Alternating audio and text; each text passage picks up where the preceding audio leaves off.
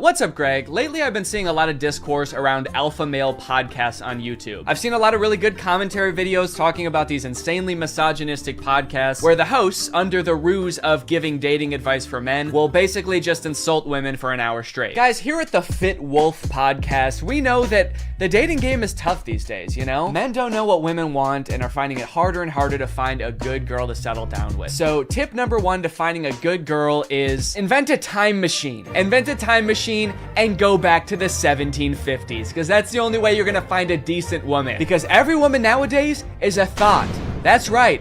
Every single Michelle out there that I used to date a month ago is a thought. They get mad at the dumbest things, like saying that women have no inherent value and their only purpose on this earth is to bear my children. And they forget to turn off location sharing even though they broke up with me a month ago. Michelle, I know you're over at my friend Brandon's house right now. I'm outside. But I think I might have found something that takes things one step further. I saw this video on Reddit the other day that's a trailer for something called The War Room. And instead of being a podcast for these like alpha male, misogynist, entrepreneur type guys, this is a club for those same types of guys.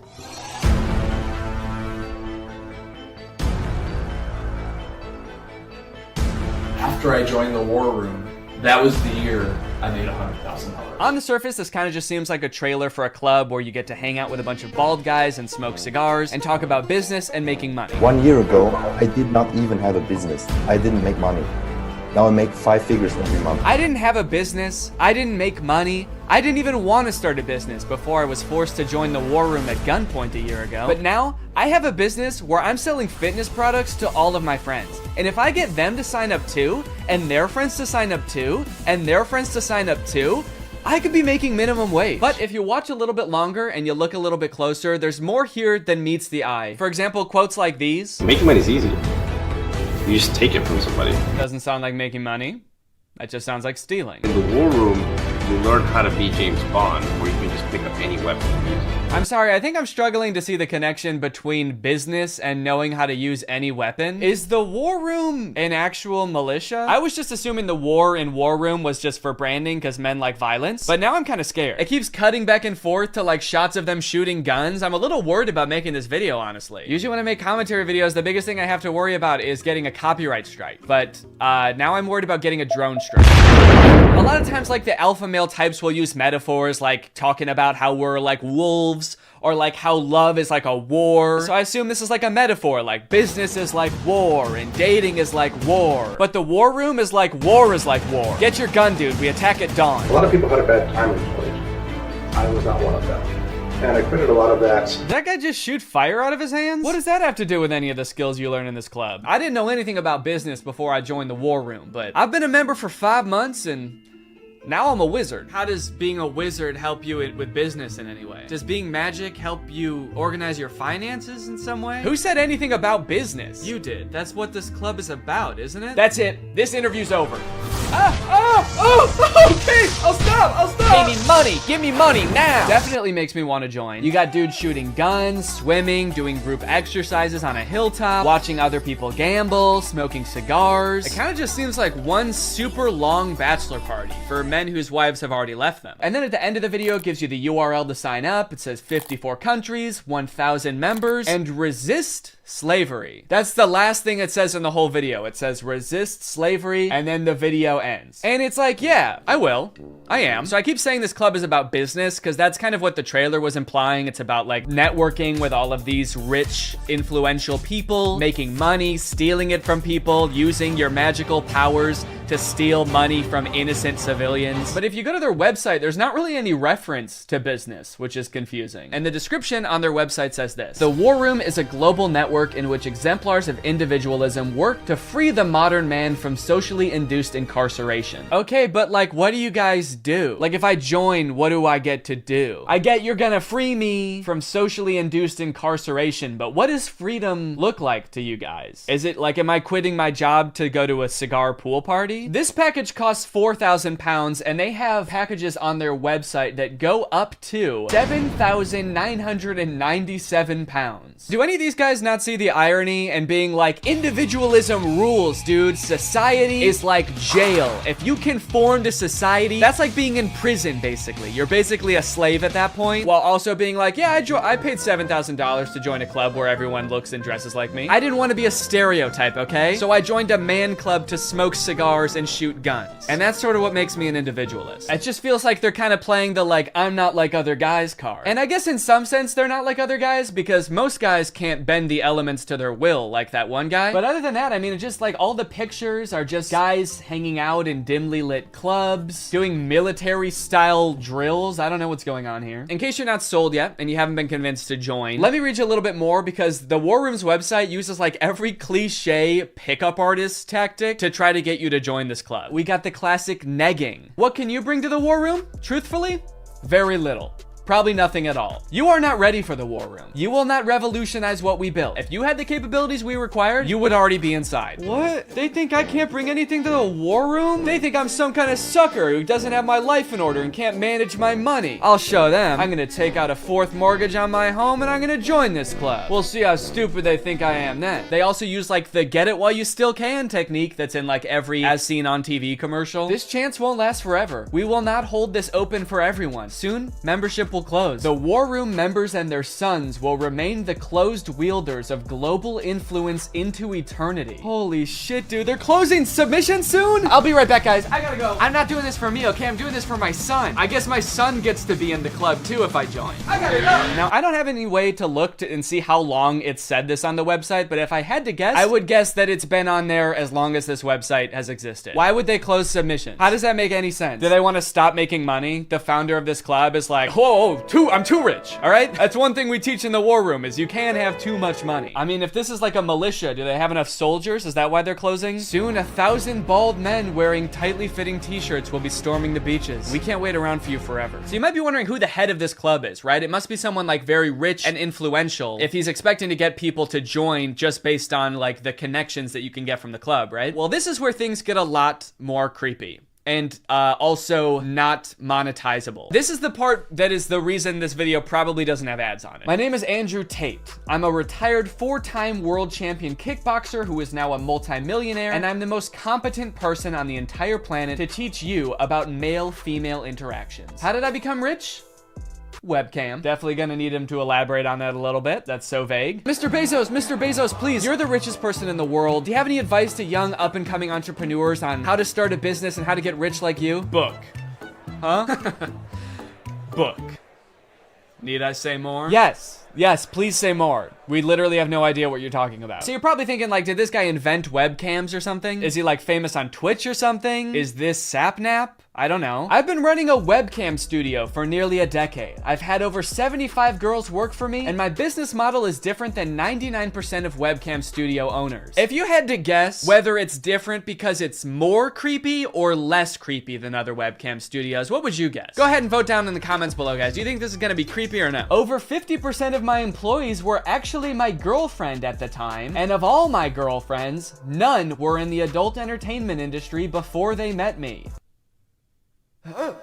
My job was to get women to fall in love with me. Literally, that was my job. My job was to meet a girl, go on a few dates, sleep with her, test if she's quality, get her to fall in love with me to where she'd do anything I say. Holy shit, this is insane. And then he gets them to join his webcam empire where he gets them to do, you know, he gets them to get nasty on camera. I'm not a lawyer, but does this not...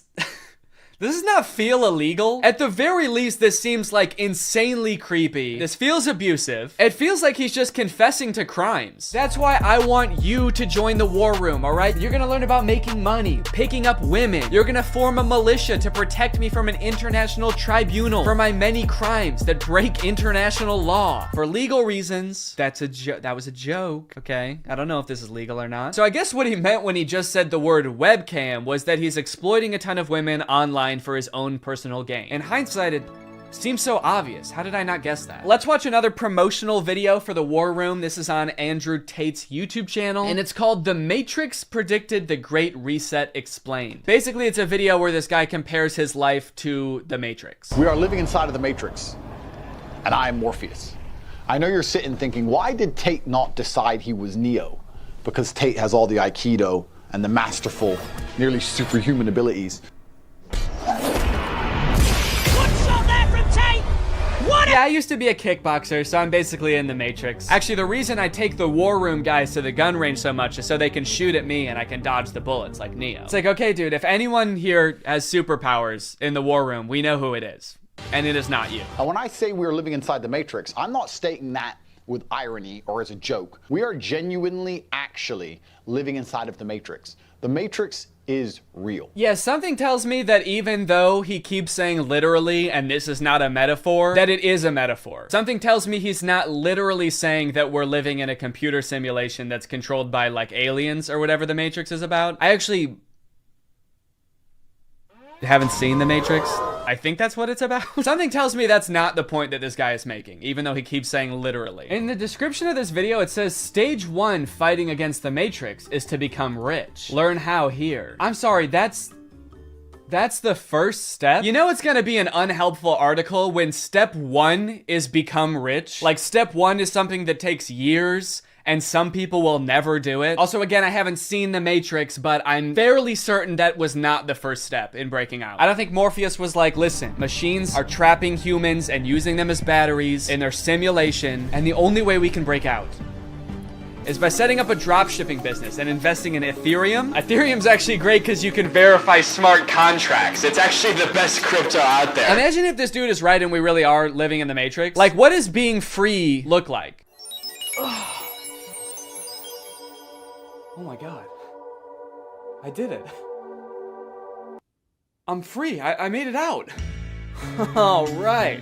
Hey guys, we got another one. All right. Welcome to the club, buddy. Hell yeah. Congratulations, man. Yep. You finally made it out of the simulation. Thank you guys so much. Where's everybody else at? What do you mean everybody else? Yeah, the only other person here is my girlfriend who I'm scamming. Or I mean dating. Yeah, but I mean like in the whole world. Like there's gotta be more than just you guys in the real world, right? What the fuck? You don't like us? No, it's not like that. I mean, sorry. I was picturing there being more than just like 3 normal guys in a room when I exited the Matrix. Normal? What the hell, man? Yeah, we're not normal. We shoot guns and make money out here. Yeah, we're big into making cash out here, man. Did they do that in the Matrix? They actually do, yeah. Not the way we do it. Okay, how do you do it? Hey, you're stealing my shit! Okay, I'm just saying, all things considered, you guys don't really seem that different. Honestly, if anything, this seems more like a simulation than the world I was just in. How so? Look at you guys. You're all holding guns. All you do is talk about business. You guys are like NPCs from GTA. You all look like slight variations of the same sim. Are you guys sure this isn't a video game? All right, man, as if I'm gonna take advice from a beta-ass bitch like you anyway. I'm just saying. Okay, that was actually sick. You guys should have led with that. How was that not the first thing you guys wanted to show me? You know what, man? Get out of here. You don't belong here anyway. Yeah! What? Go! Get out of here! We don't want you! Yeah. Okay, alright, I'll go. Honestly, I'm actually not really sure how to get back, but if one of you show me, I will go. Get the fuck out of here, man! Go, get lost! Get son of a gun! Go! What are you still doing Get out of here! Go! I feel like this is definitely a video game. How can I keep my husband? I want to keep him happy. And I think all the women listening too, they want to know the secret. I'll tell you the secrets. Men are biologically designed. We're evolutionarily hardwired to seek status. You want power, you want status, you want the fast car. You don't care about the car. You want everyone to know you have the car and they can't have the car. Right. If everyone had a Lambo, you wouldn't want a Lambo. So every single thing we do is status driven to some degree. It's true. Meaning the female we are with has to add status to our lives in some form. If you want to keep your man happy, you need to think, how do I make my man look better to the world? How do I make him look better in front of other men? What a bizarre take, dude. How to be a good woman? Make your man look good to other men. You basically need to be a wingman for your husband to pick up dudes. I hate arguments like this so much. Alpha dudes are always trying to bring up like what men are hardwired to do. What have men been evolutionarily designed to do? Here he's saying that like men are hardwired to seek status. Men want a Lamborghini. You know how every men want a Lamborghini because it's a status symbol. Even if it worked out that like evolutionarily that's something that is in men's nature, that doesn't make it good. You know what else is in our nature? Thinking sugar tastes really good. If you didn't tell someone that sugar was bad for you, they would think like, oh my God, this is the best thing in the world because it tastes really good. If you put 10 pounds of candy in front of a caveman, he would eat all of it and then he would throw up. and then he would die probably because he's never eaten that much sugar before. But hey, I guess that's just kind of what he was hardwired to do. So if you want to be a good cave wife, you got to go out there and you got to get your man as much candy as you can find. You want to go to the store and buy him one of those lollipops that's as big as his head that he always wanted when he was a kid, but his mom would never let him have. And that's the only way to keep men happy, all right? These alpha male type guys are always trying to sound like scientific. Like this is the science-backed way to attract a mate. And this is the evolutionary way that relationships are supposed to be. But I feel like if they were being honest, they would recognize that there's a difference between what humans like naturally are inclined to do and what is healthy and what is sustainable. You know what else increases your status? Murder. Can't be anyone higher up on the hierarchy if they're all dead, right? It's weird. I don't see any of them advocating that, but it's the same primal instinct that they're talking about, so why don't they? To prove what a sick and cool lifestyle this guy has, here is a video that he posted on Christmas while apparently alone in a hotel room.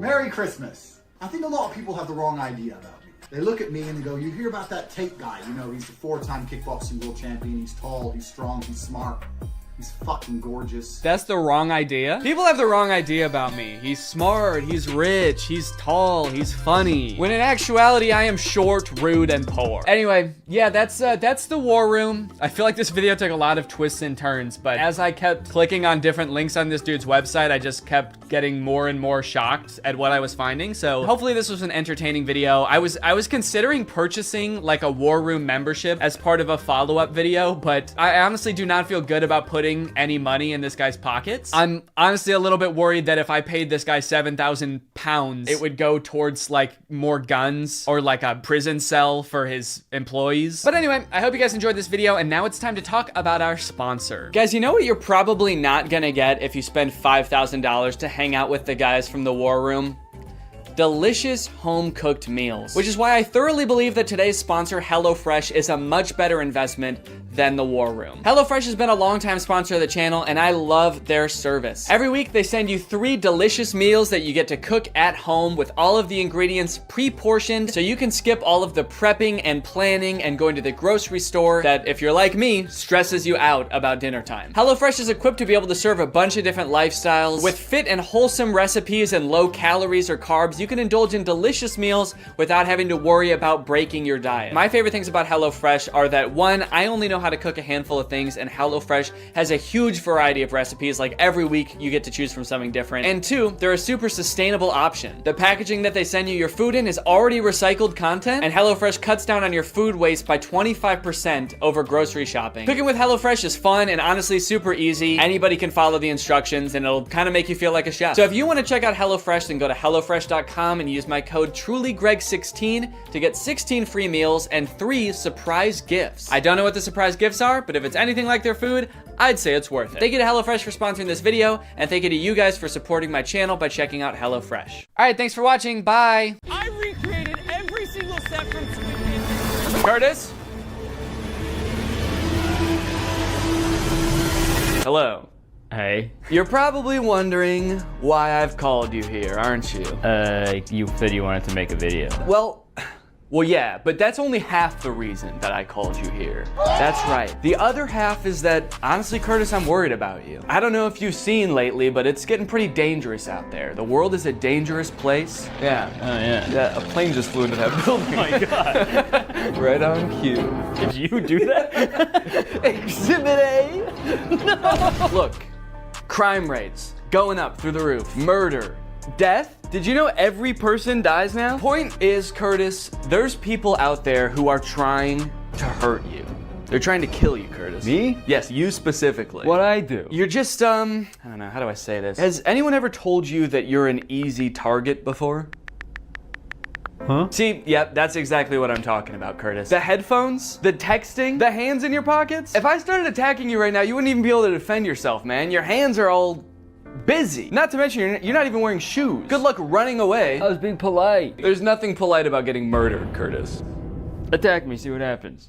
How's that? What the fuck? Exactly, like I said. How? It's not all bad, all right? I have found a YouTube account that specializes in self-defense advice just for people like you. For easy targets. Okay, so you're gonna teach me how to not be such an easy target. Not only that, Curtis, I'm gonna teach you how to defend yourself from everyday life situations that we all encounter. Like another plank crash that you just like another getting mugged, getting stabbed. You're getting out of your car and some guy runs up behind you and just starts punching you in the back of the head. Yeah. This happens to you all the time. Yes, yeah, just all those happened this morning. But today, we're gonna fight back. That hurt? Come on, you could not have just hurt yourself like that. Why'd you do that to me? You did that. How could you? We were friends, man. This is worse than I thought. I'm a lost cause. Let's get into the video. So this is the self-defense guy we're gonna be watching. His name is Self-Defense Goat. Damn. Okay. No one's ever hurt him. This has a lot of enemies, I guess, though. Seems like Yeah, people that's are always true. Trying. I think he's just an idiot, putting himself in really dangerous situations all the time. Well, let's see what happens if this guy pulls a yellow gun on you. Give me your money. Yo, man, yo, take it. Yo, man, yo. Yo, man, yo. Someone pulls a gun on you, yo. Take it. Here. I got nothing else. I got no phone, I got nothing. I got family, man. You gave him everything. He still got that gun pointed at you. See, that line makes it sound like they know each other, Right. and they've been like friends for so long. You helped him move, you helped him get through a tough breakup. You've given him everything you got, And man. he still wants to shoot you in the head. When he was at his lowest, you were there. If I was his family, I'd be pretty upset because he was like, I got nothing. I got family. But That is crazy. Also, the way he says, take it. It sounds like he's mugging him now. He pulls a gun, take it, take all of it. Okay. Who's doing the mugging here? Your goal is to get as close to the weapon as possible. Ideally, he's even pointing at your head trying to scare you. Sorry. Ideally, he's pointing a gun at your head. Maybe it's easier to grab it when it's, as far away from your hands as possible. Up here. Yeah. Maybe you like bite it. Yeah, maybe that's what he's about to do. Maybe it's because getting mugged is so scary that he just wants to be put out of his misery as quickly as possible. Yeah, I want this to be done immediately. Ideally, you're facing the other way, looking out at a beautiful sunset, and he's got the gun pressed right up against the back And of you're your skull. taking one final breath. So I'm going to turn out of the way, 2 hands on the weapon right away, pull it into your chest, rip it And off. you shoot yourself. Take the power out of his hands. Yeah, get out of the way, back, Hands. pull it into your chest. He said rip it off. He rips off his hand. His tutorial is like how to stop a mugger is just talk to an imaginary cameraman and be like, no, this is what would happen if you're mugging someone. 'Cause I feel like that would kind of mess with their heads. Yeah, wait, pretend to be mugging me right now. Okay. Give me your fucking money right now. I gave him everything. Smash, tap, rack, and go if need be. Yeah, so I mean that's pretty much just the classic smash tack rap. Smash, tack, rap, go if need be. I guess that's his like YouTube ad friendly way of saying then shoot him in the head. Yeah. And if need be, go. Yeah. What are you in jail for? I goed. I went. Yeah. This one is going to be really important for you because this is how not to be an easy target, okay? Ah, okay. You got your no shoes on, you had your headphones on, hands in pockets. You're about to see just how dangerous that is. Okay, wow. Dude, he stabbed him in the ass. What was that sound? I don't know. I think it was the guy screaming. Wouldn't it be crazy if that was the whole video? Well, look at Mr. Karate Kid. That is a pretty sweet hoodie, though. Look how easy he's going to be to murder and take his phone. Sunglasses on, huge headphones, hoodie I could just rip him down with. Oh, you're mine, buddy. Okay, well, he didn't even do it, though. He's just talking, he's just imagining it. Oh, you're mine, buddy. He's already You're gone. dead. Oh, I'm gonna enjoy this one. All right, yeah, it's not. Oh, yeah. Wait, where'd he go? It's already nighttime all of a sudden. Is he saying that out loud? It must be in his head. Okay. Now let's find out how to not be an easy target. Oh, look at Denim Dan. This guy's going to be an easy target. Well, maybe not. He's got kind of this desk there. He's walking pretty confident. So the caption says desk stare, but I think he's saying death stare. Desk there. Oh. He's got kind of this desk. Got like a desk strapped to his. I feel like that gaming. I guess it's a pretty hard target. You got a big desk in the way. Yeah, he's clearly cracked at Fortnite. This desk there, he's walking pretty confident. Yeah, he also says he's walking pretty confidently as this guy is like... Yeah, he's so scared. How are you supposed to, like, other people walking down the street like... This guy's easy to fucking kill. He's only got one earbud in. Jacket versus hoodie. It's my favorite Mr. Beast video. Jacket versus hoodie.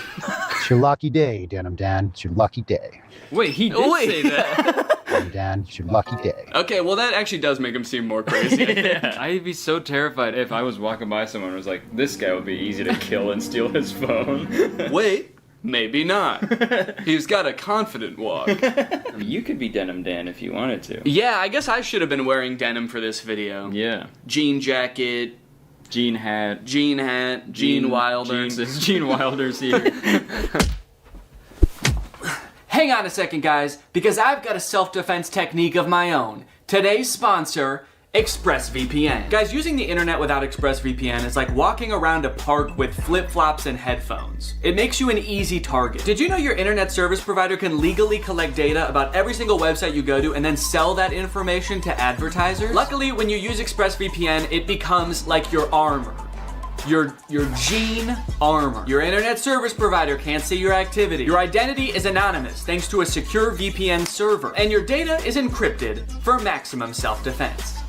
It's super easy to use as well. You can connect with just one click. Here I am changing my location to Canada. That way I can watch The Office on Netflix. It's not available here in the US, but it is in Canada. And you can do this with a bunch of streaming services and shows. It's sick. It works on your phone, on your laptop, even routers. That way you are always protected. I don't want to miss out on content that's not available in my area, and I also don't want anyone spying on me, especially not my internet service provider. That's why I use ExpressVPN. To find out how you can get 3 months for free by scanning the QR code on the screen right now, or clicking the link in the description, or going to expressvpn.com/Danny Gonzalez. That's 3 months for free by scanning this QR code or clicking the link. Thanks to ExpressVPN for sponsoring this video, and now let's get back into it. Now this is an instant that people actually do encounter somewhat often is road rage. Yeah, people get that a lot from me. Yeah. So what kind of stuff do you do? Just sort of like tailgating people? Yeah, I have usually probably 4 to 6 full cartons of eggs in my car at all times. Oh, you just throw eggs? And I just kind of, yeah. Egg people on the highway? I just egg people on the highway. I egg them on. Quite literally. Yo, what are you doing, Matt? What the hell's your problem? What's your problem? Yo, man, yo, chill! When it comes to self-defense... Oh, he's okay. Yeah, the rest of this video is from heaven. He's just like an angel. So what's crazy about this road rage incident is this guy cuts him off.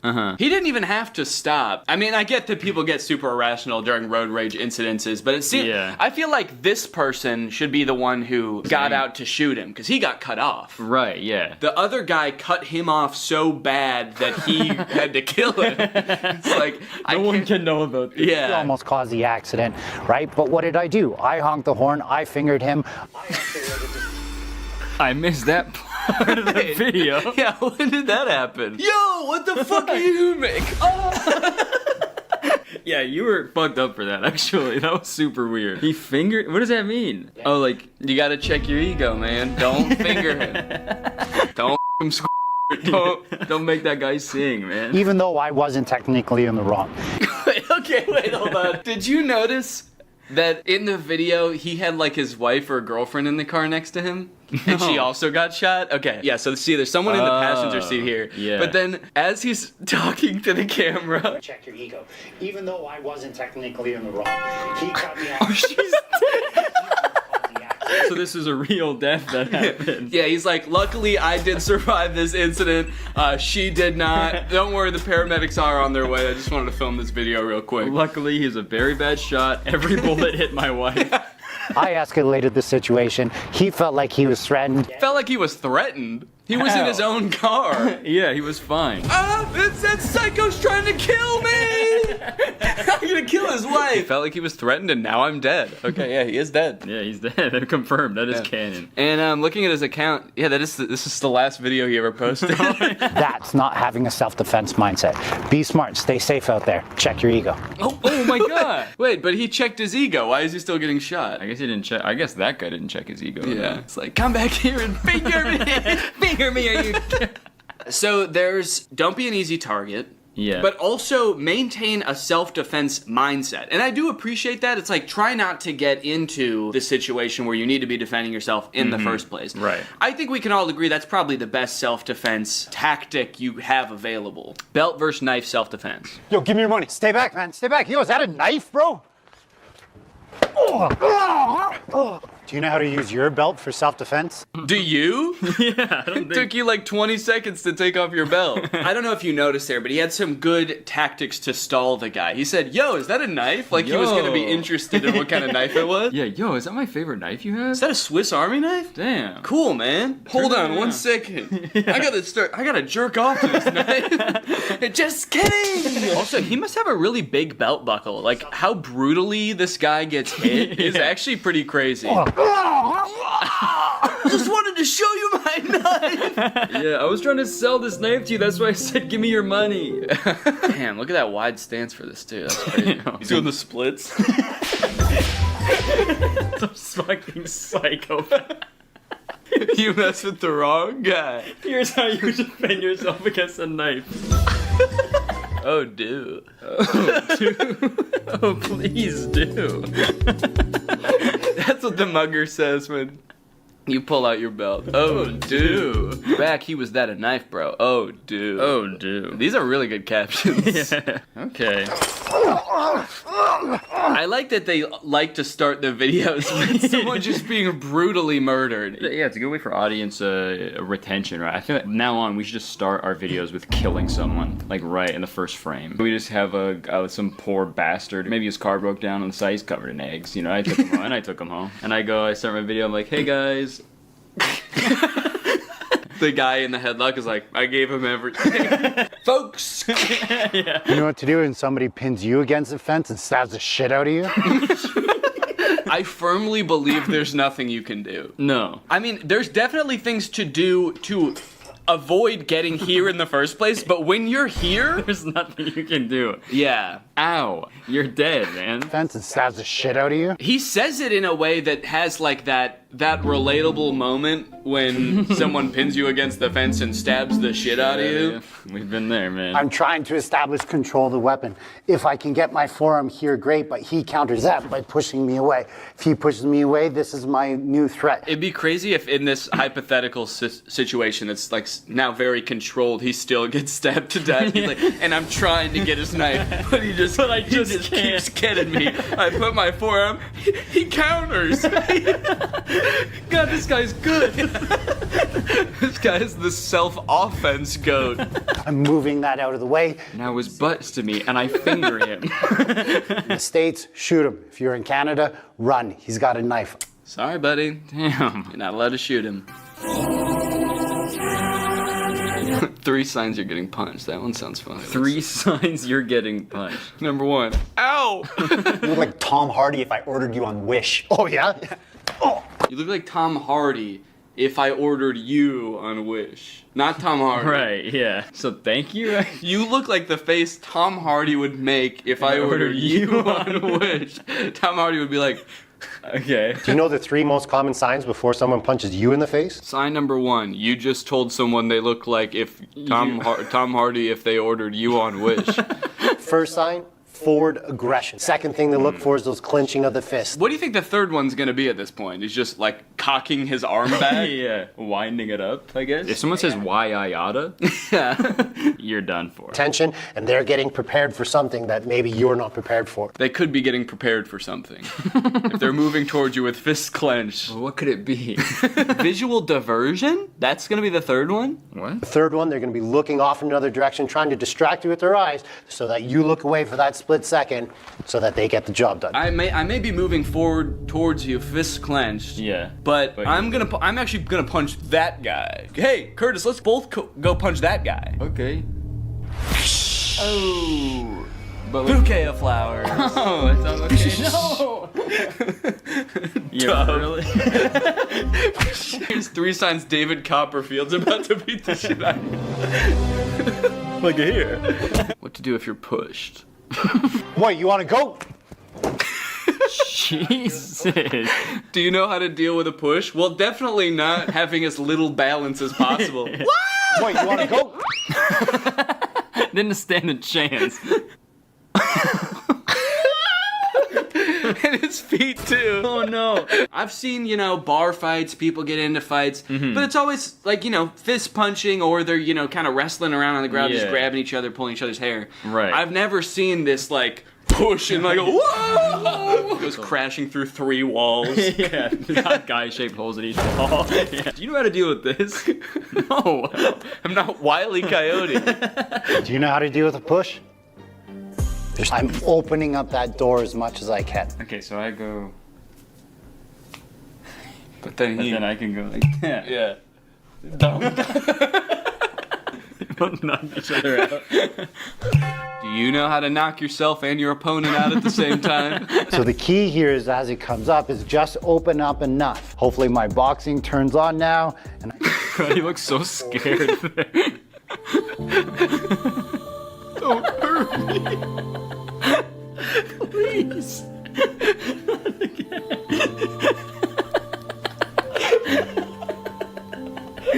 Is he actually gonna hit me this time? He's like softly blinking up at me. What are you doing to this guy? He already got pushed, man. He's been through enough. He also just said, hopefully my boxing turns on now.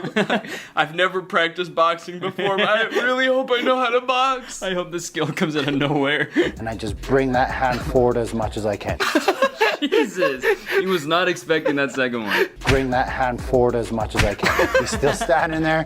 I throw another 1 or 2. But that doesn't always work, especially if they're super big or if you were caught off guard. So if you don't know how to do all that he just did, the old wax on, wax off, you can do a soft fall.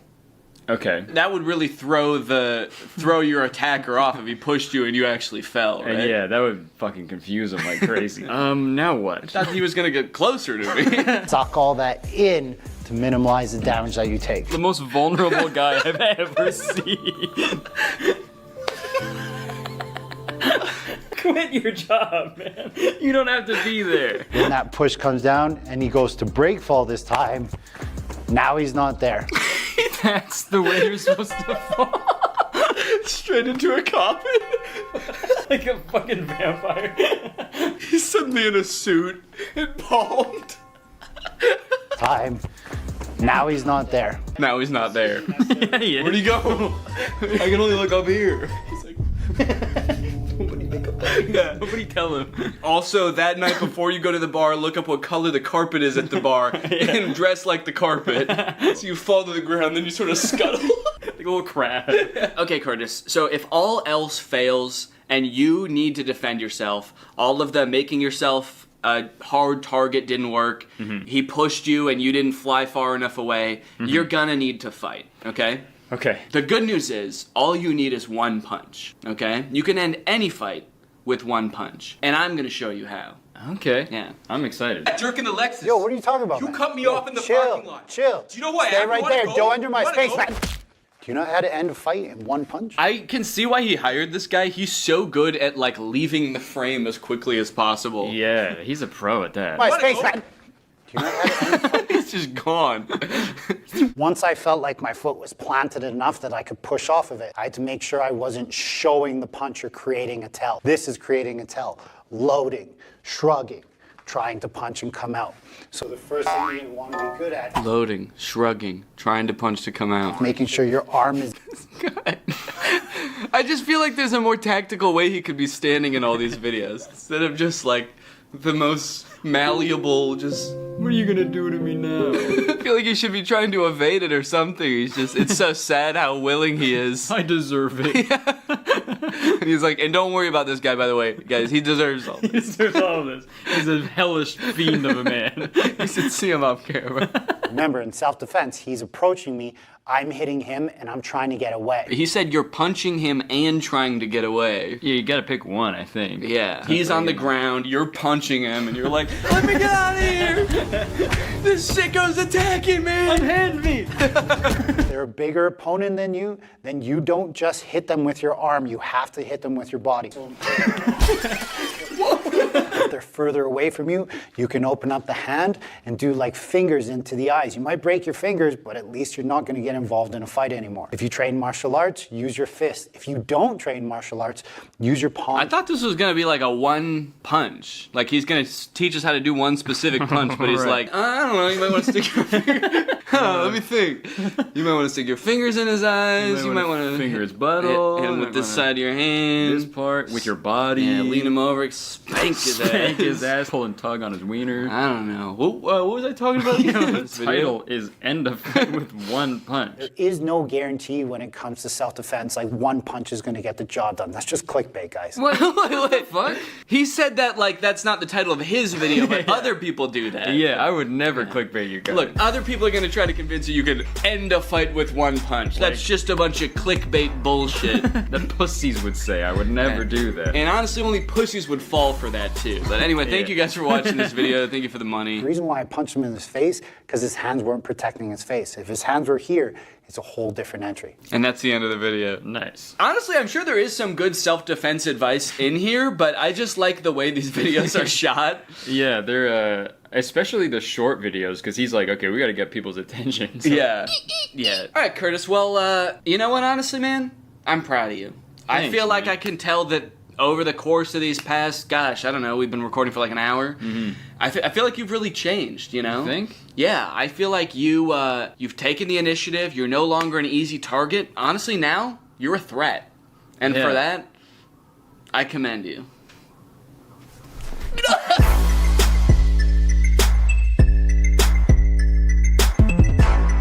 What's up, Greg? Did you know that anybody can make an iPhone game? If you wanted to, you could just like come up with the most insane idea for a game that doesn't make any sense, it's not fun, nobody would ever want to play it. And you could program it, or you could hire somebody else to make it for you, and then you can submit it to the App Store. And it seems like as long as it works in the most like liberal usage of that word, like as long as it doesn't make your phone explode, then Apple will approve it, and then it'll be on the App Store and anybody can download it. Anyway, I thought it would be kind of fun to search the App Store and try to find the worst games I could possibly find and then play them and like do like a review, a playthrough of sorts. If you make any like normal search on the App Store for a game, like I searched Angry Birds in iPhone and iPad apps, and then you scroll down past all of the games that you would expect to see, eventually you'll just stumble upon the least fun sounding games you've ever seen. Angry Cock, anyone? Can I interest anyone in some Angry Cock? Bad Granny, Angry Grandma? Okay, Pig Evolution is a strategy game. Bad Granny is a scary neighborhood evil game type game. Yo, not only is the grandma evil, but the game is evil too? I'm not gonna download that. This grandma's gonna ruin your life in the game, and then the game is gonna ruin your life in real life. A few days ago, Bob come to a new place to live, and he saw neighbor's granny. He wants to say hello to neighbor granny and come to his house. Okay, who the fuck is Bob? That it started this description like we already know who Bob is. His neighbor's granny seems suspicious. She was hiding in his garage. She shouted, "Hello, granny." Is this gonna explain the entire plot of the game to me? I'm not even gonna need to play the game after this. He wants to find out information and the secrets of creepy neighbor's granny. Okay, it kind of sounds like from the description the granny is not that strange. Okay, I guess she was hiding in his garage. That actually is pretty weird. But it's like, and you follow Bob, who's trying to find blackmail on this old woman. It's like, who's the bad one in this scenario? You evil game. Okay, so the first game I'm gonna play is Bad Granny. I will download that now. If I just type in simulator in the App Store and search for iPhone and iPad apps, what's gonna come up? Cat Simulator 2020. I'd like something a little more up to date. Being a cat has really changed in the past 2 years, so. My virtual boyfriend chat, messenger, and dating simulator. Boyfriend of your dream. Oh my God, things are getting really extreme in this chat. I can't stop thinking of you as a real person.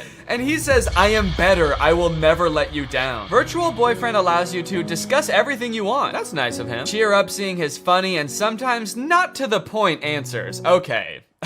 So you can discuss anything you want. He's just not gonna always respond to what you say. You can talk about whatever you want, and he's also gonna talk about whatever he wants. And we are downloading my virtual boyfriend chat. Okay, I'm just gonna type in some crazy shit. Let's see if we can just make up a game and see if it exists. I'm typing Ghost Simulator. Penguin Simulator.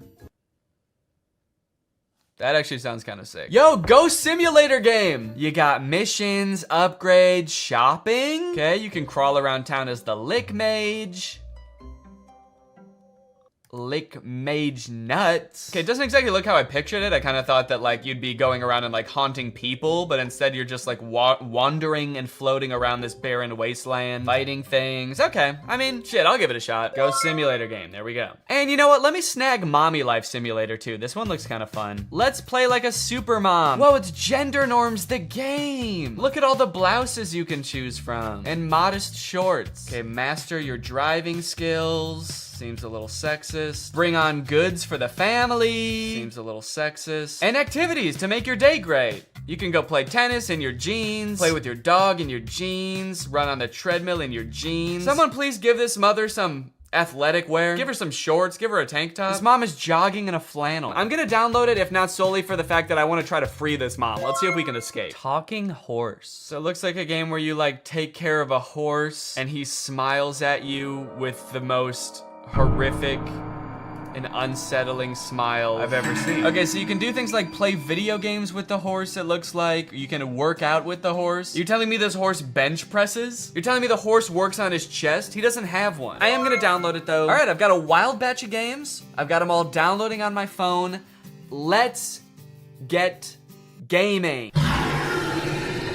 That scare you? All right, let's find out what makes this granny so bad, shall we? Let's find out this old hag's secret. The first thing that happened when I opened the app is it asked me if Bad Granny could track me across other apps and websites. Now, why the hell would Bad Granny need to do that? Allow Bad Granny to track you wherever you go, both on your phone and in real life. This game is evil, isn't it? Yeah, I'm pretty sure it is. Also, does anyone else find it weird that that button always says ask app not to track? Like, is there a possibility the app is gonna say no and just do it anyway? How about we start telling these apps not to track? Who's with me? I said who's with me? Yeah, okay, thank you. Before starting this game, I had no concept of what this game was gonna be like at all. I have no concept of what this game is gonna be like at all. But in a nutshell, what you do in this game is steal from a lonely old woman. Find the cash. Oh my god, am I stealing from the grandma? Am I the bad one? You enter her house at the beginning of the game, and then for 20 astonishingly short levels. Level cleared! The game directs you to systematically steal every valuable item in this poor woman's house. Each level you steal one item, all while being hunted by Granny. The main door is closed, find the key. Oh, fuck! Whoa! Whoa, whoa, whoa, whoa, whoa! What the hell? Yep, that's Granny. And that's the first time I ever saw her. And while you're doing the game's bidding, picking up every loose item in her house, she roams the halls with a baseball bat, and if she finds you before you beat the level, she clobbers you to death. Ah!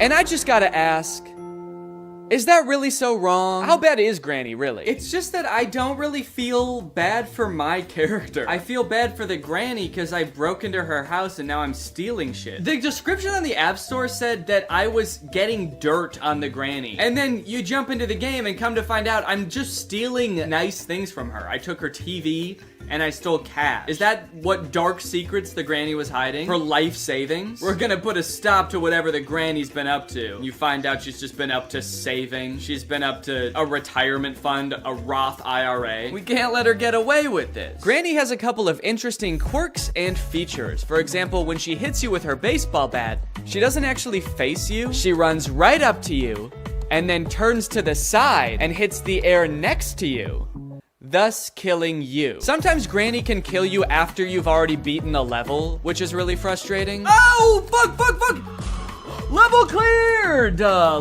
Wait, what? A level cleared and I died? Like, you'll be on the level cleared page already, you'll be celebrating, and then the game will notify you that unfortunately Granny has decided to kill you anyway. Sometimes Granny gets stuck.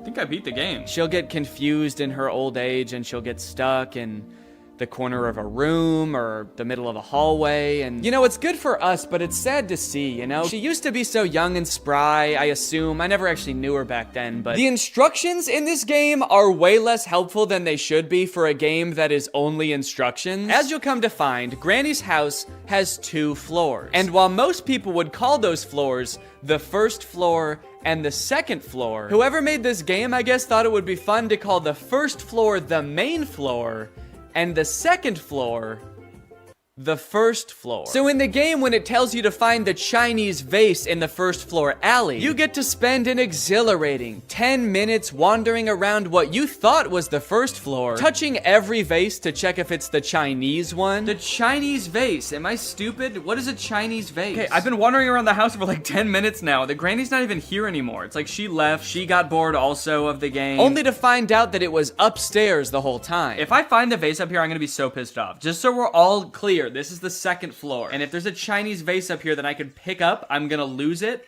And I'm gonna, God damn it is right. Oh, and I'm dead. That was the second floor! This game is wicked cool. Now I know it looks like I'm having a lot of fun playing this game, but it got really boring really fast. I've been in every room of this house 900 times. I wish I never found this game. Every level is basically the same. Anytime you beat a level, yay, fail a level, dang, or even pause the game, you get an ad. It's an ad for a game called Going Balls. I'm going absolutely balls right now, dude. And they're really long ads. These ads are unusually long and confusing to click out of. Please skip. Please skip. No, I don't want Cash App. Skip it. No. I literally think I spent more time watching ads than I did playing the game. That's not fair. But because the levels were so short and there were only 20 of them, I knew that if I buckled down and grinded, I could beat this whole entire game in one sitting. So I suffered through ad after ad after ad, and finally made it to the last level. Now pick everything and run out of the house. So with all of her worldly possessions in my 2 pants pockets, I made my escape. Okay, here we go, let's go! There's 2 yellow spots. I get to pick which one I want to finish on? I'm going over here. Level clear! Yeah! This game made my life worse. Also, I realized after I finished the game that on the App Store, there's supposed screenshots of gameplay for this game, but none of those are in the actual game. Picking up barrels and sitting down for lunch with Granny? Where was that? I would have killed to do that. Next game. I was feeling pretty frustrated going into the next game, but I was hoping that Virtual Boyfriend Simulator would be a nice change of pace. I started off by creating my own little profile. I got to take a picture. That looks good. Put in my name. Damn. Decide on a couple of character attributes. I had to look up what impudent meant. Means not showing due respect for another person or impertinent. Similar to Chinky. Wait, what? When you go back to the app, after being in another app, there's a picture of a crying boy that says, "Honey, come back." And then when you actually get there, it's like, what? Oh no, we just wanted to know if you were impudent or not. Yeah, fuck it, I'm impudent. When you start playing Virtual Boyfriend Simulator, you can only talk to one guy. His name is Kevin, the perfect boyfriend for you. Kevin, and he's 18. Is 18. Okay, I'm 28. The 10-year age gap made me a little bit uncomfortable. But unfortunately, if you want to talk to literally anybody else besides Kevin, you have to pay for premium. From the moment you get into this app, they start bombarding you with messages to try to get you to buy premium. Unlock all virtual guys. There's pop-ups that say, look at all the boys you can talk to if you upgrade to premium. You can send unlimited messages with premium. I thought at the very least Kevin would be on my side because he's the only guy you don't need premium to talk to. But when I went back to message him, he was also trying to get me to upgrade. His very first message to me was, hey, I'm tired of these ads. Can you stop being a cheap fuck and upgrade to premium, please? It's like, Kevin, you gotta know that the second I upgrade to premium, I'm never talking to your sorry ass again. If there's premium guys to be talked to, I'm going to be talking to them. Anyway, I tried to resist the upgrade and just talk to Kevin for a little bit. Hey, Kevin. I'm gonna make up some backstory, I guess. I got your number from, and then I'm just gonna come up with a random name of a person that could be a friend, a realistic name like Baseball Louie. Nice to meet you. Okay, he's typing. Oh, wait, what? He thinks my name is Kevin? What? He's said, "Hey Kevin, I love baseball. Who's your favorite team? Mine is the Yankees." It was off to a little bit of a rocky start. I didn't have too much hope for the AI, but it was kind of disappointing that the bot didn't even know which one of us was Kevin. But eventually we actually did get a little bit of a conversation going. Do you have any pets? I have a dog named Buddy. Okay, Kevin. I do have one pet.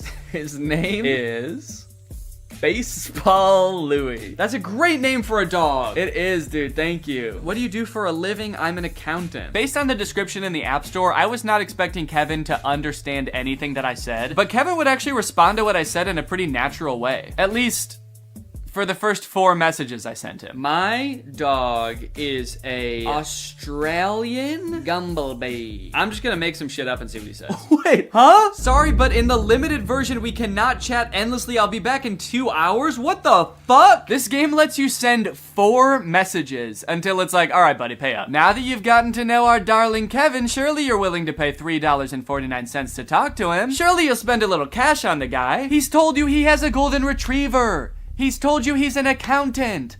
Are you not in love yet? And you know what? I did pay $3.49. Okay, I guess I'm gonna continue chatting. I guess I'm gonna pay fucking $3 to talk to this guy. Hey, these premium guys keep messaging me. Hey, I know your little secret. Okay, I'm gonna keep talking to Kevin. From here, things got a little bit suspicious. My dog is an Australian Gumblebee. What do you say to that? Whoa! I'm actually really surprised how good the AI is. I've never heard of a Gumblebee. Wait, he spelled it wrong. Huh? Am I talking to a real person? How the fuck would an AI spell something wrong? He said, I've never heard of a Gumblebee. Gumby. What's it like to have one of those? How could a computer spell something wrong that I made up? Just copy and paste it. While trying to get to know Kevin a little better, I decided to ask him some personal questions. Have you ever kissed anybody? Sexual style? And his responses just made me more concerned. Wait, what? Sometimes I am a nasty boy, but rarely enough. If you are lucky, I will say some vulgarity. If you're lucky, I will say some vulgarity. I love that. If I'm lucky, he's gonna say shit, balls, fuck. I guess I just didn't really feel like I was connecting with Kevin, and also I was a little concerned that I was actually talking to a real human being in like a call center somewhere. So I decided to chat up some of the premium guys instead.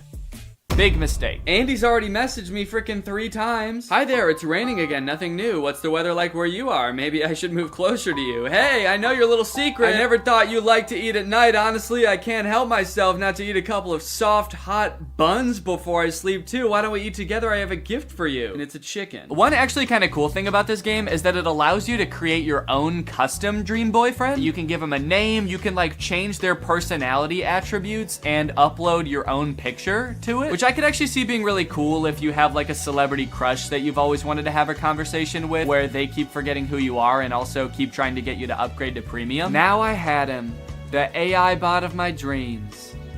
Baseball Louie. This time I did not beat around the bush. I had to tell him how I felt right away. Let's get this conversation going. Hey, I love you. Now, I only recorded myself talking to Baseball Louie for like a half an hour, but I decided it would be good for the video to keep talking to him over the next few days. Just for the video. I thought it would be good for the video and just that. And we had some pretty interesting interactions. We made plans to go to a baseball game together.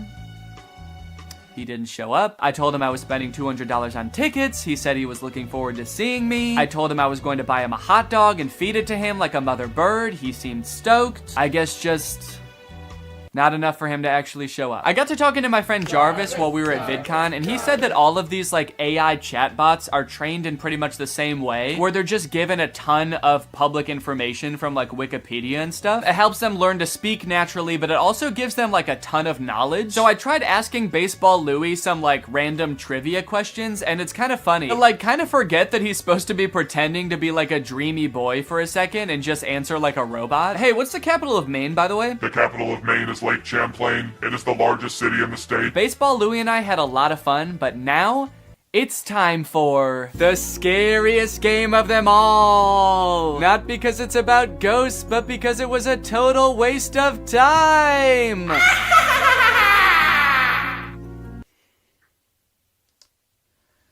Ghost Simulator was borderline unplayable. Just like Bad Granny, each level had one objective, but instead of roaming around a house picking up cash, you're roaming around the afterlife, killing a skeleton, or killing a spider, or killing one of these goobly guys. And that's pretty much it.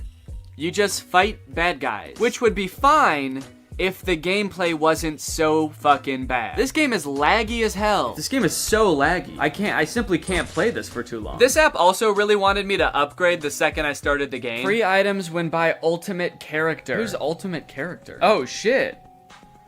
Whoa, look at this little guy that I'm starting with. This little tiny ghost. And then your only other option is ultimate demon lord. You versus the ghost she tells you not to worry about? Shit. But this time I was able to resist the urge. I don't think it would have made a difference anyway. This game gets an F, and now it's time for Welcome to Mom's House.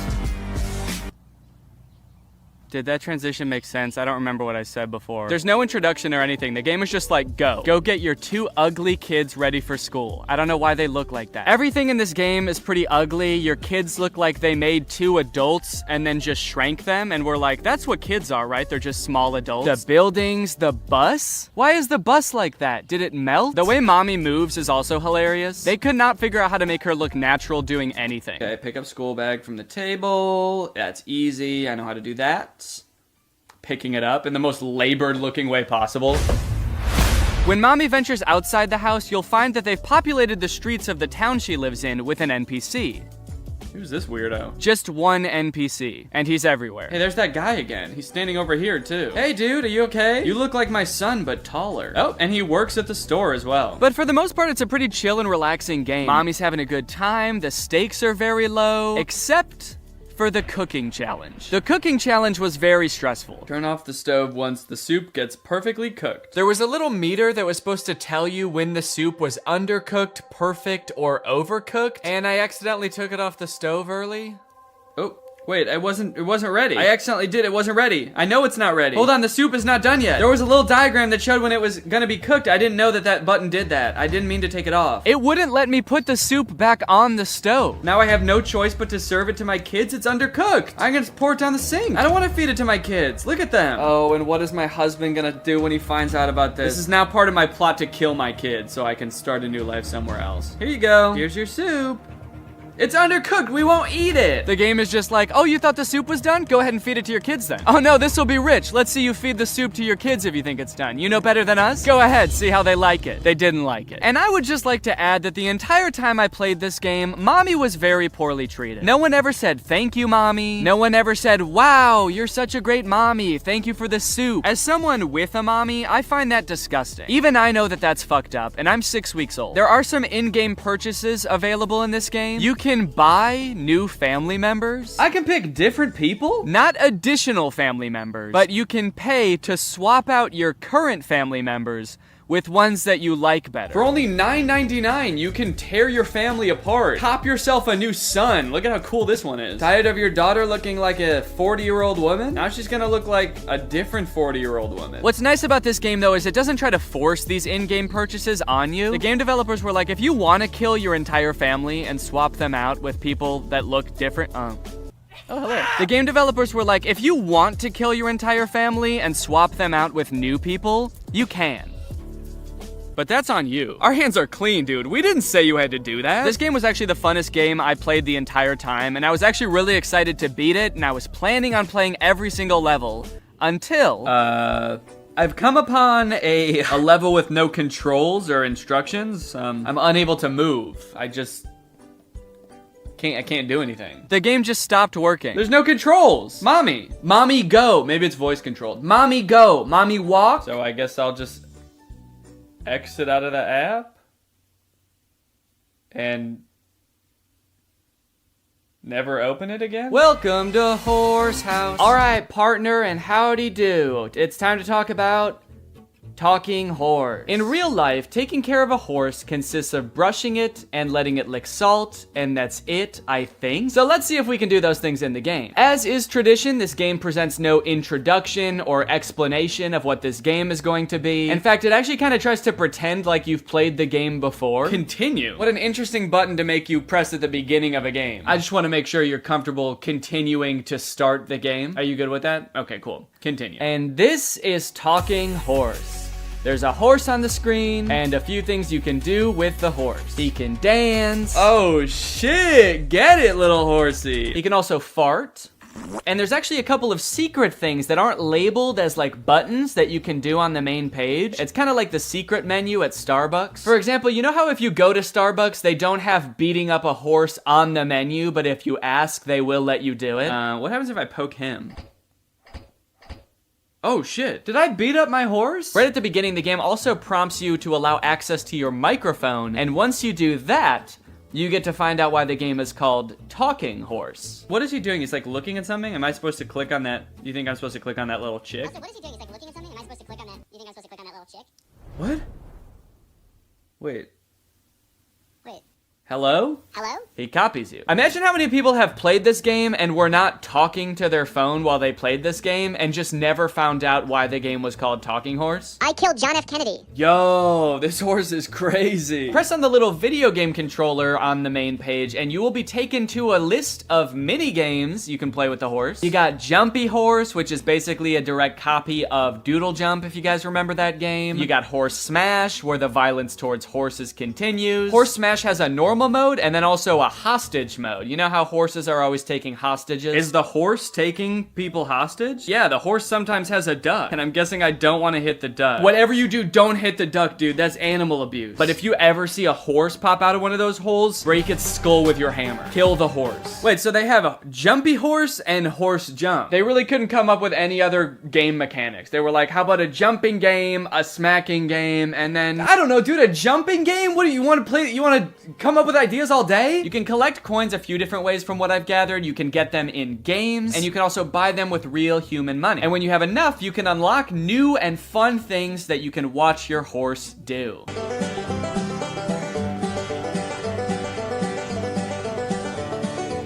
And not to brag or anything, but I did unlock everything in the game, and now my horse can walk on a treadmill. And you know what? I'm proud of him. I'm really proud of my little horsey. I'm really happy that I played this game. It brought a lot of joy to my life. I'm not scared of the horse. I'm not terrified of the horse. I didn't delete the game immediately after filming. I really like this horse. Transition. I guess this is the part of the video where I'm supposed to have reached some kind of conclusion about what I just did. But honestly, I don't really think I learned that much aside from the fact that there are a lot of games on the App Store that are not fun. And also, I have to remember to cancel the subscription to Virtual Boys. Was that a subscription or was that a one-time payment thing? I gotta go figure that out. I gotta make sure that I cancel that if I need to cancel that. All right, well, anyway, thank you for watching. I'm gonna go do that, and you can go ahead and subscribe. Deal? Okay, good. Bye. Life as a new dad is pretty good. Rocking my baby to sleep, watching him crawl for the first time, and there's so much to look forward to. Like finding out what kind of TikTok dad I'm gonna become. There's so many types of dads on TikTok. You got Frog Dad. I could be like Addison Rae's dad, begging Young Gravy to box him. One thing's for sure, whatever kind of dad I become, I'm excited to do it on TikTok. Wait, what is this? TikTok is getting banned? Guys, TikTok might get deleted in the US forever in a few months, so I either need to move countries or fulfill my dream of becoming a TikTok dad now. Luckily, over the years, I've gathered a pretty choice list of dad talks, and today I'm going to watch them, and then I'm going to become them by recreating them. So let's take another look at that Addison Rae's dad TikTok. Can I get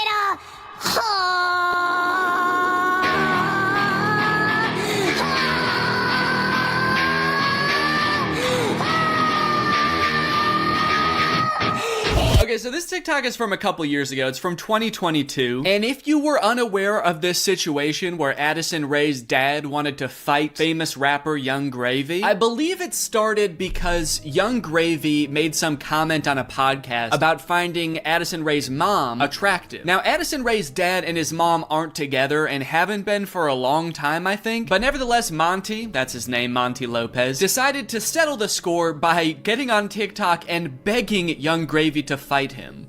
Can we meet now? Like today, it's August 9th. 2022. I'm ready and I bet you're not. Only a boxing match. Do you have what it takes? Please, I'm begging you, Young Gravy, fight me, please. I'll let you win. I don't care. You can bring a gun. Just don't kiss her. Also, because of the UMG thing that happened recently where they removed all their music from TikTok, this TikTok is completely silent. I'm guessing it had more of a badass vibe to it when it actually had music, but now it's just kind of sad. But to be fair to Monty, that TikTok was like 2 years ago. The beef has since been resolved, I think, or Monty just realized that Young Gravy was never going to respond to him, so he stopped trying. But let's see what Monty's up to now. What's going on, everybody? Happy holidays. Got some real funny videos that I'm about to show you. Let me know in the comments below which one you think is the funniest.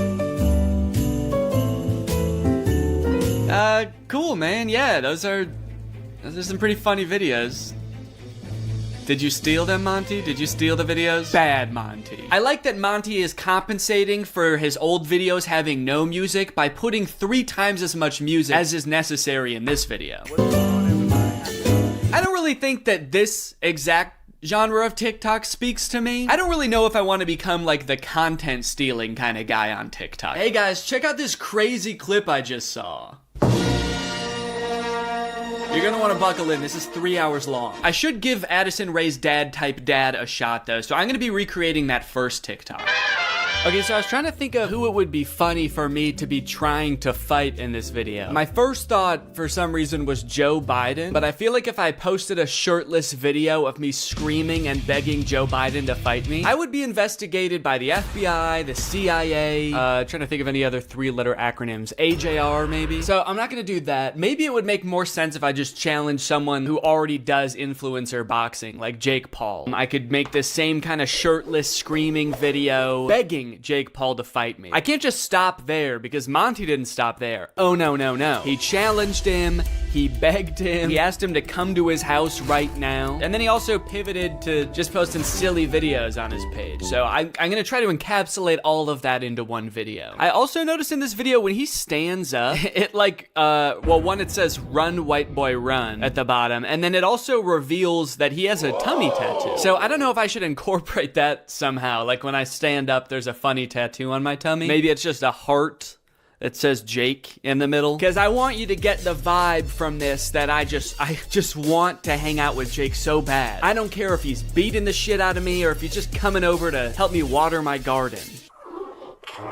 It's actually kind of hard to write this upside down, but hopefully I'm doing this correctly. Can you even see it in the camera? Can you see the Jake? There's an effect on it. Should I use that effect? Gym light? That's kind of menacing. What other effect could I use? No, okay. Let's just do no filter. No filter or nothing. Can I get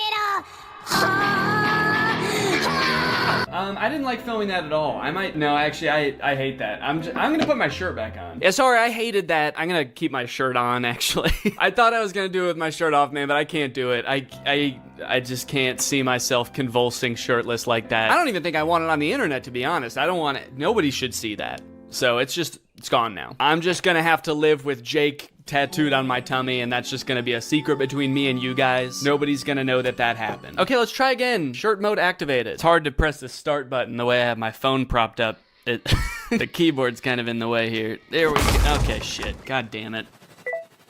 Can I get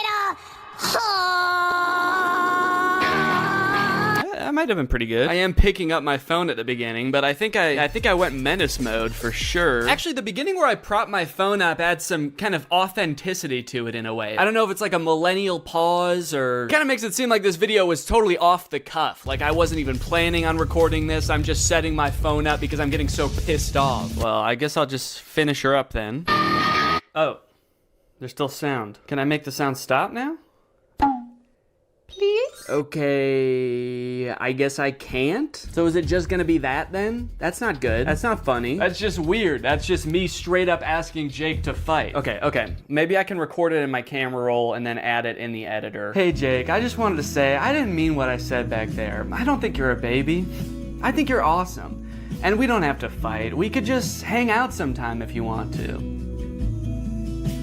Anyway, here's a funny video I found. Okay, now I have to actually find a funny video and add it in here somehow. Funny video I found.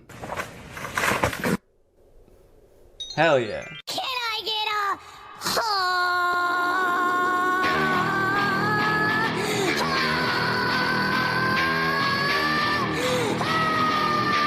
Hey Jake, I just wanted to say, I didn't mean what I said back there. I don't think you're a baby. I think you're awesome. And we don't have to fight. We could just hang out sometime if you want to. Anyway, here's a funny video I found.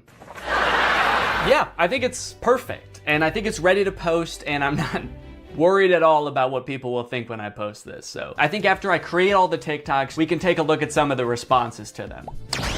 Okay, next TikTok. My daughter being in a toxic relationship. Hashtag POV, a pack sticks up for each other. Okay, so I guess this genre is just fantasizing about having like a teenage child and something awkward or scary happening with that child. And also you have to look really badass and you do have to be part dog. Got it, can do. Before I film this one, I actually have a much more important POV I need to film first. POV, that moment when you're sponsored by Opera. Opera makes other browsers look like that evil boy in that last TikTok.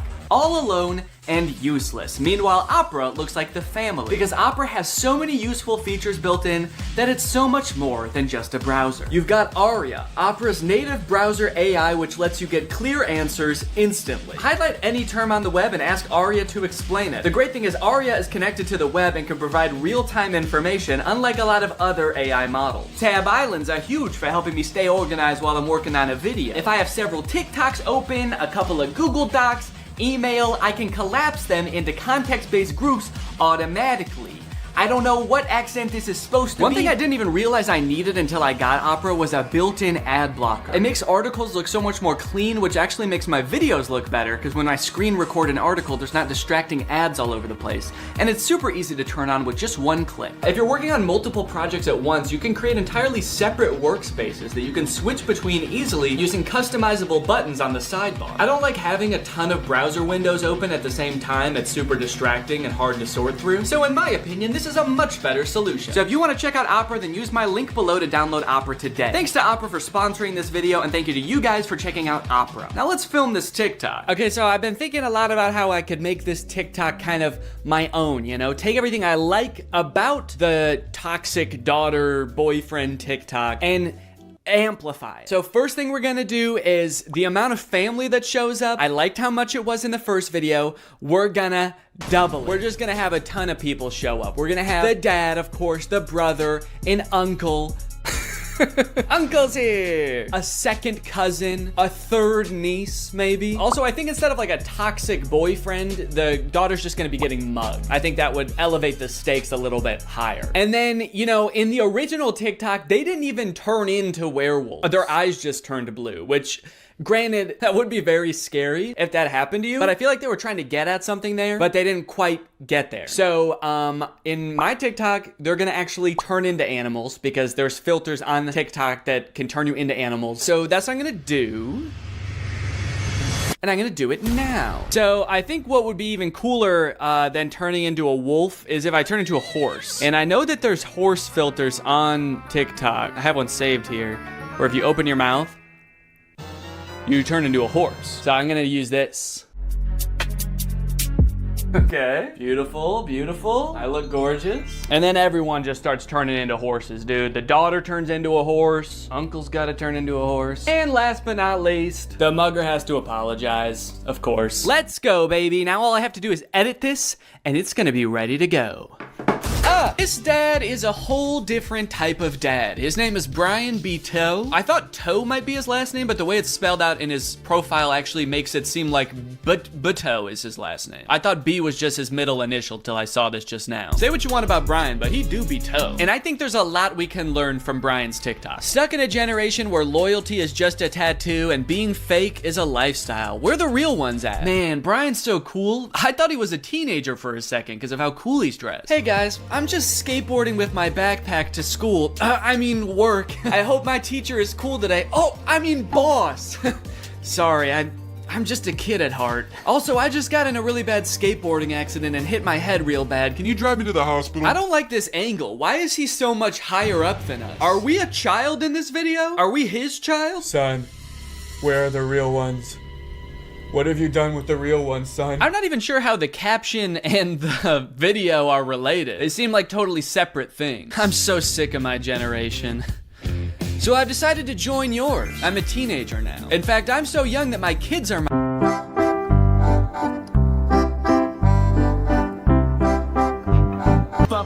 All right. Now, obviously, I don't like this video. I don't like it one bit. But I'm mature enough to realize that I'm not the target demographic for this video. This video is for MILFs. 'Cause you a MILF. And I'm not a MILF. I'm at most a dill.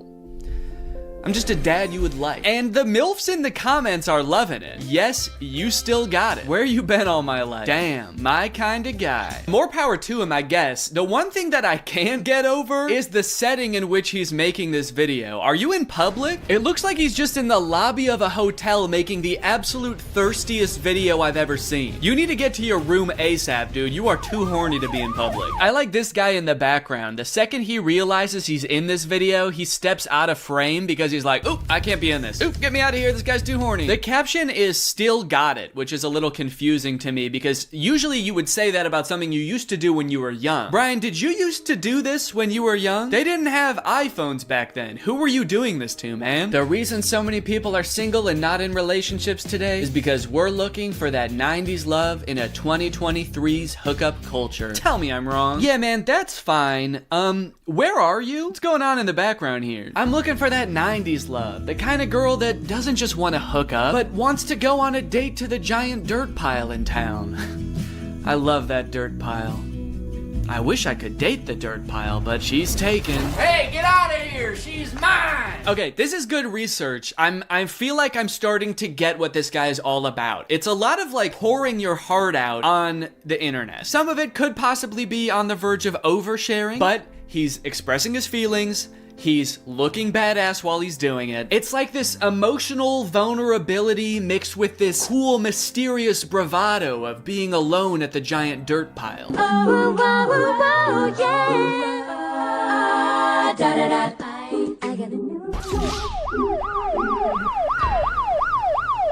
Okay, no, that's cool, man. Look, I obviously think that, you know, that's kind of a scary joke to make, but again, this video isn't for me. Oh, uh-oh. Oh God, Brian, the MILFs aren't liking it either. This guy is not funny. My first reaction, ew. Brian, you're scaring the MILFs, man. So I'm unaware of any gigantic piles of dirt near where I live. If there are any, I guess I'm just not cool enough to know where they are. So I'm here at the woods. Figured that would be an equally strange location to film this TikTok. So we've got strange location, the woods.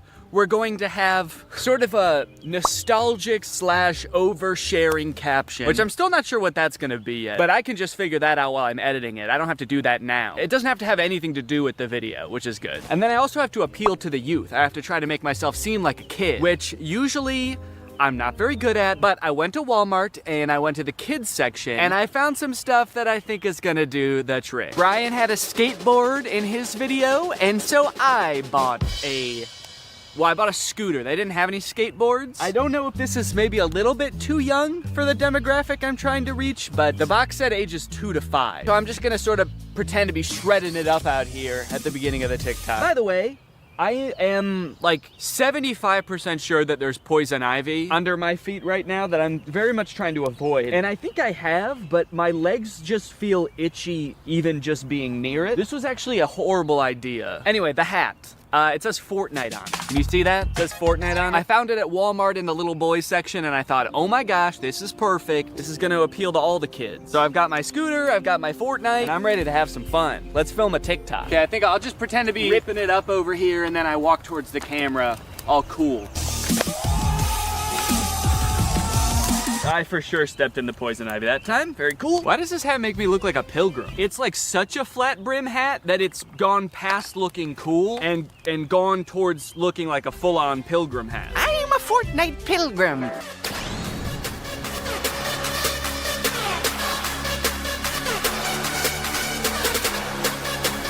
This one's just kind of a fun one. It's just a picture Shaq posted with like 20 seconds of music and then 20 seconds of silence. I don't know.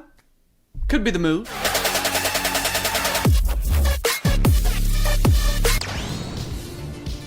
All right, this TikTok is by a dad by the name of My Life, not yours. So in case you were confused, this isn't you.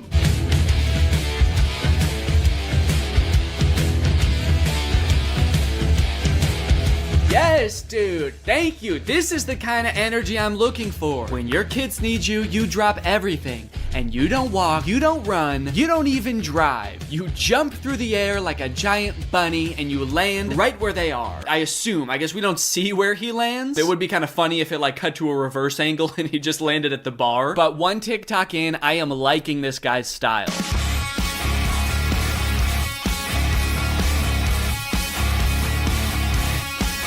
So I guess the way I describe this dad is like action hero dad, mystical sorcerer dad. Either way, he's killing it, and I really like his vibe. He's always getting himself into insane situations like this one. Happy Easter, everyone. Something so funny about how nonchalantly he says Happy Easter and then teleports himself into the UFO and kamikazes himself. Like, did he know that was gonna happen? Based on how chill he was, I kind of feel like he didn't. Happy Easter, guys. Oh, what the fuck is happening? What the fuck? Ah! You know, I started watching this guy because he mentioned his kids, and I was like, oh, cool, dad content. But in hindsight, he actually doesn't mention his kids very often. So I guess they don't need help that often, because that's the only reason he mentioned them in the first video. He's actually kind of got a lot of other shit going on. He's always defending the Earth from some kind of cosmic threat, it seems. And after all these TikToks where he's harnessing magical powers and defending the Earth, you'd think that his kids would have some pretty nice stuff to say about him, right? You'd think they'd be pretty grateful, huh? Wrong. As dads, you know, we give and we give, but are we ever truly appreciated? No. My 7-month-old baby did this same thing to me. I was floating around in the spirit realm forever. It took me days to get back into my body. To take a step back for a second here, can we all appreciate how epic his editing is? I mean, this is pretty good. Also, the first time I saw this, I was like, holy shit, how high did this dude jump for this video? This man may be old, but he's still got it. But after watching it a couple times, I think that he's reversed the video and he's jumping off of something high onto the ground. Either that or this whole thing's real. I can't discount that possibility. I like this guy's videos a lot because I feel like we actually are cut from the same cloth in a way. I have always been obsessed with visual effects. I had a YouTube channel for this kind of stuff when I was a teenager. I would do this type of stuff, practice visual effects. I would do tutorials for effects. Hey everybody, this is Danny Gonzalez, and today I'm going to be doing an After Effects tutorial. I would watch every behind the scenes of like blockbuster movies that I could get my hands on. So I admire this dad's passion. It kind of takes me back in my own life to a simpler time. So I guess what I'm trying to say is, I'm pretty excited for this one. My favorite of his TikToks was the UFO one, so that's the one that I want to replicate. I'm gonna have like a UFO or a giant spaceship in the background right here. I'm gonna walk up and I'm gonna teleport onto the spaceship and blow it up or something. One thing I really want to replicate is how casually he did it. Like he didn't even know that it was about to happen. I think I just want to kind of like casually stroll up to the camera, kind of maybe wink at the camera. Or no, winking would imply that I know something is gonna happen. Maybe I'm just having a stroll, having a great day, and then I teleport up to the UFO. Would it be funny if I teleport without my clothes? That would really make it seem like I did not know this was gonna happen. What is going on? You go stand in the corner. Why is my daughter in the corner? Okay, so they throw a fake party to get the babysitter mad at the kid so that the babysitter yells at the kid, and then they have the parents come back in after the party has left to be like, look, she's crazy. They had a party, a mariachi party. She's yelling at this girl for throwing a party. There's no party here. So it seems like in this one, they've basically framed the babysitter. So I'm gonna have to recreate this video, at least the title and thumbnail. But luckily when Brent copies a video on YouTube, he usually doesn't copy the actual video. He just copies the title and thumbnail. So I can kind of do the same thing. I can use the same title, same thumbnail, but then make the video itself kind of about whatever I want. So I thought about doing a commentary on the world's most evil real babysitters, but then I started to read up on it, and it was way too depressing for a comedy video. I don't know if you guys have ever heard of this crazy website called The News, but there's some crazy stuff on it. Anyway, I found this YouTube channel called Generation Hope that basically makes low-budget Darman style videos, and they had one about an evil babysitter, so I got to work filming a video about that. Then I took a picture of myself for the thumbnail and uploaded it to my site. That night I couldn't sleep. I couldn't help thinking about something I'd said earlier that day. Two wrongs doesn't make a right, Brent. I thought by stealing content I could have some fun, grow my following, and most importantly, to be honest, kind of give Brent a taste of his own medicine a little bit, but Is it worth it? That night, Brent posted 2 more TikToks that I was supposed to steal tomorrow, both stolen from other creators, and sure, if I stole them, it could be really awesome, and I could get a ton of views. But the TikToks are so similar to the original that I wouldn't just be stealing from Brent. I'd be stealing from the person he's stealing from, too. Would I be giving Brent a taste of his own medicine, or would I be giving the original creator a second taste of Brent's medicine? I've already gained 50,000 followers from the 2 TikToks I've posted. Stolen TikToks. What am I gonna do? What am I gonna do? Alright, I do have to recreate these 2 final TikToks in order to complete the challenge. But I need to do so in a way that doesn't affect the original creators. So, I'm gonna recreate the TikToks, I'm gonna edit them together, and then I'm just not gonna post them. There we go, perfect. Okay, so this video is called POV Your Older Sibling is Being Nice, and nice is in quotes, so it's a bunch of scenes where Brent is acting nice. He's giving his sister the last ice cream bar, he's giving her money, but he's doing it in a classic older sibling way, where he's basically being kind of mean about it. There's only one left. Here, have it. Really? Yeah, take it. Why? Take it! Jeez. Here, Lexi, got you a coffee. Wait, what? You got me coffee? Yeah. Wait, did you get me a straw? Oh, yeah, here. This one's yours. Wait, how much was it? No, keep it. Here. Lexi, keep it. Here. Keep it! So we're gonna film that here today. I got Jake here, he's gonna help me film it. Jake, say that you're gonna help me film it. I'm gonna help him film it. Okay. I just had to check to make sure. Oh, there's the last one. Here, you can have it. Really? Take it. Why? Take it!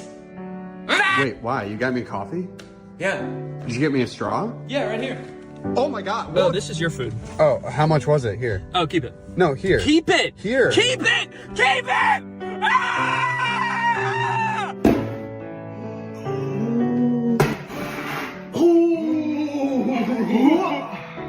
You missed?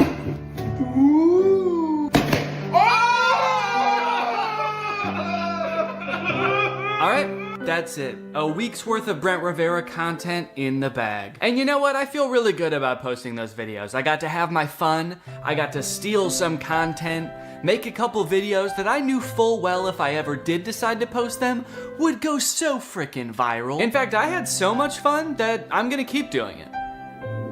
Forever. Every time Brent posts anything online from now until forever, I am going to recreate it word for word, shot for shot, and then I'm just gonna hold on to it. So Brent, next time you steal some content, just remember, bro, I'm gonna be in my own house by myself, stealing it too.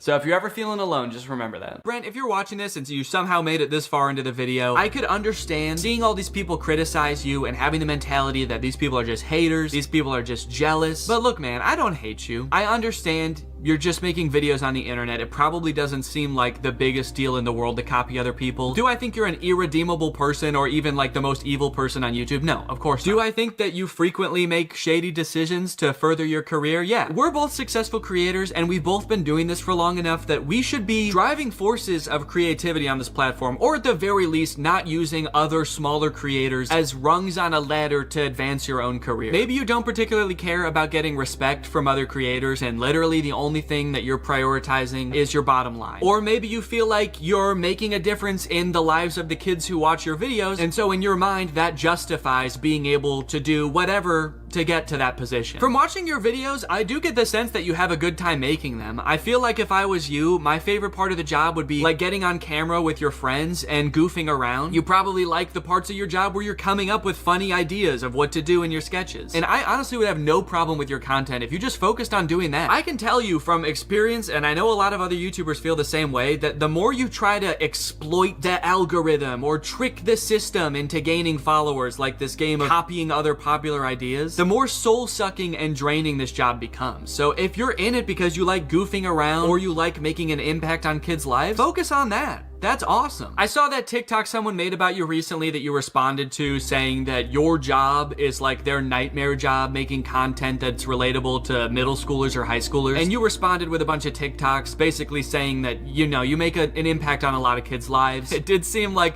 a little bit like you were using the sick kids in those videos to like kind of really drive that point home. It felt a little bit weird to me. But I do disagree with the original TikTok in that I don't think that making content for young people has to be inherently this, you know, shady pursuit. As long as it's actually for kids, which I also think that you've kind of missed the mark on sometimes, and you're not blatantly plagiarizing other people, I don't think there's any problem with that. And I would have so much respect for you if you just like owned that. Having the mentality that it's okay to steal content from other people because you're making such an impact on other people's lives feels to me more like you're patting yourself on the back rather than really trying to make an effort to be like a good creative force in these kids' lives. So look, dude, I think that there's room for you for an awesome path forward. Are you gonna be the guy who stole content from other people and tricked the algorithm and used other creators as pawns all the way to the top? Or are you gonna be the guy that pursued what he loves? Anyways, guys, that's pretty much it. Thank you for watching. After making this video and watching all of that stolen content, I feel like I wanna go like a whole week without watching any content. So thanks for watching.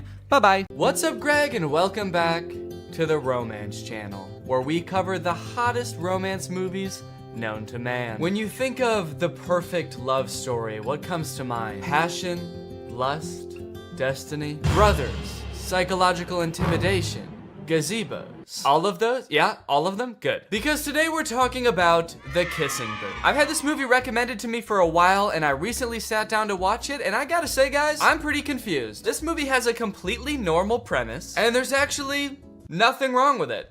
It's not weird at all. Guys, don't we all have a best friend? And don't you and your best friend have a written, strict set of rules that you guys follow to maintain your friendship? And isn't one of them, don't fuck my brother? Do not have sex with my brother! Of course, so see, I don't know what the problem is. Just don't end up grinding coochies with my brother, or I'll literally never talk to you again. Grinding coochies? What the? Ugh. All right, you know what? Just for that, that's it. I am making the video. The Kissing Booth is a bad movie. This movie starts off with way too much exposition. Instead of a normal movie where you sort of naturally learn about the characters as the story progresses, the movie decides to just dump the main character Elle's entire life story on you in like 3 minutes. Look at Lee got a scooter and you broke your leg. Actually, should I be writing this down? Learned how to ride a bike. Learned how to swim. Okay, she knows how to swim? I feel like I would have just assumed she knew how to swim. Got my first bra. Discovered I like soccer. Discovered a way to get to our favorite place to dance. Okay, all right, okay. I think it's too much information, right? There's no way all of this information is necessary right at the beginning of the movie. It's not. It's almost all unnecessary information, actually. And by the time I finished watching this intro, I felt like I had already watched like 10 movies. I still have to watch another movie after this. I've watched like 3 people grow up from being a baby. Before the movie even starts, you watch Elle's mom slowly die in the hospital. Sat with mom in the hospital.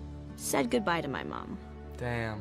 Oh, hell yeah. Mom or motorcycle? I think we came out all right on that deal. Did we need to see the mom die? Did that have to happen? They barely reference it in the rest of the movie. Did they have to just rapid fire through that? I guess it gives you a reason in the movie, like right off the bat, to be rooting for Elle because you've seen her go through some hard times. I guess later on in the movie, if you ever start to feel like she's being an asshole, the movie can be like, hey, well, her mom died, all right? So take it easy with the judging, okay? Pretty much all you need to know from the intro of this movie is that Elle and Lee are best friends. You know because they pretty much have the same letters in their name. And Elle has a crush on Lee's older brother, Noah. Noah is established as being irrationally angry and violent in the intro as well, so what's not to love? And that's me today. Savoring the last fleeting— Hey! Don't fuck my brother! So Elle is clearly infatuated with Noah right from the start. I think we can all see that. Lee can see that. So you might think, damn, they have just a few rules in their friendship and Elle is not able to follow them. What a jerk. And 1, you haven't even seen the half of it, dude. If you think this is bad, what do you think the rest of this movie's about? And 2, easy with the judging, dude, all right? Her mother passed away. I do find it interesting that the rule says, like, no dating either of our relatives. This rule was clearly made just to keep Elle away from Noah. Elle's only immediate family in this entire movie is her dad, who's like 50, and her brother, who was probably like 2 when they made these rules up. Her mother, I don't know if you know this, but she unfortunately did pass away, so she is not in the picture anymore. So did Lee propose this rule being like, hey, so, if you stay away from my brother, then I, a child, won't fuck your dad.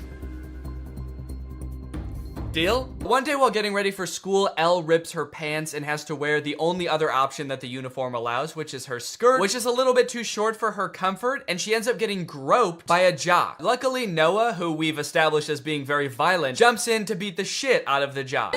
This sets Elle and Noah's love story into motion. No one should treat a girl like that. Especially if that girl's you. Get in my little sister's pants.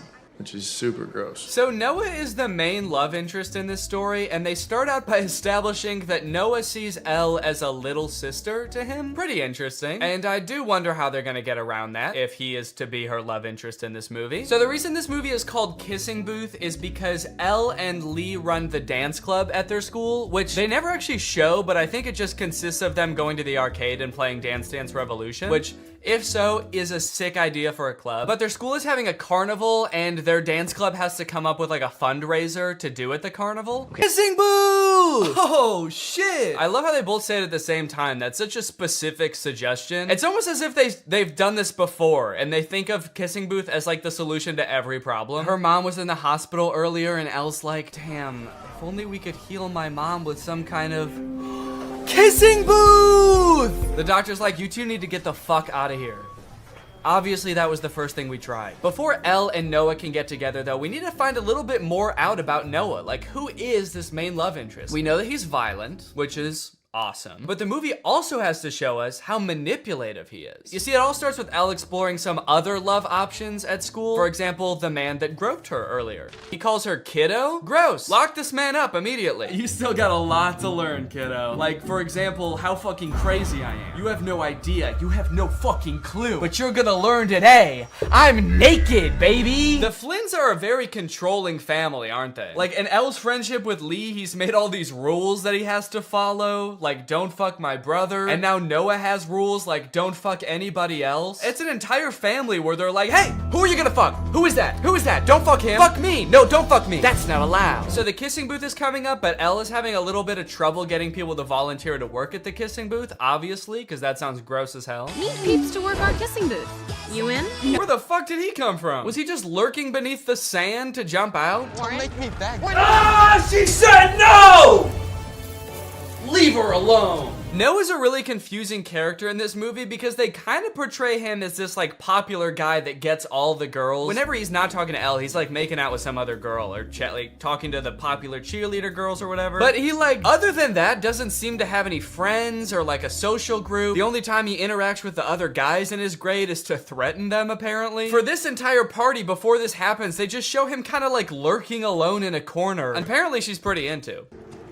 Oh, wait! The Hollywood sign at night. You guys ever been to the Hollywood sign at night? Great place to make out. Great place to get eaten by coyotes, too. I feel like a lot of people don't realize the Hollywood sign's like in the middle of a nature preserve. I think there's like mountain lions and shit up there. A coyote comes out from behind the Hollywood sign and is like, fucking by the Hollywood sign again, huh, Noah? This man's got some game. All right, guys, get out of here. I'm gonna have to eat your asses. I love that his secret spot to come and be alone is the Hollywood sign. Yeah, don't worry. I know a little place where we can be alone. It's called Times Square. We'll have a little more privacy up there. From there, their relationship blossoms. They go on dates all over town. They're sneaking around, trying to make sure Lee doesn't catch them. The actor who plays the dad feels like he's from a completely different movie. Everyone else in this movie are these like beautiful, like model actors. This guy looks like he's from like a crime drama or something. He's a lot more like rough and rugged. He's very sour and sad. I guess his wife did just die, but that's pretty much seems like his entire character. He's not even like wearing the same type of clothes as the other characters. There's another scene where like all the other adults are wearing these like nice suits and he looks like he just like rolled out of bed. Everyone else in this movie is like, what are we gonna do? We gotta not break rule number 9 and oh, this is so hot and fun and sexy. And he's like, every night I stare at my reflection and I don't know who I am anymore. Every time I look into your eyes, I see my dead wife. I can't say I support the two of you.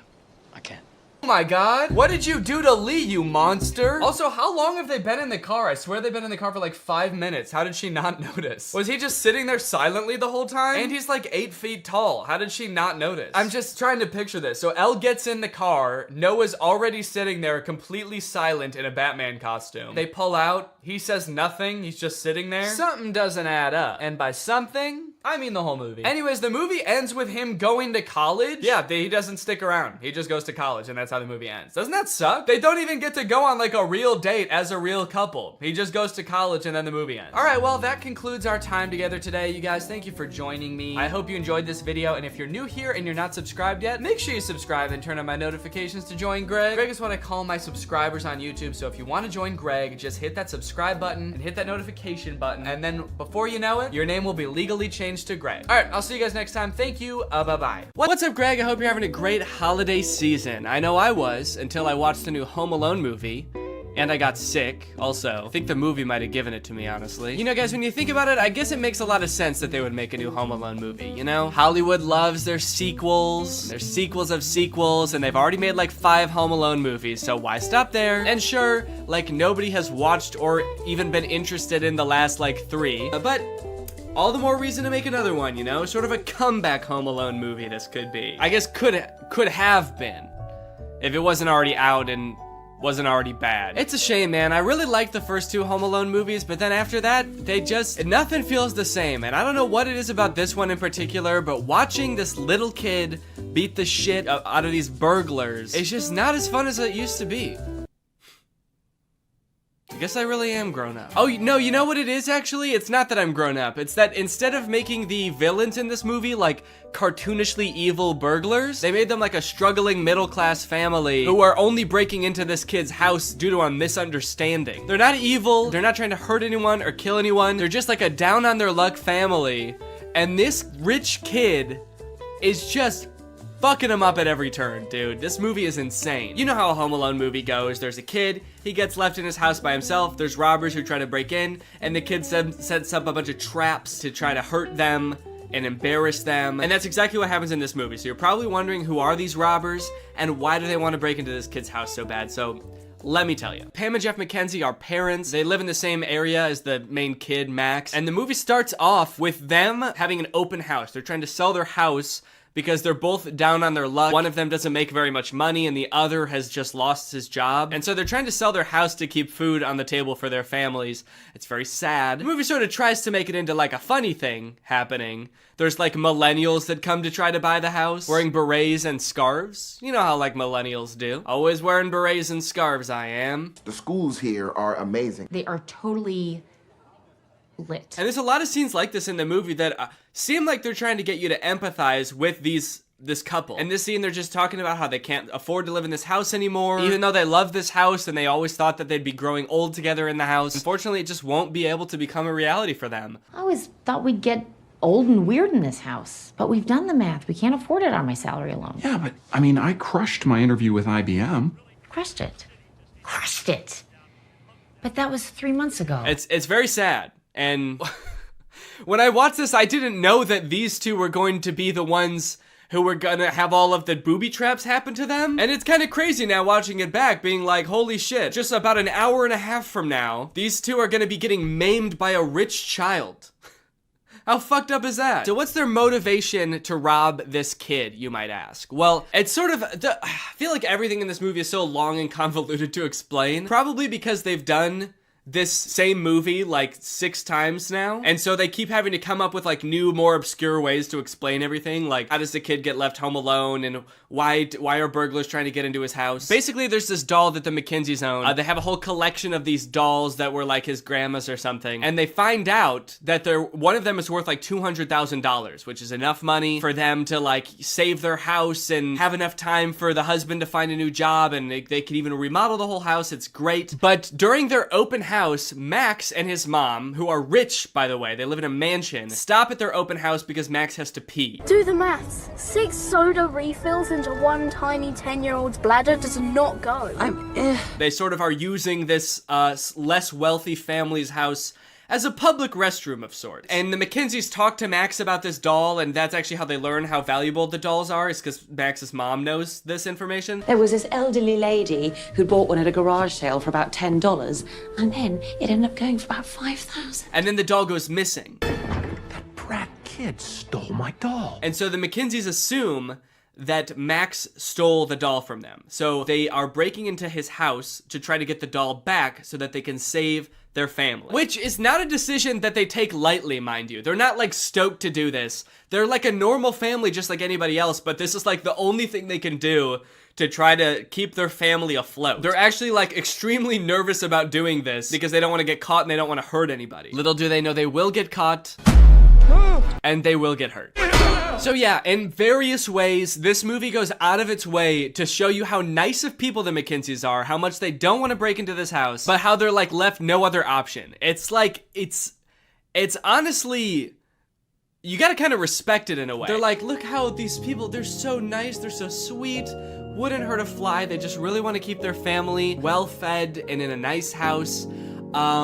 We're gonna fuck with them. We're gonna fuck with them hard, dude. This is like an evil Mr. Beast video. So at first, only Jeff is on board, but then this scene happens, and this is what finally gets Pam on board to help out with the robbery as well. You gotta save our house. Seriously, Mom, will you just get the doll? It's just entering, Pam. We have the key. Pam, you have to call me.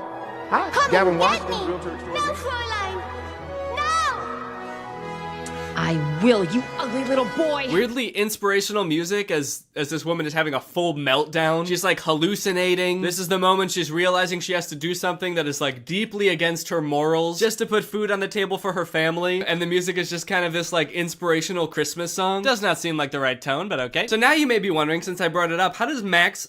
So now you may be wondering how Max gets left home alone. They've done this movie a million times. How can they possibly come up with new ways for a child to be left home alone from a family vacation? Well, the short answer is they basically just, everything is so confusing that they just leave him home. It's confusing for them and it's confusing for us as the audience. They're going on vacation to Japan with a bunch of extended family. So they've got a bunch of families staying at their house.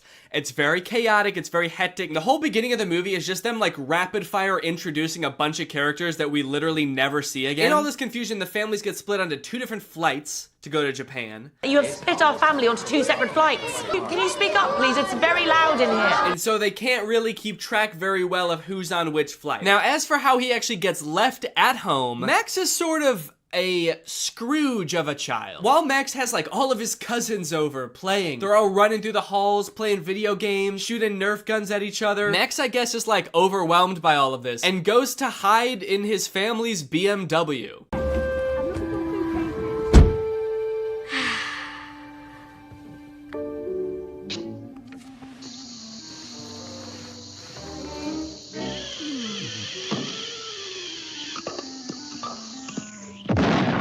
There's like a random car commercial at the beginning of the movie. He leaves the ruckus of his house on the holidays to go sit in the garage in his family's BMW and watch cartoons.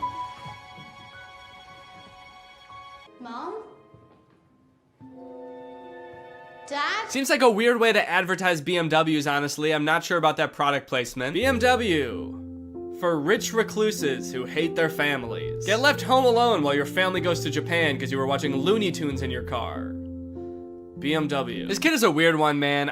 He's like 80 years old or something. He lives in a huge ass house. He's got a bunch of cousins. He's got a million toys, probably. Seems pretty fun to me. But instead he's like, get all this fun out of my house!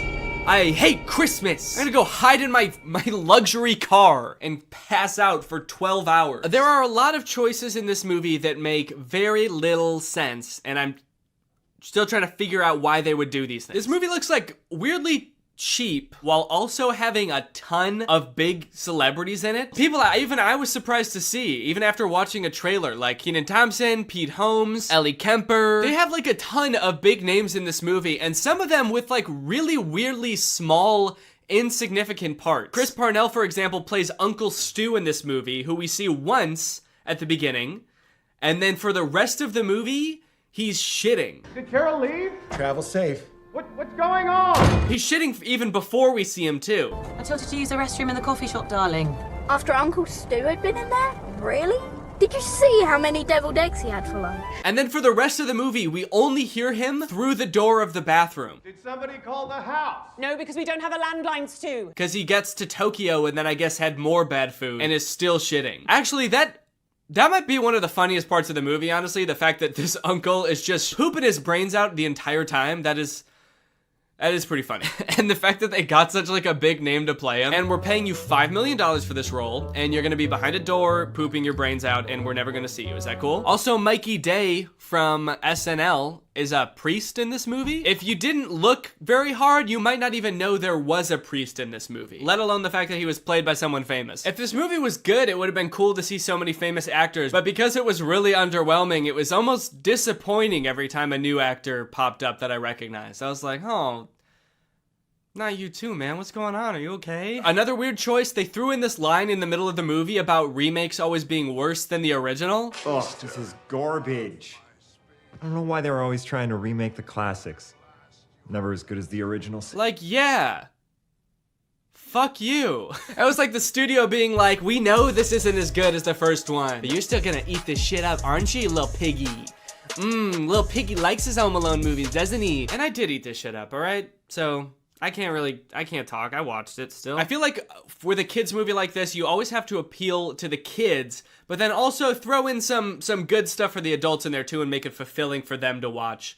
That way they'll want to, throw it on with the kids every year, right? And this movie works well enough for kids, I think. I think kids just like to watch Max make the booby traps and think, I could do that if I was home alone and there are people trying to rob me. I could defend myself against two adults who are trying to kidnap me. It's fun to imagine yourself as a smart little 6-year-old, even if you are a dumb little 6-year-old. But this movie, while being fun for kids, I would say is deeply saddening for adults. The second half of this movie is just watching a struggling family getting their shit rocked by a rich asshole kid. Bombs away!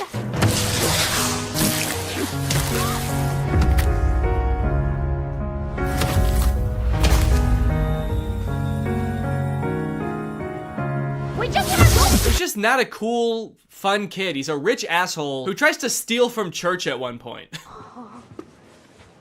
I'm definitely a child in need. Neither this. Can I help you? Even if Max was a likable child, we probably wouldn't even know because we spend hardly any time getting to know him. And the time that we do spend getting to know him, he's not very likable. When he first gets left home alone, in the movies, that's like their chance to do everything they've ever wanted to do in the house. But all Max wanted to do, I guess, was play video games and Hot Wheels and then watch porn. Well played, Mom and Dad. Was he trying to look at porn? We will never know. But I have to assume that that's what they wanted us to think, right? Actually, after watching this movie, I wouldn't be surprised to find out it was something super violent. Working family gets a beating compilation. No one can stop my violent urges now.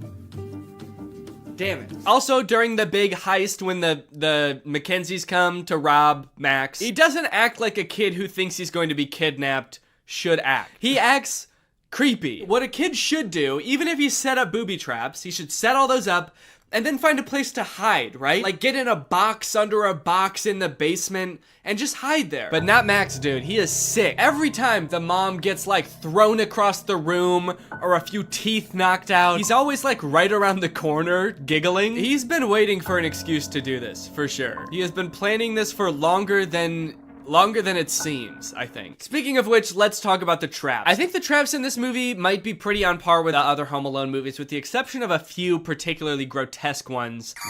One.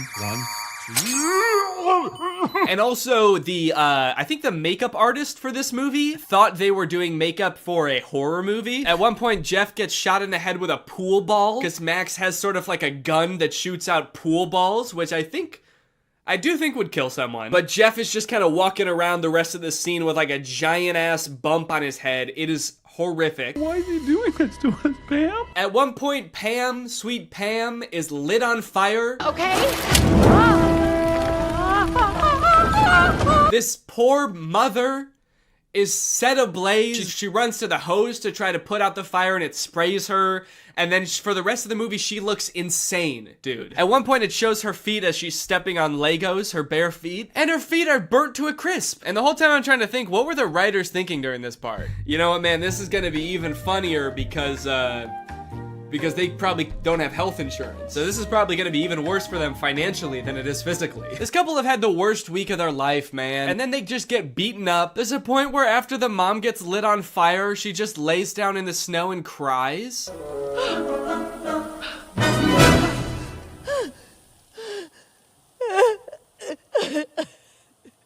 Am I supposed to be laughing right now? This is so sad. The worst booby trap of the whole movie, and probably any Home Alone movie, I feel like has gotta be this one. It is so grotesque. It is honestly scary. This is some horror movie shit right here, okay? Pam thinks that Max has just run up into the attic, so she goes to pull down, the ladder that leads to the attic, and instead she's greeted with a Nerf gun that shoots out Nerf darts with push pins sticking out the front.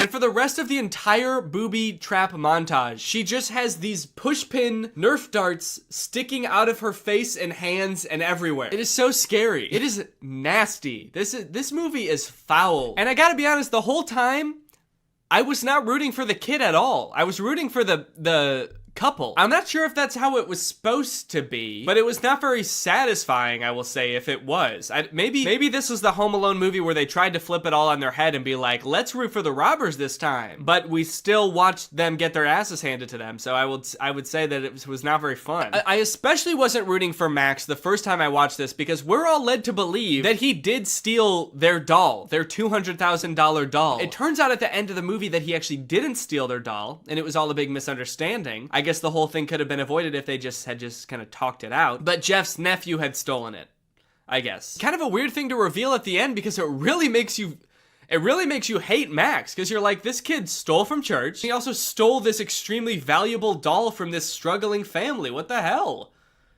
I hate this kid. Anyway, that's pretty much the end of the movie. They get the doll back and they sell it, and then they can live in their house happily ever after. And yeah, that's the end of the movie. Now it's time to talk about our sponsor, ExpressVPN. This video has been sponsored by ExpressVPN. Guys, if you're using the internet without ExpressVPN on your computer or your phone, you're missing out. You're not getting the full experience because ExpressVPN unlocks so many possibilities while keeping you safe. Because while ExpressVPN sends all of your data through a secure encrypted tunnel, keeping your data safe from like hackers and your ISP and advertisers, it can also help you unlock a bunch of content that you didn't even know was there. For example, did you know that some Netflix libraries in other countries have nearly twice as many Oscar award-winning titles than in the US? So just saying, if you download ExpressVPN and change your server location to a different country, your Netflix is gonna be crazy. I have ExpressVPN on pretty much every device I own that can have ExpressVPN. I've got it on my laptop, I've got it on my phone, and I've used it to watch many a Netflix title that are not available in the US. Harry Potter, for example. You bet your boys watched it on Netflix. I'd like to see you try to do that.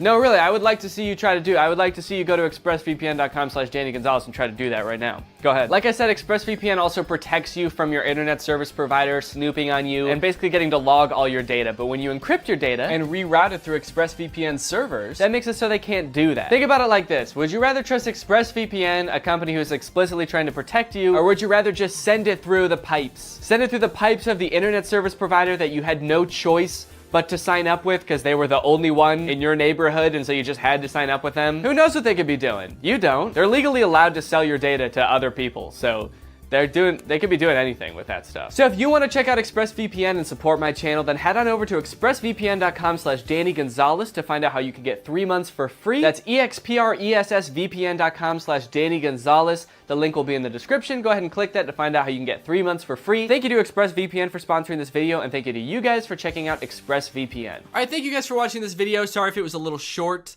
I am ill and I had to take breaks periodically throughout this video to have a coughing fit. So, but I'll be back. Probably won't post another video until the new year, but I'll see you guys in 2022. Thank you guys for another year of your support.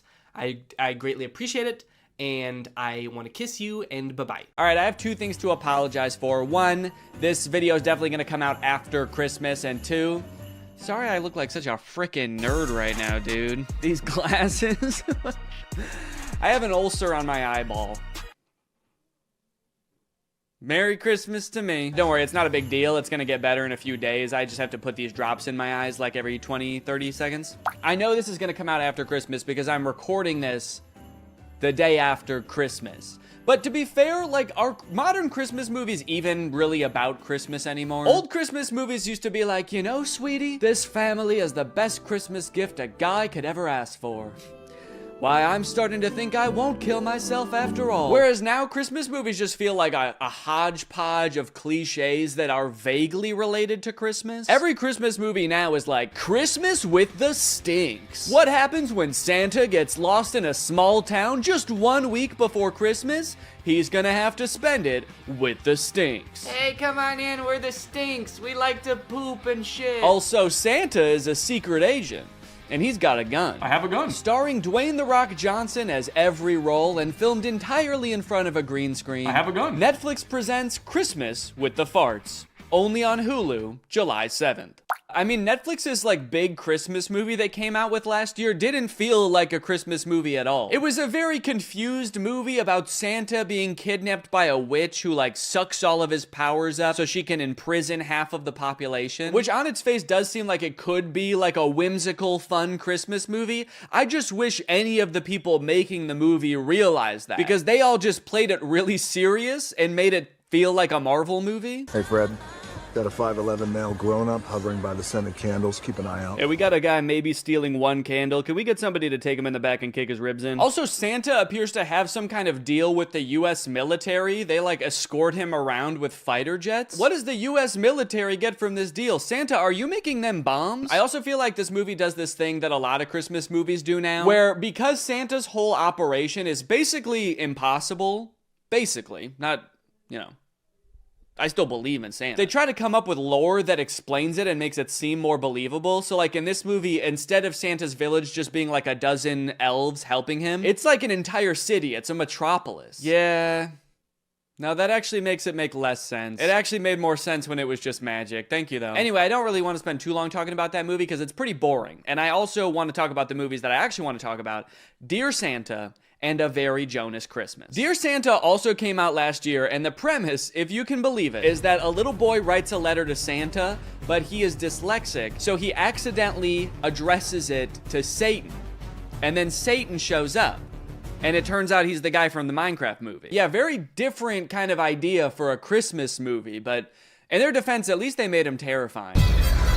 Yeah, I don't know what kind of processing they did on Jack Black's face, but he looks very uncanny. I mean, he looks like a video game character. To the point where, like, he might be completely CGI. I don't know if Jack Black knows he's in this movie. And I think that this right here is what might have given me that eyeball ulcer. Young kid writes a letter to Santa, but he misspells it and it goes to Satan. So Satan, played by Jack Black, shows up at Christmas time and comedy ensues. Why did they put Jack Black in quotes? Played by Jack Black. Does Jack Black know he's in this movie? That's why Jack Black is in this movie that we made about Satan.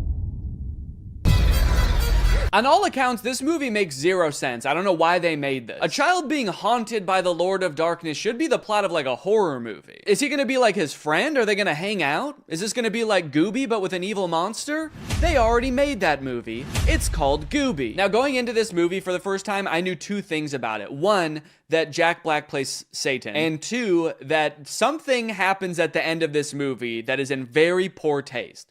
I was very curious to see what that was, but as the movie progressed, I honestly had a hard time seeing how that could possibly be. I mean, after all, there's so much insane shit in this movie, how could there possibly just be one thing? So most of this movie revolves around Satan trying to get this little child Liam to fulfill a deal in which Liam gets 3 wishes, and Satan gets his soul for eternity, and Liam goes to, and excuse my language here, hell. And in fact, he does eventually fulfill the deal, which leads to this very confusing montage. What?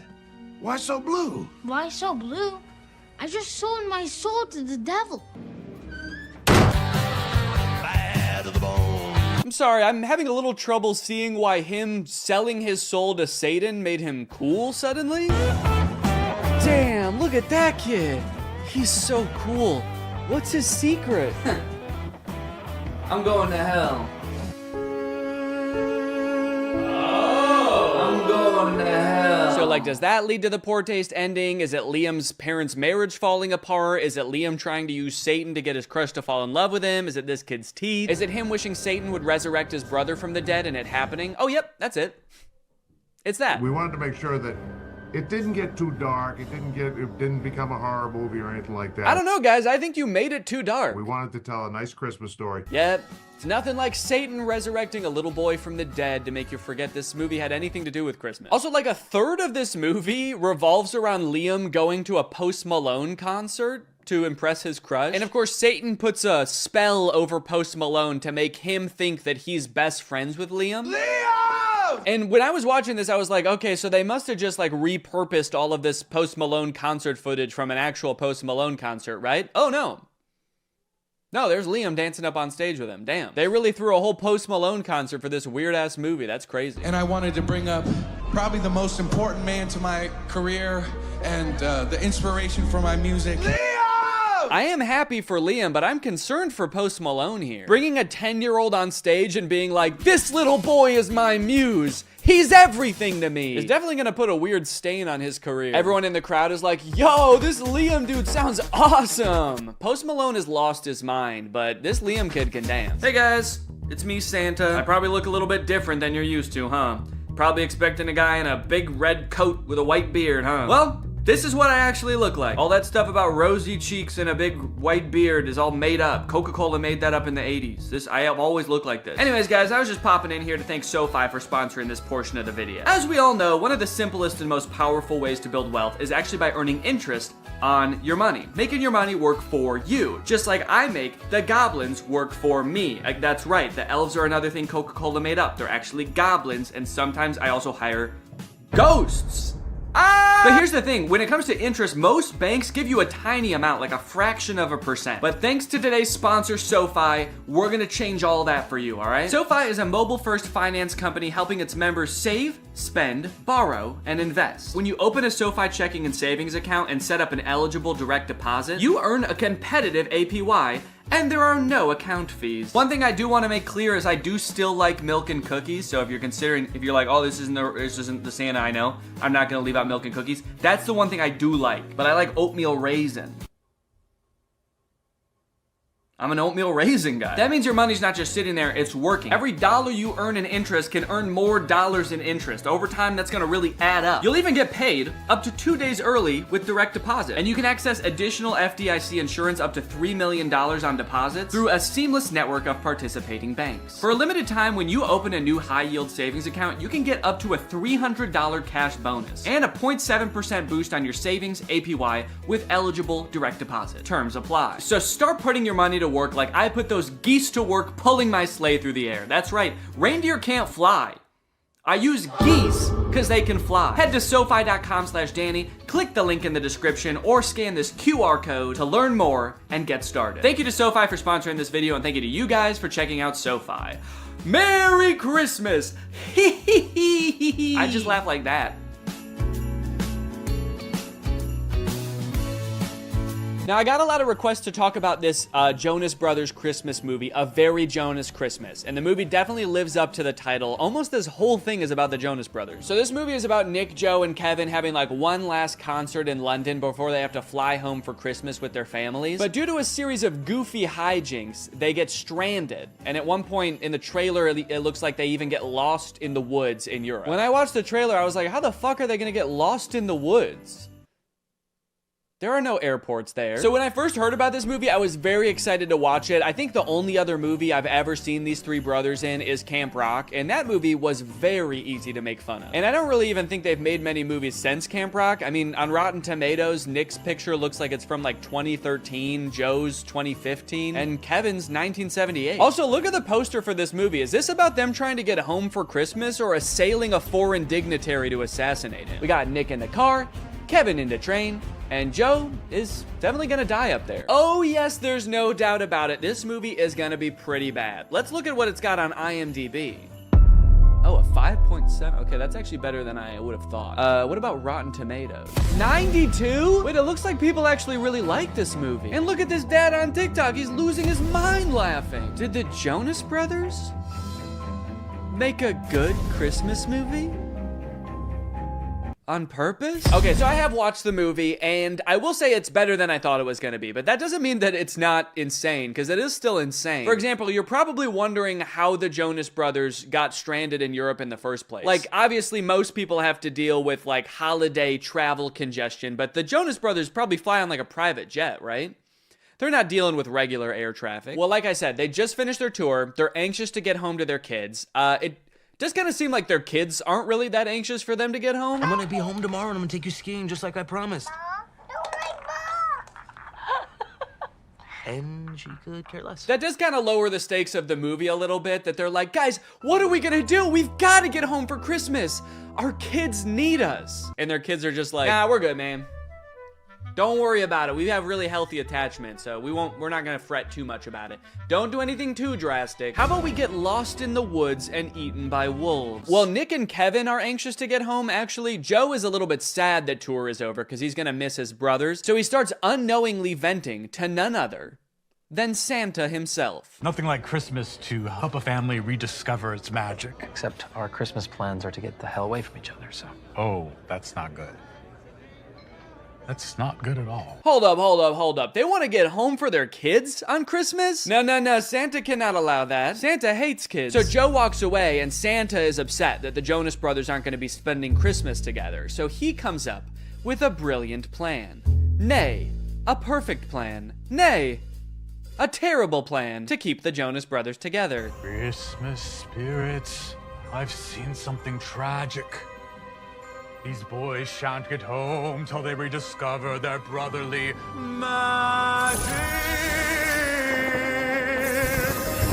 Unless they decide to spend Christmas with each other, the spell will keep brother stuck with brother. I mean, that's wild. Is that a thing that Santa does? He casts spells like a witch? Dang, maybe I take back what I said earlier. Hey, come on in, we're the Stinks. We like to poop and shit. No, not that. The thing about the magic. It actually made more sense when it was just magic. Thank you, though. Yeah, that. Don't worry, though. The consequences of his spell aren't anything too crazy. After all, Santa Claus works in subtle ways. Holy shit! Santa, did you check to make sure there weren't people on there? Let's have a moment of silence for all the people on that plane that involuntarily volunteered their lives for the greater good, helping the Jonas Brothers reconnect. I had no idea that when Santa worked his magic, there was so much like death and despair involved. That's crazy. Also, it's a little bit disturbing that I feel like the Santa in this movie has already done worse things than Satan did in that entire movie. You're the uptight, responsible one. You're the lovable tramp, and I'm the relatable human cardboard. Forgettable Curly, the world's most unlikely rock star. Not Nick or Joe. The one that still lives in New Jersey. Dang, they are really leaning into this ragging on Kevin thing in this movie. Like, damn, I know this is a thing people joke about. I know I've written a whole song about ghosting the guy, but you guys are his brothers, dude. Feels different when you do it. This movie is also a musical, which is kind of fun. A lot of the songs are very catchy, like Coming Home This Christmas. Unfortunately, music labels have been like very strict about copyrighted music on YouTube, so I can only show you like a tiny little snippet of it. Now, one thing that made it kind of tricky to write a video about this movie is that they do this very self-aware thing where anytime like a goofy plot detail comes up, they make a joke about it before you even get a chance to think it in your head. Wait, they're getting to the train station just barely before their train, but they're gonna stop to sing a song about it? That's kind of... You think we have time for a song? Yeah! Oh, they already... Okay. But isn't this whole plot just the plot of a bunch of Christmas movies? Have you ever seen a Christmas movie? It's literally the entire plot of the film. Damn, they're good. Who knew the secret to making a flawless movie is just pointing out all the flaws before anybody else has the chance? Honestly, it is a pretty good tactic if your sole goal with the movie was making it really hard for commentary YouTubers to make videos about it. But it does feel very defensive, and it also kind of gets old to, in every scene, be like, yo, this is kind of weird. What is going on here right now?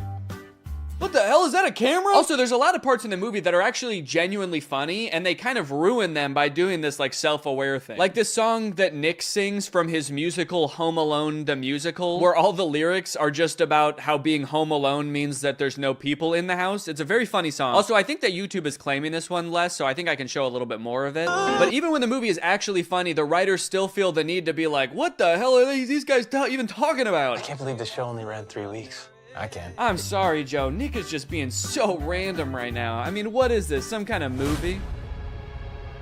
On Disney Plus, perhaps? Another downfall of this movie is that it really hinges on you knowing a lot about the Jonas Brothers. I mean, they weren't kidding with that title, dude. This is a very Jonas Christmas. Ideally, they want you to know, like, details about the Jonas Brothers' personal lives that I just am not in tune with. So I felt like I kept missing references. Like, apparently Joe has a line of candles. I know what you need.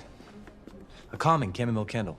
My new line, Glow by Joe. Also, apparently Nick and Kevin are married with kids, and Joe is divorced? I didn't know that before I watched this movie. So every time they would vaguely reference it, I had no idea what they were talking about. Got a few bad breakups under my belt as well. I'm not sure what to do here. Like, do people pretend not to know literally everything about your personal life? Or like... Yeah, it must suck for everybody to know that you have brothers? That's what we're talking about, right? You had 2 brothers and then you got divorced with one of them, so now you just got 1, huh? I know so little about their personal lives that in my head, Joe just is his character from Camp Rock. So when I heard that he was divorced, I was like, damn, it didn't work out with Mitchie. You guys were so perfect for each other. So more wacky hijinks happened, and eventually they get picked up by Santa, who I gotta be honest is a very unorthodox Santa. I live a very solitary life. My home is very remote, and my work is all-consuming. Yeah, he's like lonely and burnt out. I guess maybe he doesn't have the elves in this version of Santa, and so he has to do it all himself. Maybe he makes every present via terrifying spell. This lone wolf has always daydreamed about being part of a pack. Would you mind pulling over? I just want to go check on my brothers. Hey, would you mind pulling over? You're freaking me the fuck out. Eventually, they find a private jet to fly them home, but the pilot crashes the plane because he's taking sexy pictures of himself while flying. I like how the plane is in complete free fall and they don't seem to be affected by the G-force at all. We're going down! Everybody brace for impact! Oh, fuck! There's this running plot line throughout the movie about how Kevin secretly wants to sing in a Jonas Brothers song, but they never let him and he's too scared to bring it up. But at the end of the movie, they make it home to their families and they're all singing and they finally let Kevin sing. It's a fun moment. It's great to finally hear him sing, and it's great that they're finally letting him. But then in real life, I just saw that Kevin just like released his own solo song. So it kind of seems like the opposite happened in real life. In the movie, they're like, yay, Kevin is singing. And in real life, they're like, you have to sing as far away from us as humanly possible, please. Honestly, though, all in all, this movie was a lot better than I thought it was gonna be. I was laughing at parts. I even looked like that dad from that TikTok at a few parts, dude. I was sitting on the couch kicking my feet. I was giddy. Anyways, I hope you guys enjoyed this video. I hate to break it to you, but I don't know, this will probably be my last video of the year. Enjoy your New Year's celebrations, everybody. Stay safe. Thanks for watching, and bye-bye. Hey guys, real quick, I have new merch, and also there's a big sale going on in my merch store right now until December 1st, and 4 random orders during the sale are going to receive one of the physical drawings that I did in the fake AI video. So if you want to check out the new merch or get some discounted merch, then head on over to dannygonzalez.store, and now here's the video. Fashion changes fast. Like really fast. Looking at this picture of myself wearing a V-neck and cargo shorts feels like looking into an old photograph from the 1910s where like everybody in it is dead now. But believe it or not, this picture was only taken 2 weeks ago. That's how fast fashion trends change. Remember that weird t-shirt I was wearing at the beginning of this intro? I've already thrown it into a landfill. That's how fast fashion trends change. Styles change so quickly over the years, it feels impossible to predict what is going to be popular next year, let alone like 30 years from now in say 2050, which is scary to me because by then I'm gonna be old, I'm gonna be falling out of style, but luckily some experts think they've already figured it out. I found a few articles claiming to predict what the fashion of the future will look like. And if I can just buy all that stuff now, then I can become the ideal man of the future today. So my goal is to go through each of these 3 articles and craft one outfit based on what each one predicts. That way I can cover all my bases no matter what the future looks like. And then we can decide together which future we would most like to live in. Okay, this is an article on a website called Dream Zone, and it's called 2050, the fashion of the future. Adaptable wearable technology. Most of us will live close to the printing house or have a 3D printer at home. Huh? What is this about everybody living close to the printing house? Like Kinko's? I do mess with the idea of 3D printed clothing though, that's kind of sick. The idea that everything you own can fit perfectly because it's like 3D printed, custom to your body, is kind of cool. Socks will recycle themselves.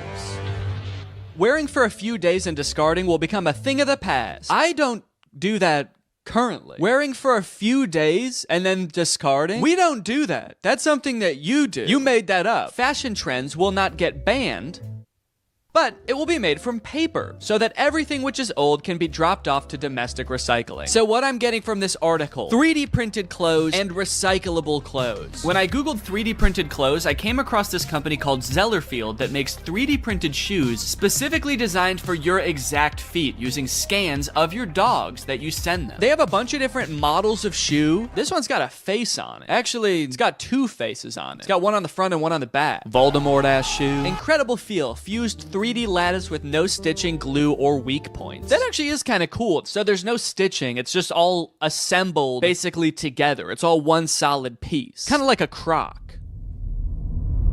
Are these just Crocs? Easy to clean, breathable, machine washable, and odor resistant. It's breathable? It looks like a big solid chunk of rubber. I don't know what the consistency of this shoe is gonna be, but I guess there's only one way to find out. The process of scanning my feet was a little bit different than I anticipated. I wasn't so much scanning my feet, so much as taking one very specific picture of both my feet next to a piece of computer paper. To find some more kind of eco-friendly clothes like this article was talking about, I googled clothes of the future and found this company Volbat. They make a shirt called the wooden t-shirt. This is the first t-shirt to be built from wood and colored with wood. Now it looks like a pretty normal shirt, so I guess they figured out some kind of way to make fabric out of wood, which is pretty cool. Unless this is all like an illusion and this really is just carved out of wood. I guess he's not moving that much in these pictures. What if it is just like a stiff board of wood and it actually doesn't have a back either, so you just put it on like a chest plate. So I'm gonna order a medium wooden shirt. Lastly, I found some compostable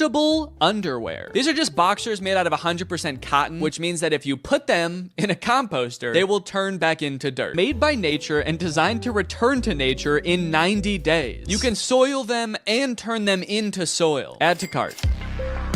This article, What Will Fashion Be Like 20 Years From Now, is from the BBC, and it introduced me to a pretty interesting concept. The project hints at a future where we will all be able to download content to our clothing viewable through AR glasses and present ourselves differently to everyone around us. So the clothes of the future could be no clothes at all. We're all just wearing like AR glasses, and that's projecting the clothes onto us. I guess this would cut down on clothes waste. A ton of clothing every year is thrown into landfills, but if all the new stylish clothes was digital, there really wouldn't be as much waste. That is, if you don't take into account the AR glasses that we're all going to be wearing, and how a new one will probably come out like every 6 months that have electronic components in them, and then those will be the things ending up in landfills. And also, we do still have to wear some clothes.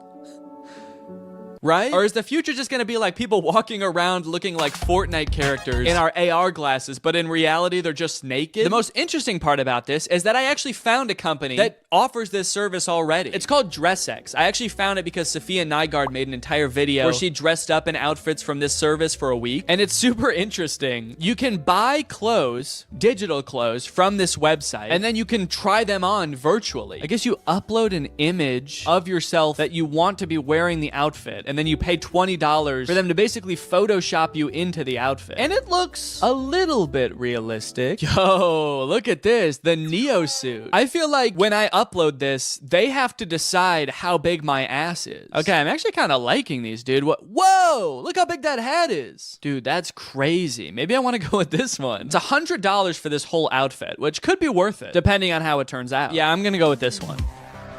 This article is called Fashion Trend Predictions. What will clothes look like in 100 years? Fashion in the future might be entirely different to anything we can predict. Okay, so they're basically starting off by being like, we have no clue. Everything in this article is probably wrong. Formulated after the sleek form of smartphones and other tech devices, the fashion industry may be heading towards the use of futuristic looking clothing. Okay, so our fashion in the future will be based on smartphones, which are something that we have today and probably like won't have in the same form 100 years in the future. Also, that sounds terrible. I don't want to dress like my phone. I'm all metal and gray. I have a giant speaker right here and a giant microphone down there. Okay, this one also says clothing designed for VR glasses. So I'm thinking VR glasses are gonna be a big thing in the future as well. So maybe I should incorporate that into this outfit too. I mean, I guess glasses with like a camera on them does kind of correspond to the whole smartphone theme. The use of artificial intelligence in the fashion industry may end up having the ability for clothing to change colors, temperature, and size. Wait, doesn't that already exist? I swear I've bought a shirt from like a gift shop on vacation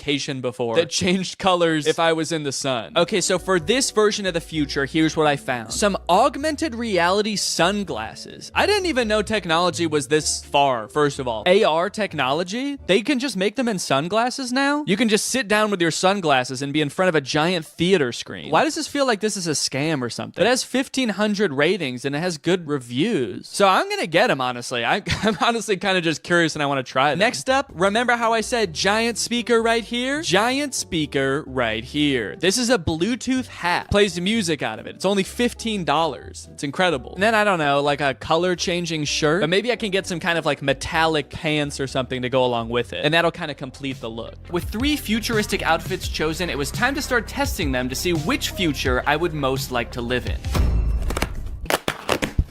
Here we go. This is the hat. Warning, to avoid danger of suffocation, please keep this bag away from babies and children. When you take the hat out of the bag, there should also be a warning. It should be like, now don't use this hat near anyone else. Don't use this in public around any other people. It's gonna weird them out. It's also gonna be super annoying. My initial impression of a lot of these products was not great.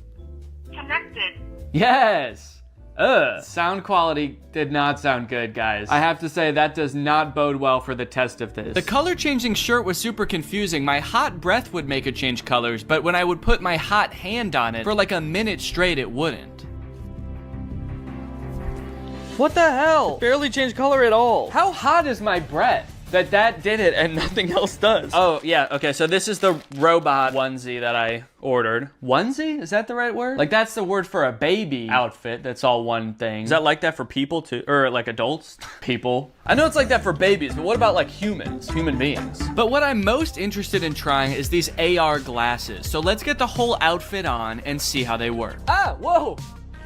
Holy shit. Oh my God. Whoa, that's actually kind of cool. So my whole laptop screen is like suddenly appeared in my glasses. No matter where I look now I just see my laptop screen. You can fully see it on the camera. you can't see your eyes anymore. You just see my laptop screen. Of your laptop screen. Wait, that gives me an idea. Hold on. So you can see perfectly what's on my screen? Yeah.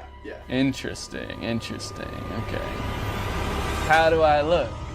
I didn't realize when I bought these that it seems like you have to have them plugged into your laptop or phone in order to use them. So it's not like you can just be walking around watching the new Mr. Beast video as you walk down the street. You have to be carrying a laptop with you too. But I do think that there is a real use case for this outfit. With all this potential for stimulation strapped to my body, I can become like a permanent iPad baby. So I turned on a food theory video, I started blasting some futuristic music out of my hat, and started playing some stimulating videos of kinetic sand on my glasses. Okay.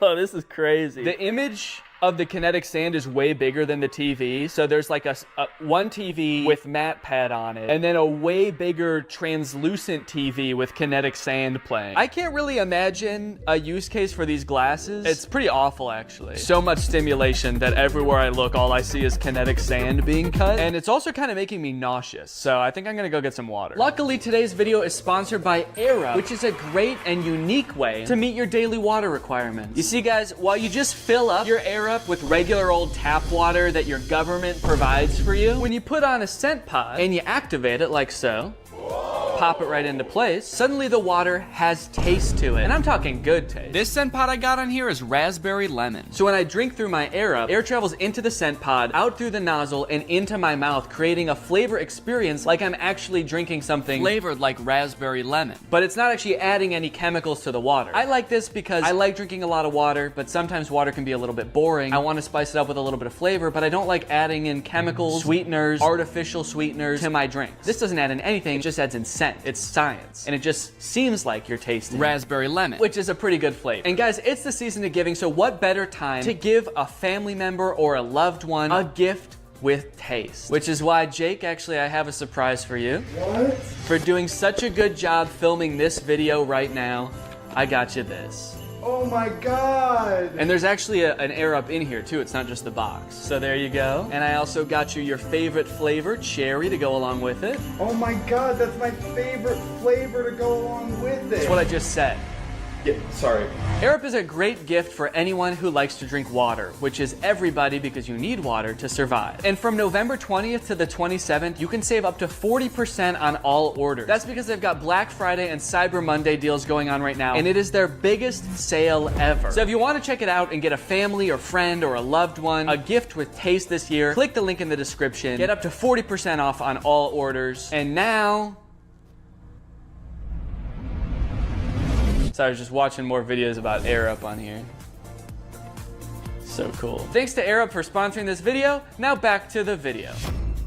For the virtual outfit, before I even purchase it, I have to take the picture that I want them to Photoshop me in, because that's part of the checkout process, is uploading that picture. So that's what I'm gonna do right now. Now, the outfit is so kind of edgy and dangerous looking that I gotta pick a cool location for it. So that's why I'm out and about. I have to find a cool location for it. The big issue with that is that the top is like a mesh top, which would usually be worn with nothing underneath, so that you could kind of see, you know, my belly button, my nipples, whatever. But if I'm looking for a cool location, that's gonna be a public location. And if I'm in public, I'm not gonna be walking around taking pictures with my shirt off. Filming in public is already embarrassing enough. I don't need to take my shirt off. But look, I'm wearing like kind of a skin colored shirt. Maybe they can just Photoshop my shirt off anyway and give me like rock hard abs. That would be sick. So I'm just gonna take a picture and send it to them and see what they do. I'm just wearing regular clothes. I'm wearing jeans and a t-shirt and shoes. And so I'm just gonna try to find like an edgy location to take a picture of myself. Well, I took a little walk and I looked around and I found this. A skate park. Also the smallest bleachers I've ever seen to watch people at the skate park. Guess they're not anticipating like a ton of spectators at this skate park. It's actually kind of sad. Yeah, only 4 people are gonna be watching you at a time here, man. All right, don't get too excited. So I think this is about as edgy as it gets, really. I think I can kind of be leaned up against the fence here, contemplating my life. The description on the website also said that this outfit is supposed to represent like a post-apocalyptic Nordic archipelago or something. An archipelago is like a cluster of islands, and I don't know if anything quite exemplifies a dystopian archipelago quite like a skate park. So let's take this picture. There's also people on the roof behind me. I hope they're not watching me film this. Are they watching me? It took me a little bit to figure out exactly what kind of person wears this outfit, but after a few pictures, I think I figured it out. And once I got the picture I desired, I sent it to DressX, and within 2 business days, I had my finished photo. Okay, let's go ahead and see this photo. This link looks unusual. Are you sure you trust the link before you open it? What do you mean unusual? Seems like a pretty normal link to me. Do you think Google Chrome can see the photo? You're not gonna want to open this picture, dude. The picture in this link looks very unusual. Okay, very, very interesting. I like it. I like it a lot. This is... Wow. Yeah, I mean, it looks like I'm wearing the outfit. I'll give them that. I like that they left my Apple Watch on and my shirt. This has got to be the dorkiest anyone's ever looked in this outfit. I sent the picture to Laura. I was worried she was going to say it looked super fake and also would hate the outfit, but it turns out she loves it. Eventually, I'm going to post this picture on Instagram to see what everybody thinks. But before I do that, I have to get pictures of the other outfits too. So without further ado, here's the next outfit.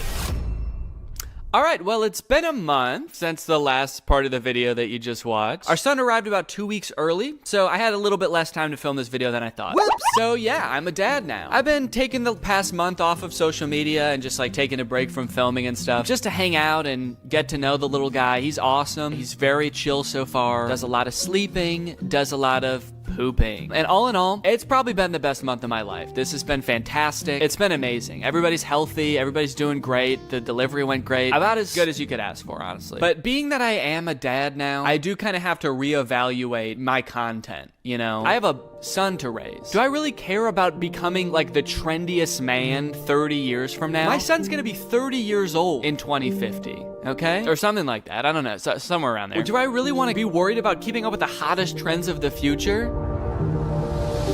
Yes. Of course I do. Even more so now. This child is a very cool child. And you can bet he's gonna have cool friends with even cooler dads. You know they're gonna be showing up to birthday parties in the hottest 3D printed shoes and the stiffest wooden t-shirts, all right? So if I don't get ahead of the curve now, I'm gonna be a laughingstock amongst this boy's friends and their dads. Which is why I've got this one last outfit here before me, and I think this is really gonna be the one that takes the cake. So I unboxed the biodegradable boxers. Oh yeah, these'll fit just fine. I unboxed the wooden t-shirt. First impressions? It does not feel like a shirt. Even my dog's natural instincts are like, ooh, that's a stick. Must fetch shirt. And I unboxed the 3D printed shoes and this hat. Whoa. Okay, they also sent me a hat. This very cool hat. Buy my shoes on Zellerfield.com. Hey, wait a minute. I didn't send them pictures of my head. How did they know how big my head is? Wow, dude. Okay, look at this. Wowee, man. These shoes impressed me from the moment I took them out of the box. They are breathable. Yeah, I can. That's actually kind of crazy. Wait, how does that work? And they fit pretty well. At first. Huh, well. My toe ends about here. So there's like this much space at the end of the shoe, but I actually think that that is kind of how you want shoes to be, because you don't want your toe rubbing up against the front of the shoe. So, okay. Why do I look like old-timey in this shoe? With this long sock and my pants ending there. I look like a pilgrim or something. For whatever reason, the left one is a little bit more uncomfortable. Let me stand up and just, yeah, I can definitely still feel that a little bit. You know what? No, I think these are too big. I actually think they are too big in the toes. I feel like I've got a lot of extra space there. But I wouldn't know the full extent of it until I put the full outfit on to test. The very first thing I noticed is that when I put this shirt on, it was like weirdly cold. Like usually when you put clothes on, it warms you up right away, but the shirt has like a weird cooling effect to it. And it's like, it just feels cold on my body. Does it feel cold to the touch to you?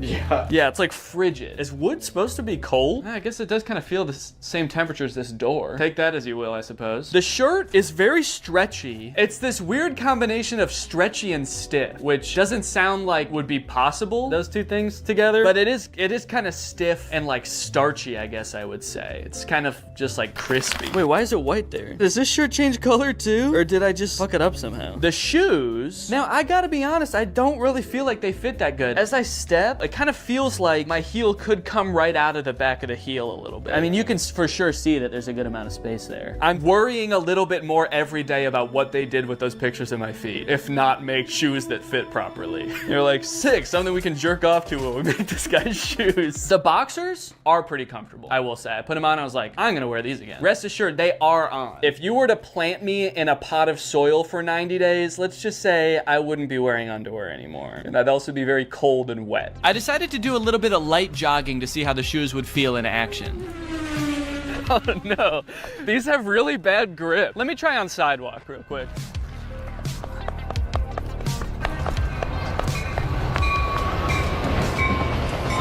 Great, sorry. Let me see if I can race it.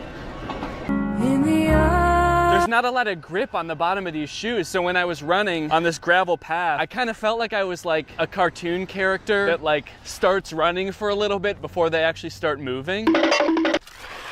I will say that the issues with the fit are still ringing true. These feel very loose, especially on the heel, which when you're running is not what you want. They look like clogs. They look like old wooden Dutch clogs that they would wear in the old days. It looks like someone painted them blue, honestly, and put a face on them for some reason. Shirt hasn't gotten any warmer. It is cold outside. It's only 50 degrees out right now, so, you know, I guess I didn't expect it really to warm up, but it's cold to the touch. Like every time I touch the sides of my body with my arms, I'm like, ugh. And that's no way. You shouldn't feel like that when you touch your own body. Boxers still feel good, honestly. If I shit myself right now, I'd have no problems taking them off and just planting them right there. Maybe come back in 20 years and see a beautiful oak tree in its place. That joke's only funny if you know that I eat a lot of oak seeds. Yeah, I guess that's really all there is to this outfit. So guess I'm gonna go hit the dusty trail.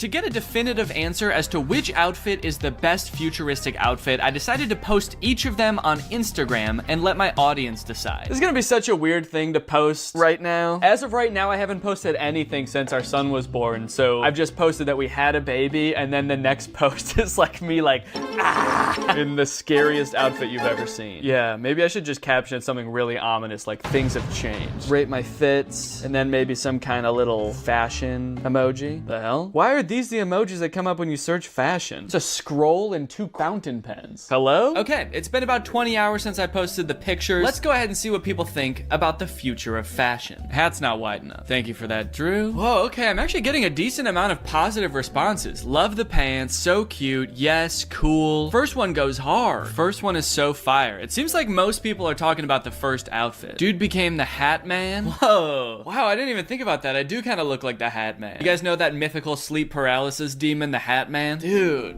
I've always wanted to be the Hat Man. This is awesome. I can't wait to start appearing in people's dreams like this. This is gonna be so cool. This is the only comment I've seen so far wondering if the first outfit is fake. Is that Dress X I see? So this person knows that Dress X exists and they think this might be a Dress X outfit. Good eyes. This person must study the Dress X catalog religiously. The robot leggings are a 6 out of 10, the hat and heels 8. All right, guys, well, I think my intuitions might have been right. I was kind of feeling like the virtual clothes would be the way of the future, and it looks like I was right. From now on, I'm only gonna be wearing virtual clothes.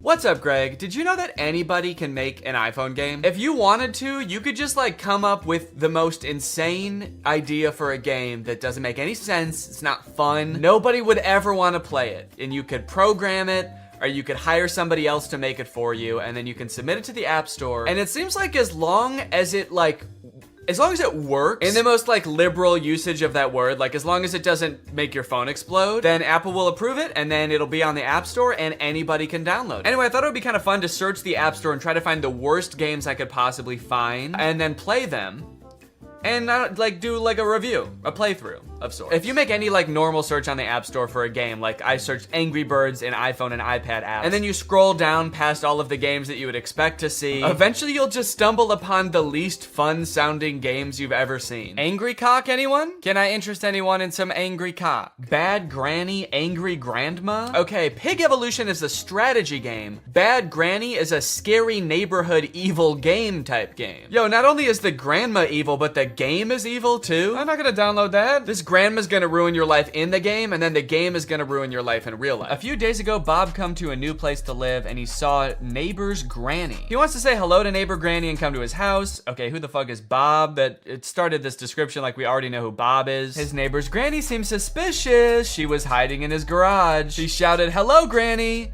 Is this gonna explain the entire plot of the game to me? I'm not even gonna need to play the game after this. He wants to find out information and the secrets of creepy neighbor's granny. Okay, kind of sounds like from the description that granny is not that strange. Okay, I guess she was hiding in his garage. That actually is pretty weird. But it's like, and you follow Bob, who's trying to find blackmail on this old woman. It's like, who's the bad one in this scenario? You evil game. Okay, so the first game I'm gonna play is Bad Granny. I will download that now. If I just type in simulator in the App Store and search for iPhone and iPad apps, what's gonna come up? Cat Simulator 2020. I'd like something a little more up to date. Being a cat has really changed in the past 2 years, so. My virtual boyfriend chat, messenger, and dating simulator. Boyfriend of your dream. Oh my God, things are getting really extreme in this chat. I can't stop thinking of you as a real person. And he says, I am better. I will never let you down. Virtual boyfriend allows you to discuss everything you want. That's nice of him. Cheer up seeing his funny and sometimes not to the point answers. Okay.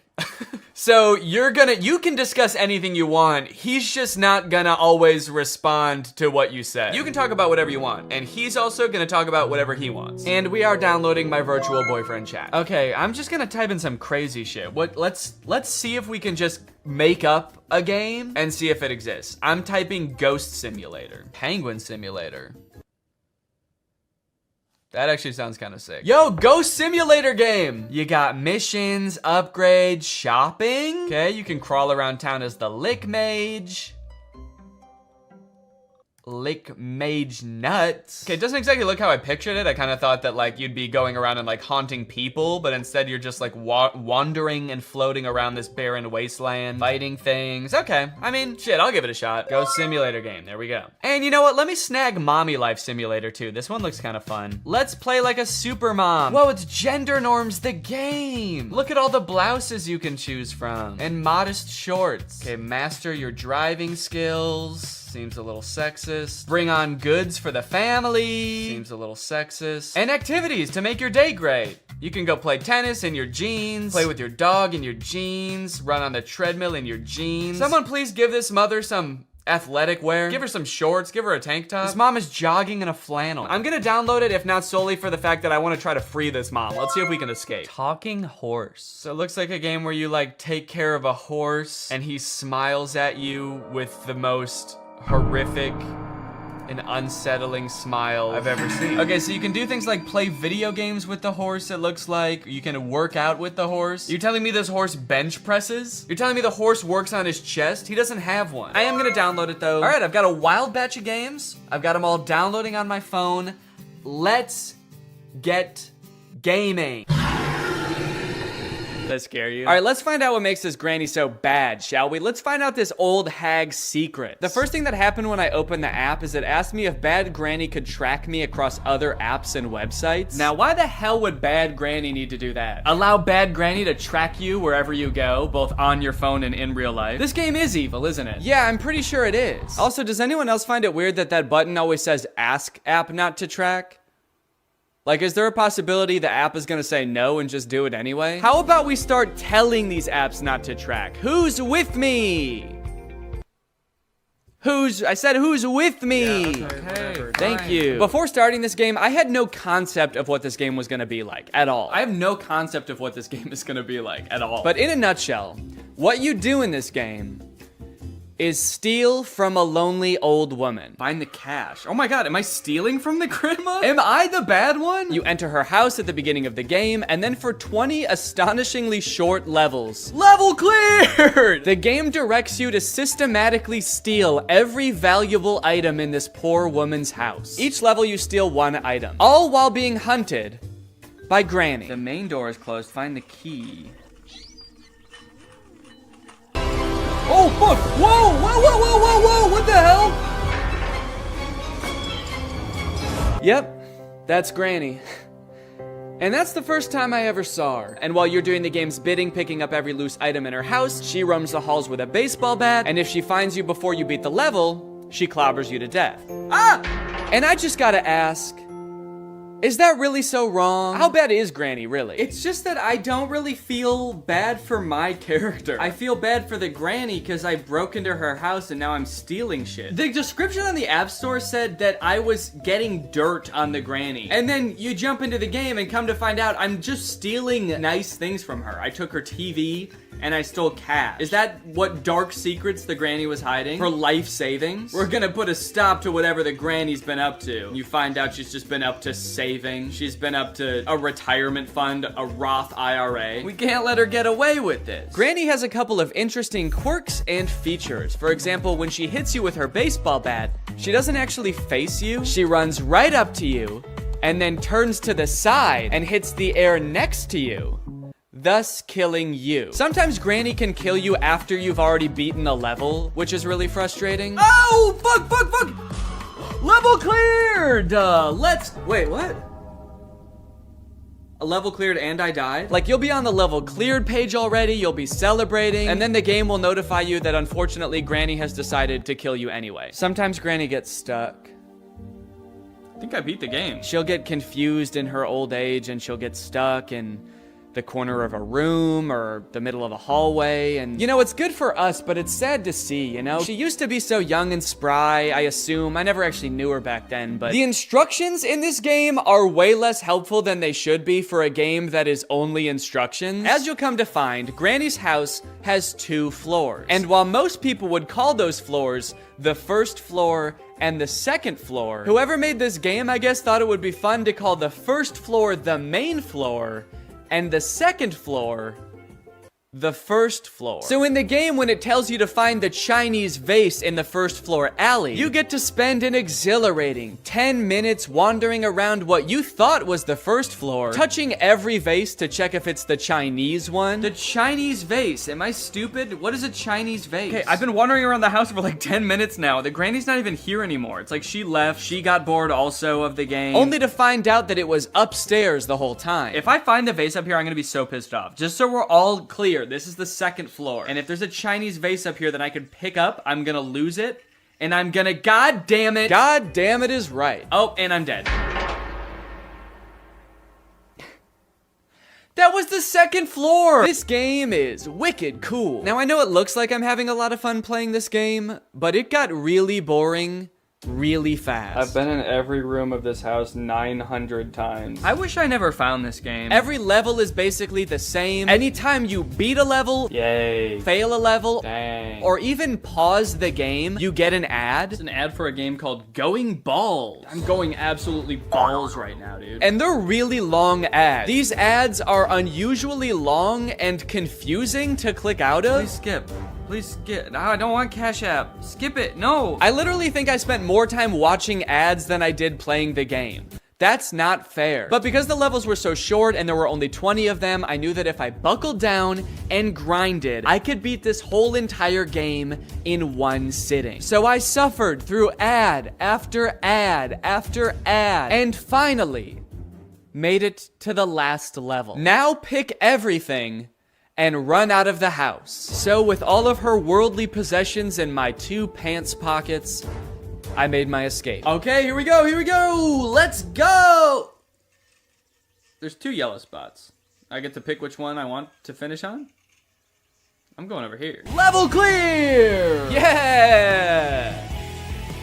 This game made my life worse. Also, I realized after I finished the game that on the App Store, there's supposed screenshots of gameplay for this game, but none of those are in the actual game. Picking up barrels and sitting down for lunch with Granny? Where was that? I would have killed to do that. Next game. I was feeling pretty frustrated going into the next game, but I was hoping that Virtual Boyfriend Simulator would be a nice change of pace. I started off by creating my own little profile. I got to take a picture. That looks good. Put in my name. Damn. Decide on a couple of character attributes. I had to look up what impudent meant. Means not showing due respect for another person or impertinent. Similar to Chinky. Wait, what? When you go back to the app, after being in another app, there's a picture of a crying boy that says, "Honey, come back!" And then when you actually get there, it's like, what? Oh no, we just wanted to know if you were impudent or not. Yeah, fuck it, I'm impudent. When you start playing Virtual Boyfriend Simulator, you can only talk to one guy. His name is Kevin, the perfect boyfriend for you. Kevin? And he's 18. Is 18. Okay, I'm 28. The 10-year age gap made me a little bit uncomfortable. But unfortunately, if you want to talk to literally anybody else besides Kevin, you have to pay for premium. From the moment you get into this app, they start bombarding you with messages to try to get you to buy premium. Unlock all virtual guys. There's pop-ups that say, look at all the boys you can talk to if you upgrade to premium. You can send unlimited messages with premium. I thought at the very least Kevin would be on my side because he's the only guy you don't need premium to talk to. But when I went back to message him, he was also trying to get me to upgrade. His very first message to me was, hey, I'm tired of these ads. Can you stop being a cheap fuck and upgrade to premium, please? It's like, Kevin, you gotta know that the second I upgrade to premium, I'm never talking to your sorry ass again. If there's premium guys to be talked to, I'm going to be talking to them. Anyway, I tried to resist the upgrade and just talk to Kevin for a little bit. Hey, Kevin. I'm gonna make up some backstory, I guess. I got your number from, and then I'm just gonna come up with a random name of a person that could be a friend, a realistic name like Baseball Louie. Nice to meet you. Okay, he's typing. Oh, wait, what? He thinks my name is Kevin? What? He said, hey Kevin, I love baseball. Who's your favorite team? Mine is the Yankees. It was off to a little bit of a rocky start. I didn't have too much hope for the AI, but it was kind of disappointing that the bot didn't even know which one of us was Kevin. But eventually we actually did get a little bit of a conversation going. Do you have any pets? I have a dog named Buddy. Okay, Kevin. I do have one pet. His name is Baseball Louie. That's a great name for a dog. It is, dude. Thank you. What do you do for a living? I'm an accountant. Based on the description in the App Store, I was not expecting Kevin to understand anything that I said, but Kevin would actually respond to what I said in a pretty natural way. At least for the first 4 messages I sent him. My dog is a Australian Gumblebee. I'm just gonna make some shit up and see what he says. Wait, huh? Sorry, but in the limited version, we cannot chat endlessly. I'll be back in 2 hours? What the fuck? This game lets you send 4 messages until it's like, all right, buddy, pay up. Now that you've gotten to know our darling Kevin, surely you're willing to pay $3.49 to talk to him. Surely you'll spend a little cash on the guy. He's told you he has a golden retriever. He's told you he's an accountant. Are you not in love yet? And you know what? I did pay $3.49. Okay, I guess I'm gonna continue chatting. I guess I'm gonna pay fucking $3 to talk to this guy. Okay, these premium guys keep messaging me. Hey, I know your little secret. Okay, I'm gonna keep talking to Kevin. From here, things got a little bit suspicious. My dog is an Australian Gumblebee. What do you say to that? Whoa! I'm actually really surprised how good the AI is. I've never heard of a Gumblebee.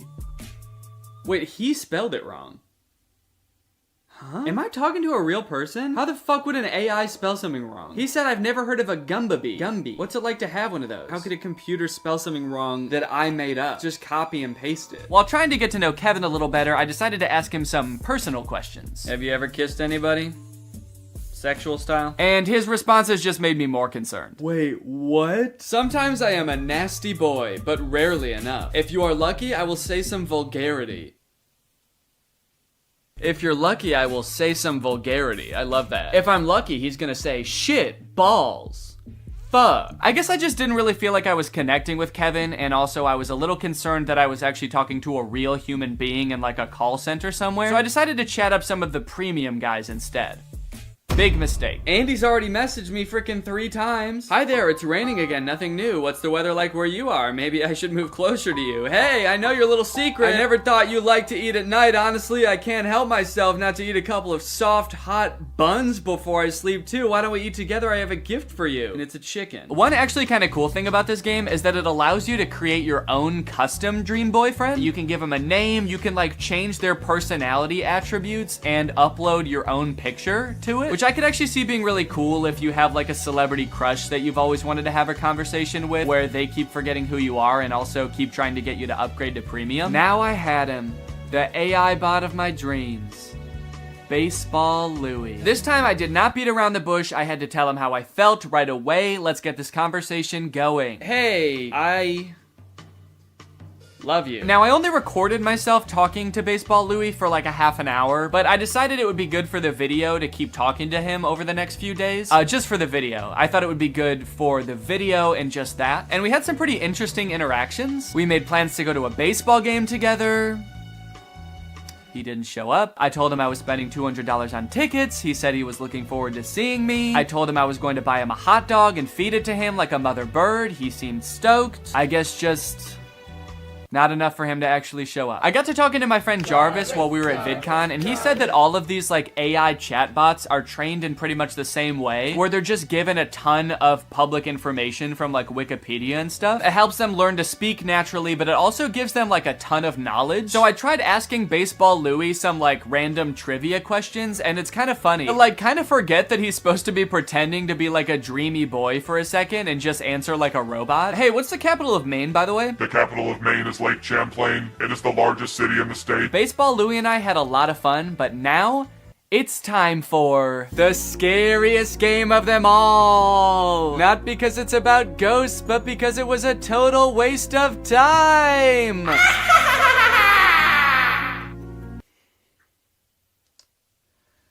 Ghost Simulator was borderline unplayable. Just like Bad Granny, each level had one objective, but instead of roaming around a house picking up cash, you're roaming around the afterlife, killing a skeleton, or killing a spider, or killing one of these goobly guys. And that's pretty much it. You just fight bad guys, which would be fine if the gameplay wasn't so fucking bad. This game is laggy as hell. This game is so laggy. I simply can't play this for too long. This app also really wanted me to upgrade the second I started the game. Free items when by ultimate character. Who's ultimate character? Oh shit. Whoa, look at this little guy that I'm starting with, this little tiny ghost, and then your only other option is Ultimate Demon Lord. You versus the ghost she tells you not to worry about? Shit. But this time I was able to resist the urge. Make sure you subscribe and turn on my notifications to join Greg. We are the fastest growing army on YouTube. Do not look that up. I'll see you guys next time. Bye-bye. What's up, Greg? I've wanted to make a video about the High School Musical movies ever since I started making videos about DCOMs almost 5 years ago. More so as just an excuse to go back and watch them, because when I was a kid, I really liked these movies. And if you're a millennial, chances are you did too. And you were also too scared to admit that to any of your friends. I don't know why as an 11-year-old I felt the need to pretend that I didn't like a movie that was, you know, made for 11-year-olds. As if all my friends were gonna be like, High School Musical? I don't know, man. Sounds a little immature to me. I only watch war footage. I'm a very violent young man. Either way, something I did not realize as a kid is how low budget these movies were. The first movie was made on a budget of $4.2 million, which might sound like a lot, but Zombies 3, which is a newer DCOM, cost $40 million to make. In Zombies' defense, though, they needed the money. Those werewolf costumes looked pretty expensive. High School Musical was shot in just a couple of weeks. In fact, they were so strapped for cash, they couldn't even afford a real title. Apparently, High School Musical was just the working title for the script, and they were like, we'll come up with a better one eventually, and then they didn't. I'm very excited to see if these movies hold up to my jaded adult eyes. So let's start with the first one. Let me introduce you to the two main characters of this movie, Troy and Gabriella. They don't know each other yet, but they're both on vacation with their respective families at a ski resort on New Year's Eve. And right away, this movie shows you everything you need to know about these characters in like 2 minutes. Gabriella is nerd girl. She doesn't want to go to the teen party because she's busy reading a book. Meanwhile, Troy's dad is the most stereotypical Disney dad to ever grace the screen. Not only is Mr. Bolton Troy's dad, so instead of getting ready for the parties, he's making Troy run drills in the hotel gym. Am I going left? Yeah. He looks middle, you take it downtown. Well, Troy, it's New Year's Eve. You know what that means. That's right, Dad. I I might finally get my first kiss. Fake right! Take the ball downtown! Troy's mom comes to get them for the party, and Troy asks if he can have one more basket with all of the confidence and swagger of a real high school jock. Come on, one more. One more? Just one more basket, please. Troy shows up to the teen party and is immediately yawning his face off. All right, hell yeah. This is clearly a popular jock who knows how to party. Somehow, despite being the two most bored people at the party, to the spotlight operator's credit, they actually do crush it. They both get up there and they're nervous at first, but then all of a sudden, Troy's voice, it's like it changes almost, actually. It's like his voice changes from his voice to like a professional singer's voice. Because that is what happens, actually.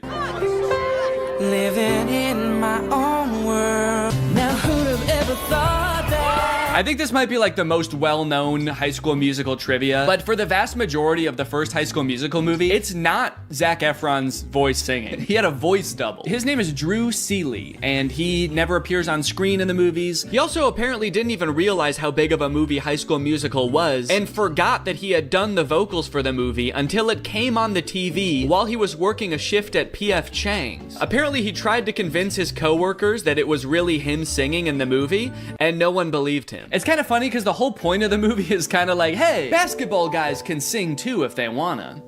But not this basketball guy, actually. You don't want to hear this basketball guy's voice. So they crush the song, and then, actually, I don't remember this scene. Yeah, I don't know what happens here at all. Looks like the teacher is about to maybe give some kind of speech about today's sponsor? This video is sponsored by the Pokemon Company International. And they've sponsored this video because they want me to share some very exciting news with you. A Pokemon Day celebration is taking place in Pokemon Trading Card Game Pocket right now. There's a new themed booster pack, Triumphant Light. And players can receive 3 booster packs for free just by logging in. And these booster packs, mind you, are guaranteed to contain at least 1 card of 4 diamond rarity or higher. By completing special missions, you can also obtain a unique display board, as well as Space-Time Smackdown packs, 500 trade tokens, 12-pack hourglasses, 24 Wonder Hourglasses, 24 Trade Hourglasses. Not to mention, at the end of March, ranked matches are coming to the game. So get your favorite decks ready and get ready to battle, baby. Pokemon Trading Card Game Pocket is a free-to-start game, available right now for download on iOS or Android. So go to this link or click the link in the description to join now. Log in, have some fun, and enjoy the Pokemon Day celebration. And now back to Troy. But unbeknownst to him,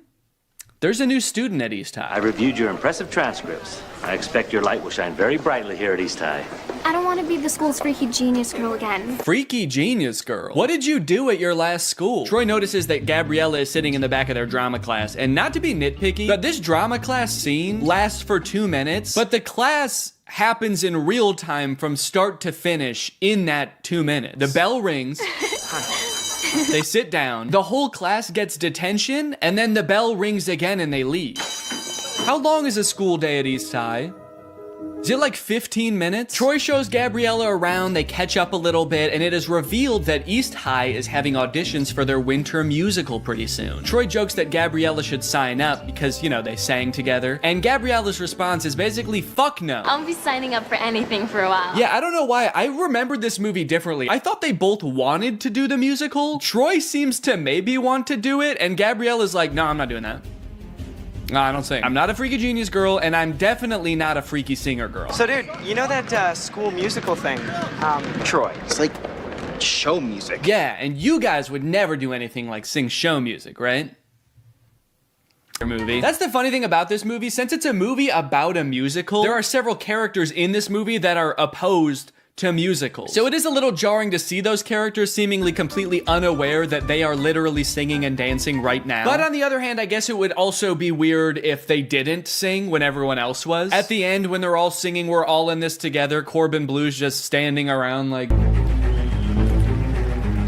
this is lame. There's 2 parts in the song though where Troy like stops rapping to sing from the heart about how he wants to do the musical. She makes this feel so right. Should I go for it? What do you mean she makes this feel so right? And should I go for it? Gabriella doesn't want to do the musical. It was your idea, and she said no. Don't drag her into this. This girl's making me crazy. No, you're crazy. You already were, and then you met a girl. That's what happened. Also, Zac Efron is 5'8", and presumably so is everybody else on this basketball team because they're all like the same height. So how good exactly are they at basketball? Okay, Wow, where'd he go? Pay no attention to the fact that as he turns the corner, he probably fully saw Troy like...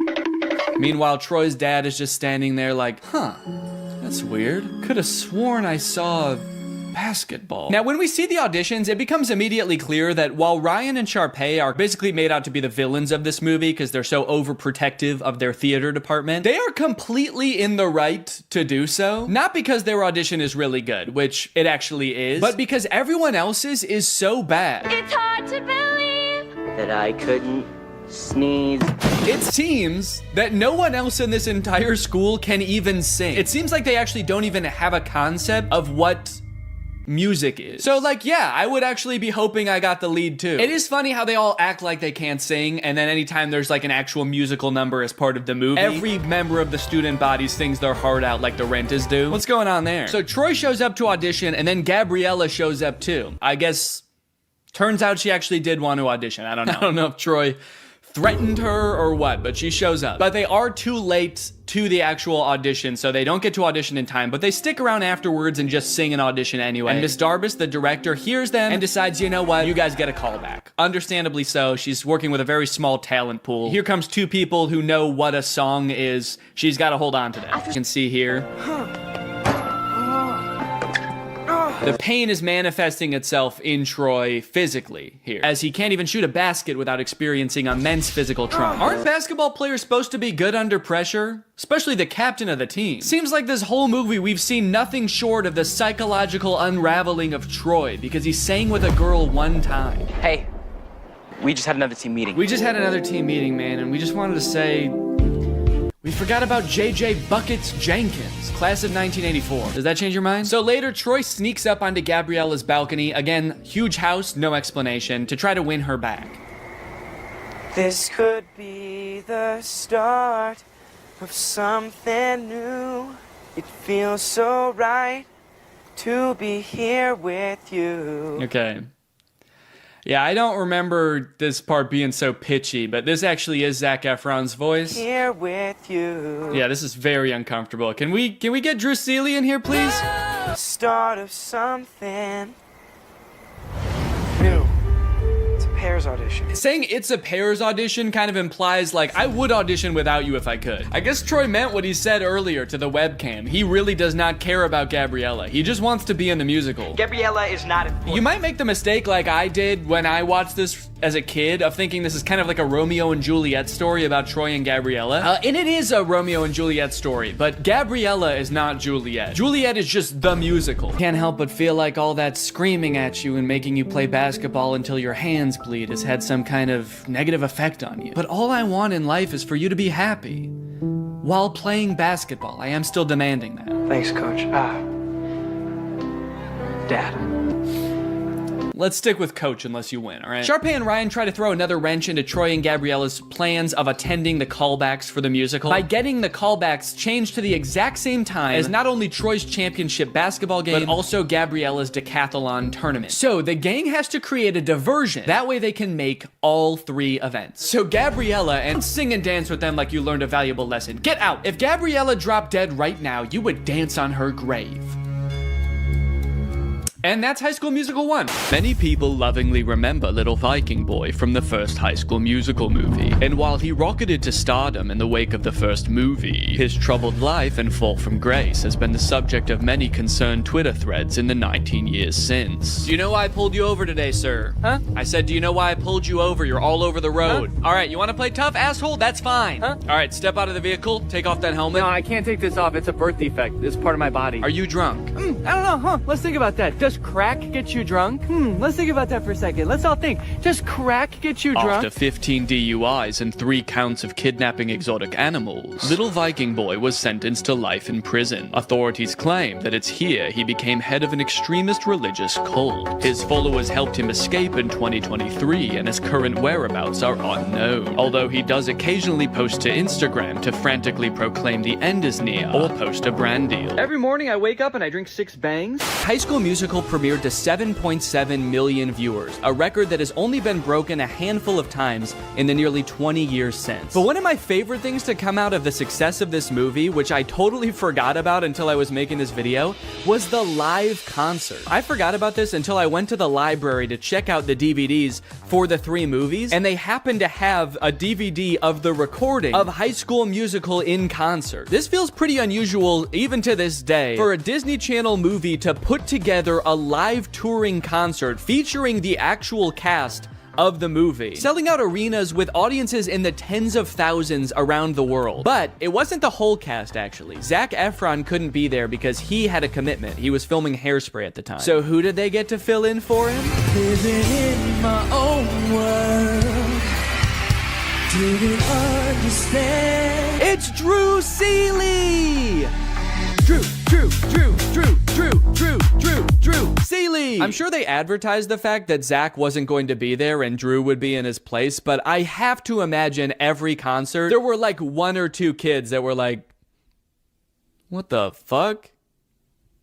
Zac looks different in person. With all the success of the first movie, they had to crank out a sequel fast, which they did, releasing High School Musical 2 in August of 2007. And you might think it would be impossible for them to catch lightning in a bottle twice, but oh baby did they. What time is it? Sequel time. First things I noticed is that despite only a few months having passed from the events of the first movie, Troy looks drastically different. His hair is much darker, he has a different haircut so you can see his ears now, but most strikingly of all, his eyes have somehow become more blue. You actually listening?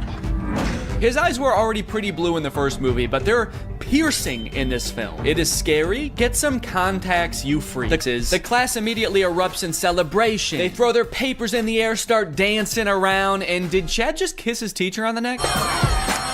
Yeah, he just kissed Miss Darbus on the neck. That's too far. Luckily, it doesn't look like she cared. She's just vibing. Good to be chilling out.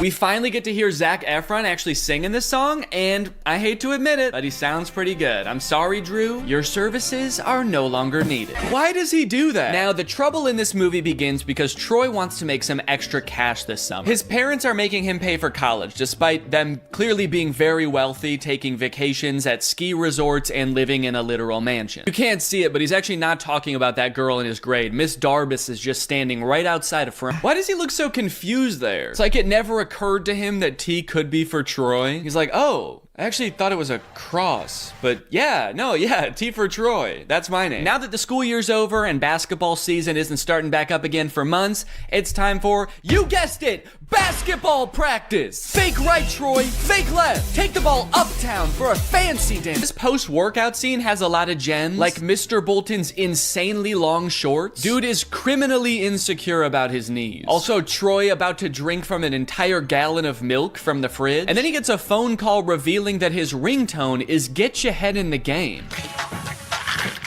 Uh-oh. Is that a real song in this universe? So in the first movie, it seemed like Sharpay might have had a little crush on Troy, but in this movie, she's got a big crush on Troy. She's like, he's the most popular guy in school, and I think I'm the most popular girl in school. It's a match made in heaven. So she pulls some strings at her family's country club to get Troy a summer job there. The only catch is Troy requests to get like the entire school hired, and somehow that works. So Troy shows up. Dirty girl who loves to hip hop dance got a job there. You got Vanessa Hudgens' stunt double working there. Mrs. Montez, it would seem your lunch break does not start for 3.5 minutes. In order to keep the conflict of this movie moving along, they have to make it seem like because they are just kids. So some of the insane demands that their job is asking of them is just like, hey, can you show up to work on time and make sure you clock out at the end of your shift? And the entire student body of East High is like, we're in prison! They're not gonna pay us until we provide a service? What kind of dystopian universe is this? Mr. Fulton is 100% correct to be strict, by the way. Several times throughout this movie, he catches them doing things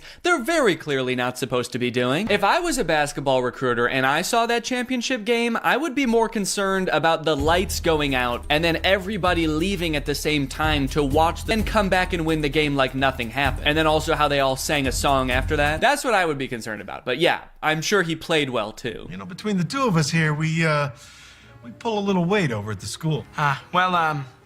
Time flies. when you're having fun. I'm not really sure what prompts that reaction. They're like, you know, we could do a lot of great things for your future. We really want to help you, Troy. And he's like, I don't know. I'm getting the fuck out of here, guys. See ya. If that were Mr. Bolton there instead of Troy right now, he'd be barking like a dog. Paige's dad let me play a few holes and then invited me to dinner with some U of A alumni. Really? Oh, wait, Troy's dad is fixing up a car. Look, he has other hobbies. Good for him. Granted, he is propping up the hood of the car with a basketball, and there's more basketball and hoops in the background. And I do kind of feel like if we could see what he's working on, there would just be 5 basketballs where the engine is supposed to be, but it's a step in the right direction. Troy's dad, surprisingly, is all for Troy going for the basketball scholarship. Nothing wrong with keeping your eye on the prize. And that's great. I totally agree with that. Troy should capitalize on these opportunities he's been given, but he should try to make his girlfriend and his friends a priority too. However, that is not what Troy does. This song is great, but tell me why at the end of the song, Ryan and Chad are wearing each other's clothes. Because they don't ever address that. It's such a confusing part of the movie. Why did they change clothes? When did they get naked? So I was confused about this, so I actually went looking and I found an article where the 2 actors explained what happened. The outfit swap was actually suggested by director Kenny Ortega. Quote, he had the on-the-fly idea at the last minute, Blue said. We had already done 1 take of that scene and he did the usual thinking gesture and said, switch outfits. Bro was cooking. Bro was, I don't know what he was cooking, but bro was cooking something. Hey. We missed out on a fun night. Hell yeah, dude. You know, powerful lyrics aside, I actually have no clue what he's decided on at the end of this song. He's kind of just like, you can bet on me. I'm gonna end up on top. I got this. And it's like, what are you actually gonna do though? Are you gonna get Gabriella back? Are you gonna do the talent show? He's like, no, I was just gonna stand on top of this mountain for the rest of the summer, actually. No one can be mad at me up here. The end of this movie is messed up. Sharpay actually turns her act around. She previously got the Wildcats banned, and that's the end of the movie. And now I'm very excited to watch the 3rd movie. But before I do, there's something I need to address. I feel like there's something deeply wrong in these movies. And I feel like I'm finally starting to get a handle on it. These movies, like, they don't really feel like musicals. And it took me a while to figure out why. So to explain it to you, we're gonna have to go back to medieval Europe. In a French town in 1518, some 400 people became inexplicably overcome by an urge to dance. They did so for weeks on end. This dancing plague, as it was later coined, lasted for months and only ended when participants were either so exhausted that they collapsed or so exhausted that they were dead. Authorities tried to stop the dancing, even hiring musicians to play vigorously to try to help them get all the dancing out of their system. This, of course, made things much worse. This event has baffled scientists and historians for years, but many believe it could be the result of a particular type of food poisoning. Yeah, crops like rye can end up growing a type of fungus that basically makes you crazy. Could it be that this is what's happening at East High? In the High School Musical universe, the characters, they sing and they dance, and at first you might think this is just like any other musical, artistic depiction of how they're feeling. But a closer look reveals something shocking. Well, firstly, sometimes they definitely are actually singing, like at the karaoke party. Now, you might think that a moment like Get Your Head in the Game is totally different. You know, that song doesn't really exist within this universe. But what is Troy's ringtone in the 2nd movie? But how could an entire school become poisoned by a rare fungus? This man, who convinced us he had relevant qualifications, believes it could have been a certain freaky genius girl. It could be that by growing a fungus in a lab, Gabriella was able to manufacture a sort of singing and dancing craze to control Troy, who I'm pretty sure would have never done all of that stuff had he not been under some kind of drug-induced hysteria. After all, Troy is so cool and singing is for weirdos. So it could be the fungus, or maybe Gabriella's some kind of fucking witch. The High School Musical bonus soundtrack. You love High School Musical hits like Get Your Head in the Game. Well, now's your chance to own the extended soundtrack, featuring songs that didn't quite make the final cut, like Coach Bolton's Crisis. What's up, guys? I'm 16. I'm the new player on the basketball team. I'm really excited to play. Yeah, Mr. Bolton, we know it's you. And Gabriella's on the news. A little boy drowned in the pool. Oh no. A little boy drowned in the pool. No. Where was the lifeguard? Having a picnic. And a preview of the finale song from High School Musical 3. We're all friends together with each other. We're all together at the end again, and we're friends. We're still friends and classmates. We go to school together. We learned a lesson, and now we're gonna switch clothes. It's a gift from the gods. High School Musical 2 broke the premiere record that the first High School Musical had just set. Instead of 7 million viewers, this one had 17 million viewers. So of course, they had to make a third one. High School Musical 3, Senior Year. The only one in the franchise with a subtitle. Now, outside of the fact that they're all seniors in this movie, which I can tell by the title of the film, I actually know next to nothing about this one. I've never seen it. Yeah, I know I made it sound like I was a really big High School Musical fan, but by the time the third one came out, I was 14. And unlike the first two, this one came out in theaters. And as a freshman in high school, I was much too embarrassed to ask my friends if they would go see a High School Musical movie in theaters with me. So I decided it would be way less embarrassing if I waited until I was 30 years old to watch it for the first time in front of millions of people. And we're back at East High, baby. Zach's playing basketball. There's a dog in the crowd. Is this an Air Bud crossover? Zach's like, oh, my head's just not in the game tonight. Can we get in the sub? This gold lab comes in and just slam dunks it a couple times. In value than the other two. I'm curious to see the budget on this bad boy. Because this movie looks like they actually, like, lit it. The other two just kind of look like they set up cameras and started filming. But there's lights in this one. So now they're having like the biggest high school rager ever, and they expect us to believe that they're not in. I sense a conflict in the movie. Troy's going to University of Albuquerque to play basketball, and Gabriella is going to learn how to create the singularity at Stanford. So they sing a song about cherishing the present moment. Did they like challenge themselves to make a song with no dancing in this one? They're like, what if we just sat for a whole song? Oop, now he's up. Oh, that was it. That was the whole dance. Nah, it doesn't work with this song. Is University of Albuquerque like a really good school for basketball? I feel like I've never heard of them before. All the basketball players are like, we gotta get to U of A, man. It seems like that's just like the closest college that has a basketball team. Meanwhile, Gabriella's going to Stanford, Sharpay's going to Juilliard, and they're like, I don't know, we can go play basketball down the street. For the record, the reason I've never heard of the University of Albuquerque is because it's a Catholic liberal arts school that actually, closed in 1986. So just spending like an unnecessary amount of time being like, these two are in love, okay? Don't forget that they're in love. That way, when whatever happens, we're gonna all be sad, all right? So that way, when Troy picks U of A and Gabriella gets hit by a bus, it's gonna be sad. I think they're gonna end up going to the same college. They couldn't possibly end this entire series by being like, they didn't actually like each other that much. They're just gonna call it quits. Yo, this movie's kind of funny, man.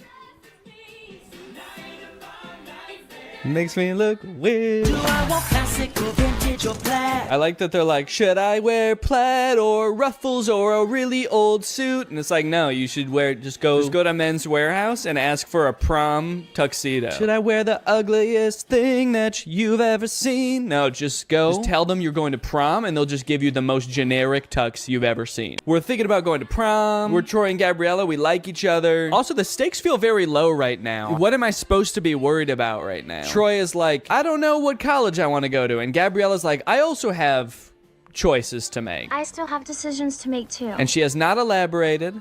And so I don't know what I'm supposed to be worried about. Now they're at some kind of junkyard. Just hanging out at a junkyard as if we've always known that this is what they did. Finally, the boys are back at the junkyard. So that we had a song establishing that Troy and Gabriella are in love. Now we have a song establishing that Troy and Chad are friends. This kind of reminds me of senior year in high school when I danced around in the junk.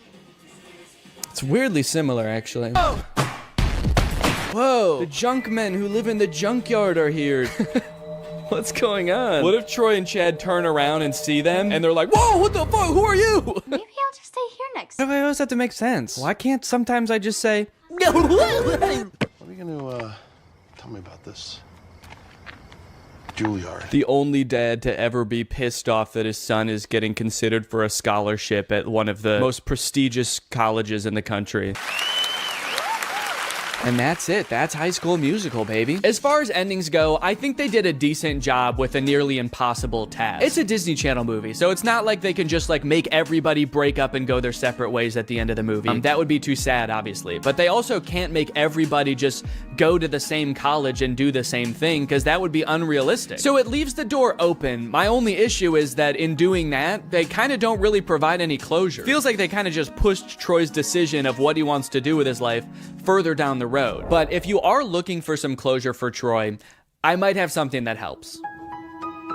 I mentioned earlier that the character of Troy was inspired by one of the writer's real high school teammates. But when I read that for the first time on Wikipedia, I was surprised to find that that teammate has his own Wikipedia article. And that's because that classmate, Lynn Swan, went on to be a professional football player, playing for the Pittsburgh Steelers and winning the Super Bowl 4 times. This man is the real-life Troy Bolton, and that might be the least interesting thing about him. In fact, he might not even know. It really helped you in your game. All the things that ballet taught you, you applied that to the football field. Touchdown, Pittsburgh! Did you catch any flack from your teammates about taking ballet? I mean... Oh, always. It's a gift from the guys. But I'll always remember a Hall of Famer who rose to the occasion each time. A plie-making playmaker. But you're a playmaker. Did you ever think maybe I could be both? Who could defy gravity.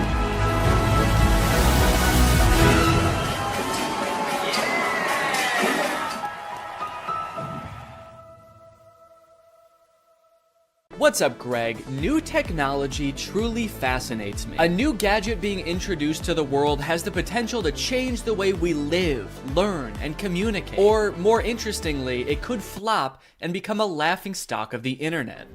Which is why a few weeks ago, I was thrilled to discover the unveiling for a project called the Humane AI Pin. This might be the worst product presentation I've ever seen for one of the strangest products I've ever seen. Apparently, Humane AI is a new tech startup founded by 2 former Apple employees and current lovers, Imran Chowdhury and Bethany Bongiorno. Their mission is building innovative technology that feels familiar, natural, and human. Okay, first thing that's sticking out to me is that none of those words were useful. Also, do I really want my technology to feel more human? I've never wished my MacBook to be more fleshy. Also, Humane AI is such an unsettling name for a company. I'm sorry. You lost me right off the bat. I feel like the only times I ever even hear the word humane is when we're talking about like factory farming or something. Don't worry, dude. When this AI takes over, it is going to be super humane in the way it slaughters us. It will not violate the Geneva Convention, unlike other AIs, Siri. All right, let's go ahead and watch the product presentation and let's see if you think it's as weird as I do.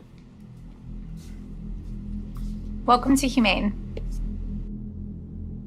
Thank you. This is the Humane AI Pin. Cool. It's a standalone device and software platform. So the intro does have a very threatening aura about it, doesn't it? The sterile white room. They're both so serious and they're unboxing a mysterious device. I feel like I'm about to be tortured for information. Oh. What is that? This is the Humane AI Pin, and it is the last thing you will ever see. Ah! It's a standalone device and software platform built from the ground up for AI. Okay, so it's some kind of mobile device. It's built from the ground up for AI, and I'm very excited for them to tell us what that means. It comes in 3 colorways. Okay. Got Eclipse, Lunar, and Equinox. Those are not colors. There's 2 pieces, a computer and a battery booster. Now, the battery booster powers a smaller battery inside the main computer. Okay, great. What does it do? And this is how we achieve our all-day battery life. Oh, great. It's got all-day battery life. That way you can spend all day. There are no wake words, so it's not always listening or always recording. In fact, it doesn't do anything until you engage with it. Okay, thank God. So it doesn't record me. That's good to know. For a second, I was worried that it almost had one feature. Who is this for? What kind of person needs to hear about what colors a device comes in before they'd even consider hearing about what it actually does? Also, 2 of the colors are black. You designed 3 colors and 2 of them are black. You couldn't come up with a 3rd color? Also, I'm sorry because I know that not everyone is super comfortable in front of a camera. It's not a skill set everyone has. But maybe you guys should have like hired a spokesperson or something instead of letting the world's 2 sleepiest CEOs do this product demo. The battery booster powers a smaller battery inside the main computer. Are they okay? This thing has all-day battery life. That's because it actually feeds on your life force. I've had mine on for 3 months, and you probably can't even tell the physical toll it's had on me. And your engagement comes through your touch, voice, gesture, or the laser ink display. Whoa, wait, okay. Holy cow. We have a feature. It actually does something. I will admit I was not expecting that. Why didn't you lead with that? I mean, I don't know what that is or what it does, but at least it's something. It looks futuristic. I don't know about the name laser ink display though. That doesn't sound very futuristic. The laser ink display. Sounds like a printer. It also comes with its own connectivity built right in. Our own Humane network, connected by T-Mobile. Our very own network. That is T-Mobile's network. We were able to pack a lot of technology into something really small. Tell me about it, dude. I can barely even count all the technologies you put in this thing. You got the laser ink display, all-day battery, black. Is that a technology? They continue for a while just using buzzwords and vague expressions to explain what this thing does until like 3 minutes into the video when they finally give us a demonstration of something tangible this thing can do. Play the song How Music Makes You Feel Better.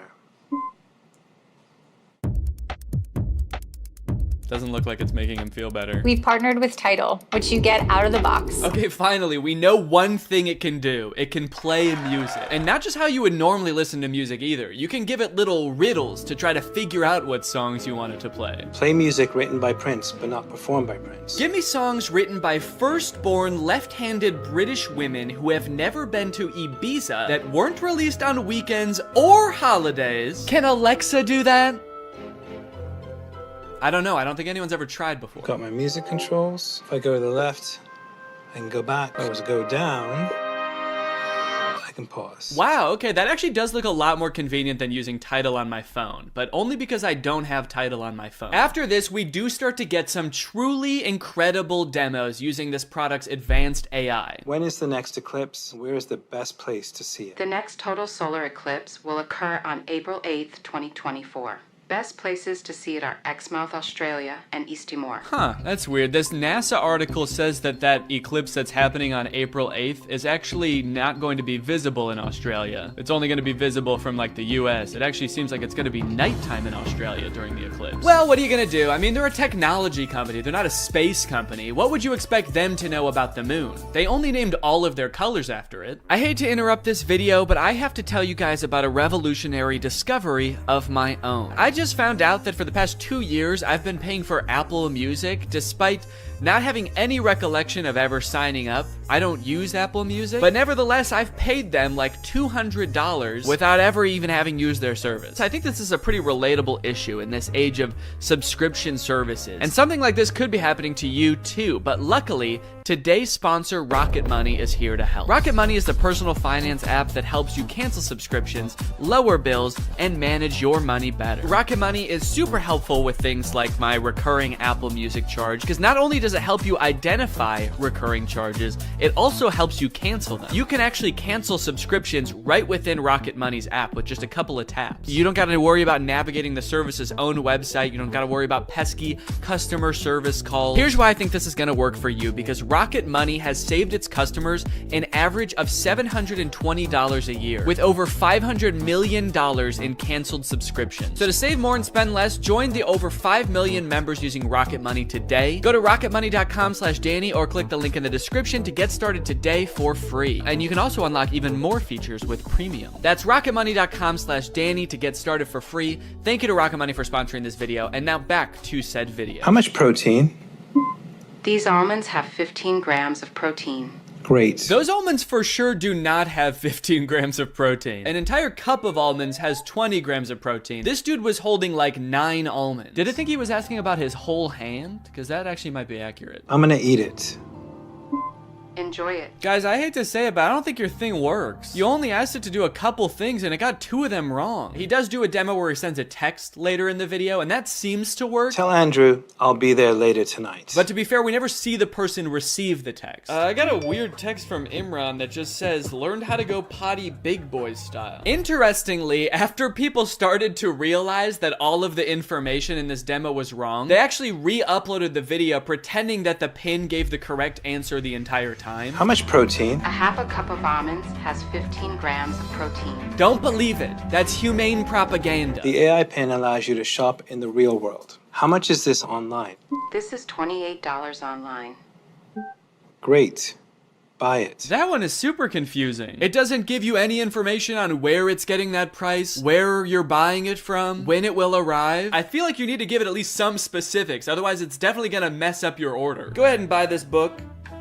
Sending to Sudan. No, send it here. You didn't specify. Sending to Sudan. Shit. Now, if you're wondering how you can get one of these things, the prices range from $700 to $800 for the more expensive colors. And they're estimated to ship in March of 2024. Now, you might be thinking the price of $700 is a little bit high for this thing, but think about it this way. What other product on the market can so accurately tell you how many grams of protein aren't in 9 almonds? Okay, they've also got this little short film about the human experience using their AI pin. Isn't life about what we experience? What we smell? Can I eat this? Yes, dragon fruits are low in sugar. What is this thing, my mom? Can I drink this? Not before you finish your vegetables. And say please next time. What did you just call me? I am your pin, young man. Dude, I want to buy this thing just for that feature. I want to hold every object, creature, and human in front of this thing and ask if I can eat it. Do you need something from me? Can I eat that? Analyzing. Oh, no, you can't eat me. I'm a person, so. High fat content detected. Rude. 1 gram of protein detected. That can't be right. Tiny balls detected.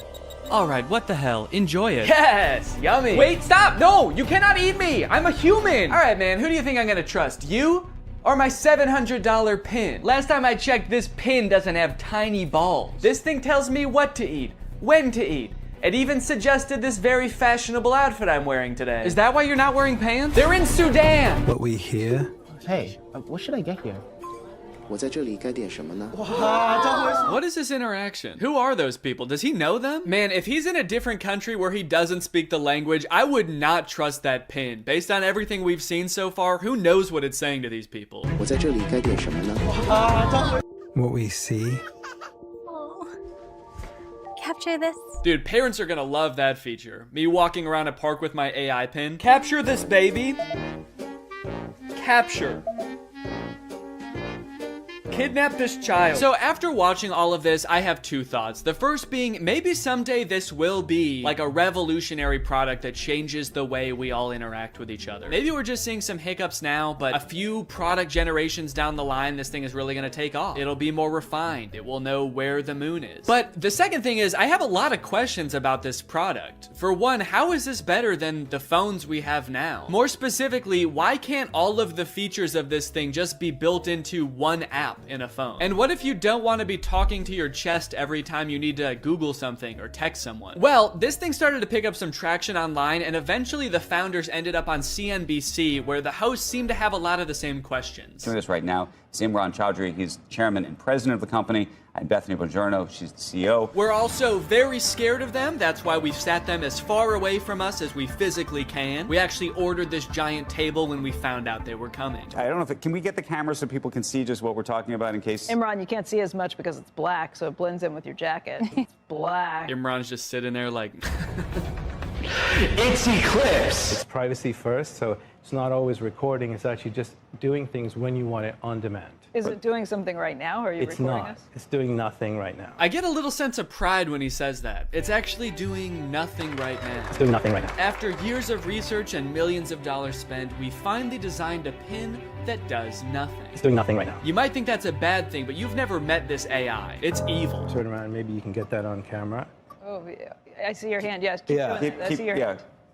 Can you see What's that? that? Yeah, what's that telling you? Oh god, dude, I do feel for him. I mean, these people are not like media trained, I feel like. They really should have hired a professional spokesperson because I feel like they're just so out of their depth.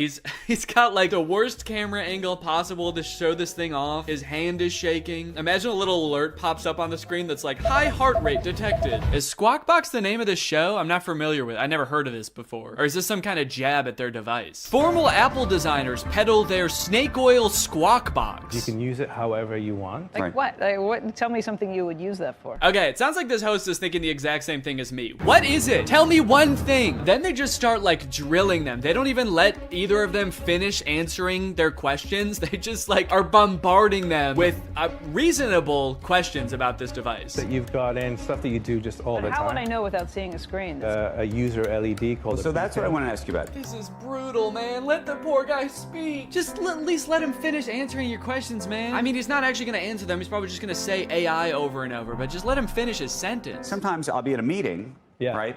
And I'm sneaking under the desk to look at my email because and I can't say, hey Siri, tell me my email. I mean, that's actually a really good point. The only way to interact with this device is to talk to it or to use this weird, clunky laser jet display, which I don't even think you can type on. So if you want to text someone, you have to say it out loud, which just does not seem practical at all. So is this device gonna revolutionize technology as we know it? There's probably only one way to find out, and that's that I'm gonna have to buy it and review it when it comes out. So let me know if you guys want me to do that, and maybe I will. I hope you guys enjoyed this video. If you're new here and you're not subscribed yet, make sure you subscribe and turn on my notifications to join Greg. I'll see you guys next time. Bye-bye. After MGK released his song Emo Girl and then followed it up by appearing in a bunch of insane interviews with Megan Fox talking about their love life, I think we're pretty good on MGK for a while. We don't need any more music. We don't need any more public appearances. We're good. We don't need to know any more about MGK's personal life. And folks, I think MGK finally took notice and he listened. He said, all right, look guys, I get it. No more music, no more interviews. I'm gonna take some time and I'm going to release a stoner comedy movie instead. So he hunkered down and he wrote and directed this movie Good Morning, which currently has a 0% on Rotten Tomatoes. We got a good thing going here. 2 movies in a row with 0% on Rotten Tomatoes. What's the opposite of a Renaissance man? You know how people, when people can like act and sing and direct, like Donald Glover, people call him a Renaissance man. MGK is like a Dark Ages man. MGK is a medieval man. Also, sorry if I sound sick. Sorry. The moment this movie starts, MGK, aka his character London Clash, gets kind of a weird good morning text from his girlfriend Apple. Who's texting me?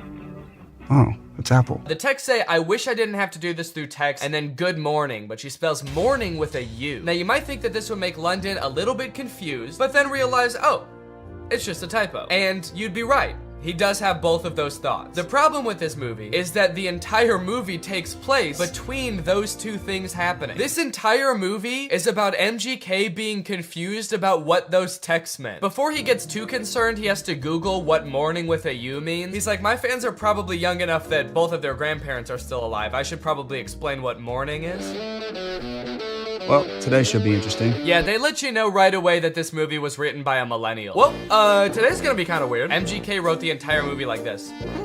So this just happened. Yeah, so the conflict at the beginning of this movie is that London thinks that Apple is breaking up with him. That text was a breakup text. Sorry to have to do this through text.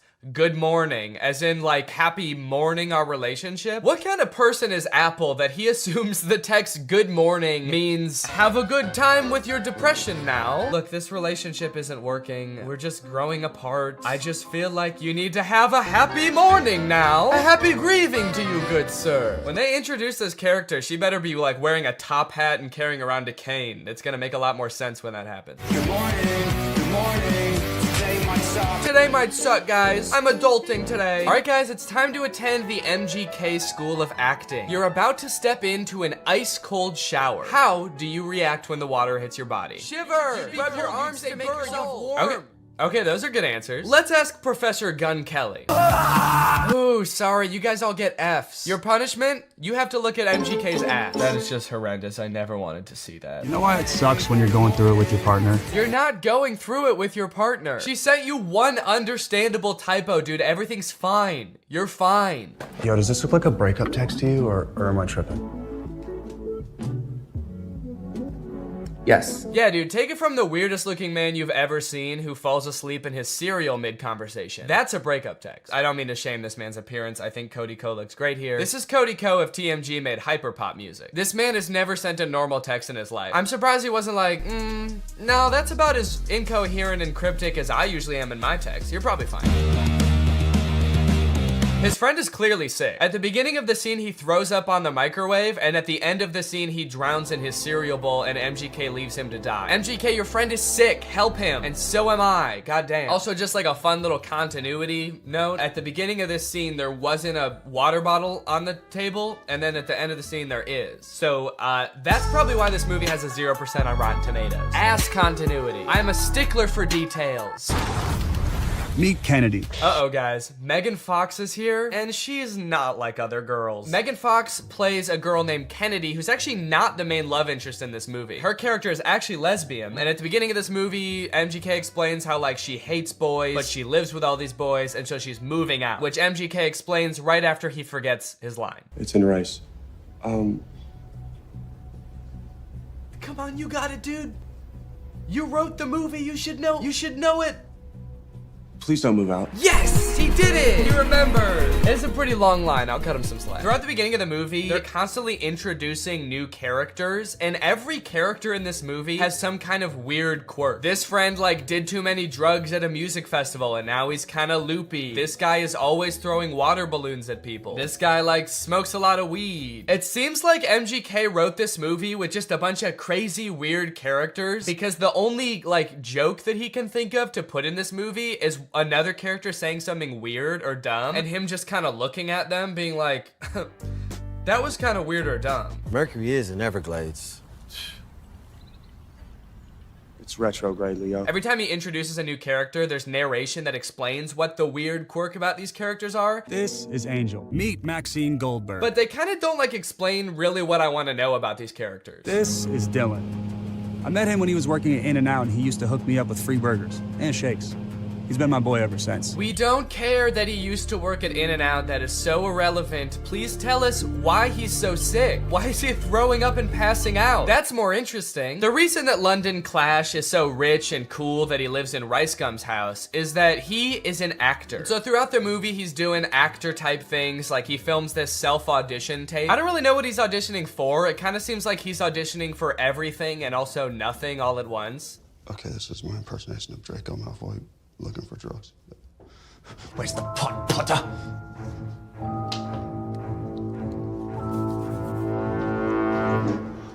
I don't like Draco very much.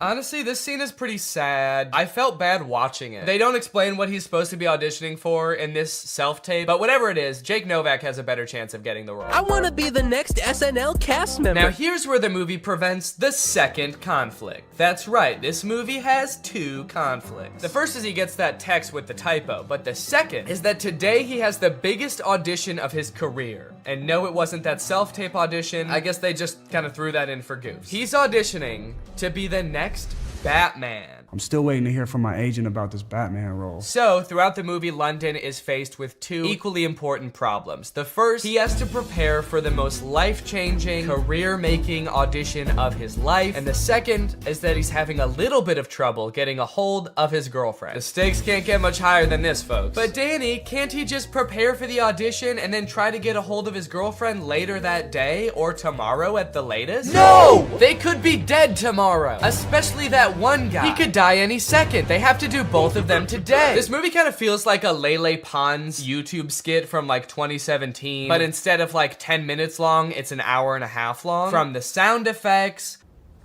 to the uncomfortable silence between every spoken line in this movie. Why would you give me goat milk?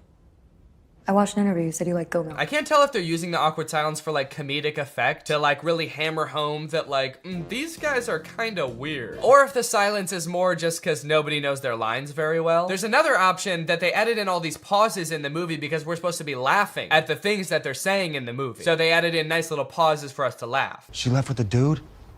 A buff dude. And they had bags. And yes, they left together. In fact, it kind of feels like, have you ever seen people who have edited The Big Bang Theory so that it doesn't have the laugh track to show how like bad all of the jokes are? Who are you? Oh, I'm Denise, the new assistant manager. That's kind of what this movie feels like. Why are your eyes all watery? Because I'm high.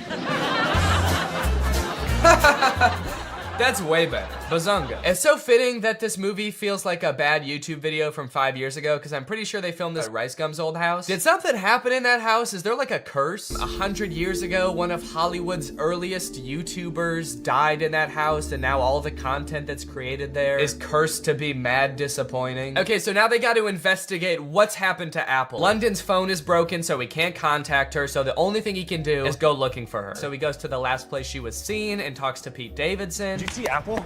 Yeah, she was just here like 2 minutes ago. Did she say where she was going? You know what? She did. She actually... No, are you fucking crazy? You guys never talk to me. I mean, the only reason you know my name is because it's on my name tag. Right there. B-E-R-R-Y. Barry. Pete Davidson feels like he's not really invested in this movie at all. He breaks the fourth wall a little bit too much in this movie. He reads his name tag like he's making fun of the fact that it doesn't say Pete Davidson. He's like, Barry? That's not my real name. My real name's Pete. It's funny because I'm very clearly Pete Davidson and not some guy named Barry who works at a valet stand. There's also a scene later on in the movie where he looks directly into the lens of the camera. I think they could have cut that out. Well, talking to Pete Davidson, Barry. It's just so funny that he's pretending to be Barry. Talking to Barry didn't get him any leads, so I guess that means now it's time to go to his audition. Sorry, he breaks into Apple's house to find clues? Find clues, please. Find clues of what? What might she have left lying around that would indicate whether she made a typo this morning or not? They find a bag of her fingers? She was missing her fingers this morning. That's why she fucked up the tags. Oh.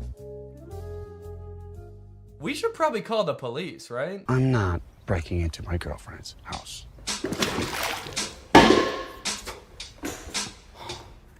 Can't believe I'm breaking into my girlfriend's house. Me neither, dude. Your life is pretty crazy. London Clash is so dumb. He makes the worst decisions at every move in this movie, okay? While they're in Apple's house, one of London's friends knocks over every single urn on the mantle, and ashes go everywhere. And so they're like, oh shit, we have to put back the urns and then refill the ashes. But they're like, the only problem is, where are we supposed to find ashes? Where are we gonna find enough ashes to fill up these urns? But like, they didn't lose the ashes. They all just fell on the floor. They could just sweep them up and put them back in urns. It's like MGK was like constantly forgetting what previously happened in movies, and so the plot is being driven forward by things that just aren't problems. So anyway, as I said, this is a stoner comedy. You can probably guess the solution they think of to produce a bunch of ashes to fill back up the urns. Yep. They're gonna smoke a bunch of weed. Bunch of weed. This movie's crazy. They're gonna smoke a bunch of weed.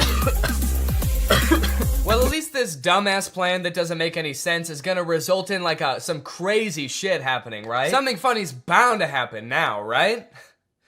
Wrong. They just spend like 10 minutes having a boring ass smoke session on the couch, and then one of them tries to talk to a lobster. They really sat around writing this movie and were like, what's the craziest thing that could happen while we're high? And then settled on talking to a lobster. You know, since weed is legalized in a lot of places like California, where they filmed this, I feel like stoner comedies aren't nearly as like interesting or edgy as they used to be. You know, smoking used to be kind of like a fringe culture. It doesn't really feel like this is like, it's like that crazy or funny anymore. This is a scene of 4 adults sitting around a living room and obeying the law. Why did you spell it like that? It's a typo. Oh my god, it was a typo all along? Who would have guessed that? So I guess now the movie can end now, right? The movie can't end now, right? The movie can end now, right? There's 30 minutes left in this movie? What the fuck is gonna happen? What are they gonna do for 30 more minutes? Sit at a diner, apparently. So you're probably wondering how they wrap this whole thing up, huh? MGK missed his audition, he's not getting the role. His girlfriend is pissed off at him. How are they gonna wrap this movie up? Some sort of grand gesture that wins over both the director and the girlfriend? No, obviously not. That would make too much sense. London Clash gets the role because the director happened to see an Instagram live stream where London Clash gets punched in the face by Dennis Rodman, and the director just assumes that London Clash did that because he wanted to like impress him or something. It's a whole other plot line that I didn't really go into in this video, but it doesn't make any sense in the movie either. So he's got the role, now the only thing left is to get the girl, which he does by sending her a text at the diner being like, can we talk? And she's like, sure. And so they're driving to meet each other. He's texting her the whole way. He's texting and driving, and they get into a car crash, and then they are both paralyzed. That face says it all. That just happened. That's the resolution. He almost murders her. Irresponsible. He was texting and driving and he almost murders his girlfriend, and that's how it ends. After the credits roll, there's like a fun little blooper reel where we get to see the actors like messing around and not knowing their lines very well, which would have been a lot more fun if I hadn't felt like I had just watched an hour and a half of exactly that. Well, folks, what do you think? From rapper to pop punk icon to writer, director, and actor extraordinaire, which do you think MGK did best? Leave it in the comments down below. What do you think he'll get up to next? It's anyone's guess at this point. Professional fencer? Or maybe like a chef? He'll start just making food. That might be kind of sick. And you know what? All he would need to get started is HelloFresh, America's #1 meal kit and the sponsor of this video. Guys, I love HelloFresh. They send you fresh, quality produce from the farm to your door in less than a week, so you can savor delicious summer flavors right from home. I love getting a HelloFresh box because you know what it means? It means I don't have to worry about what I'm gonna eat for dinner every night. I'm not gonna find myself driving to some fast food chain to get a quick meal, because I know I've got a quality meal that I can whip up in like 35 minutes right at home. And I know it's gonna be tasty. I know it's gonna be healthy. If you're trying to stick to a particular health goal, HelloFresh has you covered because they have veggie options, fit and wholesome options, and pescatarian options. So HelloFresh fits a variety of lifestyles. Their plans are super flexible. You can pause 1 week if you want to. You can add more food 1 week if you want to. And even if you're on vacation, you can change the delivery address to deliver to your vacation destination. And then you can have home-cooked meals when you're at the family reunion. HelloFresh is the very first carbon-neutral meal kit company, and nearly all of their packaging is recyclable. They help cut down on food waste because they send you pre-portioned ingredients so you're only using what you need. So if you want to check out HelloFresh and have a flavorful summer, then head on over to HelloFresh.com. Use my code TrulyGreg16 for up to 16 free meals and 3 surprise gifts. That's HelloFresh.com. Thanks to HelloFresh for sponsoring this video, and thank you to you guys for checking out HelloFresh. Now I'm going to do the outro of this video. All right, you guys, thank you for watching this video. I hope you enjoyed it. If you're new here and you're not subscribed yet, make sure you subscribe and turn on my notifications to join Greg. Greg is what I call my audience here on YouTube. We're the biggest and happiest family on YouTube. That is a scientific fact. Please do not look it up. Please do not fact check me, because facts don't care about your feelings, and I don't care about facts. All right, I'll see you guys next time. Bye. Hello, Greg. Why are movie studios making bad movies on purpose? I swear to God they are. I'm sure most of us by now have seen clips from the new Pinocchio movie. Father, when can I leave to be on my own? And that had me pretty skeptical, honestly. You're trying to tell me they made it and they were like, the main selling point of this movie is that it will be good? No chance. And now I've recently seen people talking about this movie Marmaduke. It's about a cartoon dog voiced by Pete Davidson. It has 0% on Rotten Tomatoes. I've watched it, and it is in fact the worst movie you'll see this year. And it just really seems like they're trying to make bad movies on purpose. This movie is just heinous. It feels like Netflix just like fed an AI a bunch of scripts of bad movies until it spat out Marmaduke. This movie is not good at all. I think it has 0 redeeming qualities, actually. There's nothing good in this movie. I would even give it a negative score if I could. I like that I said that as if there's something stopping me. I'm my own entity. I'm not limited. I don't have a boss telling me I have to give it a positive score. I'm gonna give it a -6 out of 10. Begin with a narration from Pete Davidson himself, who could not sound less interested in explaining the exposition of this movie. Marmaduke was some fucking dog, dude. I don't care. I'm dating a Kardashian, man. You think I need this? I personally don't have a problem with Pete Davidson. He's a funny guy. He was not up to the task of being the main character in this movie. This is a cartoon dog. You need someone with like a crazy range. Pete Davidson's emotions range from high and pleased down to high and indifferent. That's about all the variety you're gonna get out of Pete Davidson. After watching the movie all the way through, I'm not even 100% sure that Pete Davidson even knows he's in this movie. I haven't seen Pete Davidson do any promotion for this movie. I don't think he's done interviews talking about, you know, getting into the role of Marmaduke. I would not be surprised if they just like took audio excerpts of Pete Davidson from like other TV shows and just like found a way to make a movie about a dog around them. Look at the characters in this first scene here and tell me, what is your reaction? Art is subjective. What you like depends entirely on your life experience, your personal taste, you know, where you were born and raised. For example, I was born in the 1990s on Earth, and I hate every single one of these characters. There are 3 body shapes in the universe of Marmaduke. There is eerily slender, bouncing egg. That's right, they don't walk, the round characters. They just kind of bounce from place to place. And then there's Mom. Mom has a serious case of the Pixar mom syndrome. I guess the creators of Marmaduke decided to take a page out of Pixar's book when designing the mom, and then they ignored all the other pages in the book about like how to make a movie. Anyway, through a little bit of narration, we find out that the reason Marmaduke is not allowed at this party is because he's basically a terror to the family. Marmaduke is a nightmare. He chases the cat, he tackles the local butcher for some bones, he beats the shit out of the dad. This dog is terrorizing his family. This is a bad boy.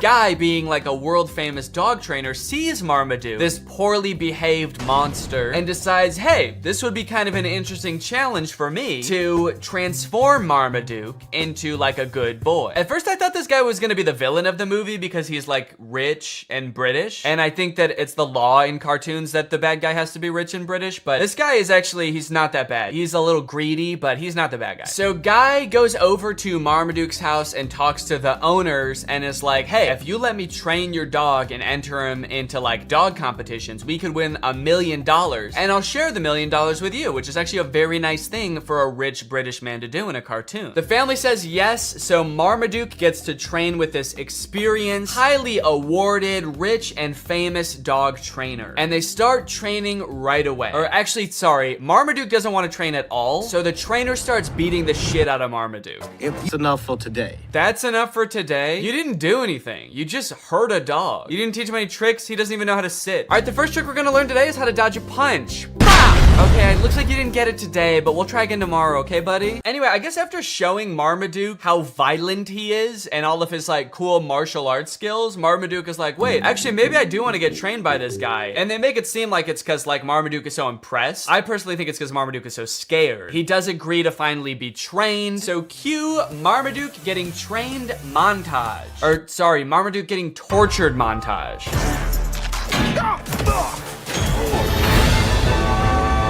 Yeah, that's right. Before Marmaduke agreed to get trained, Guy just beat the shit out of Marmaduke. But now that Marmaduke has agreed to be trained, he is still getting beat up, but just in new and fancy ways. This movie is essentially about a dog who loves to eat and suffers greatly for it. You know what is one thing that's unclear about this movie? Can Marmaduke talk? Earlier in the movie, Marmaduke was trying to talk to the people and all they could hear was barking sounds. I think you're being too hard on poor. But then Marmaduke and Guy seem to have full conversations. So who is speaking the other one's language? Is Marmaduke speaking English? Or is the trainer barking at Marmaduke? Like if you were to walk by the park where Guy is training Marmaduke, is Guy just going like, arr, arr, arr? This movie is completely uninterested in answering this question. F farts, and he shits, and he farts so hard that I thought he might be dying. He gets onto the trophy and like goes from plump to shriveled up like a raisin. He shrivels up into a little doggy skeleton. The dog is very sick. The dog should be rushed to the hospital immediately after this, actually. The cloud of his fart gas like envelops the entire crowd. People are screaming. I think he might have killed people, honestly. This is just an awful scene. I don't know why the writers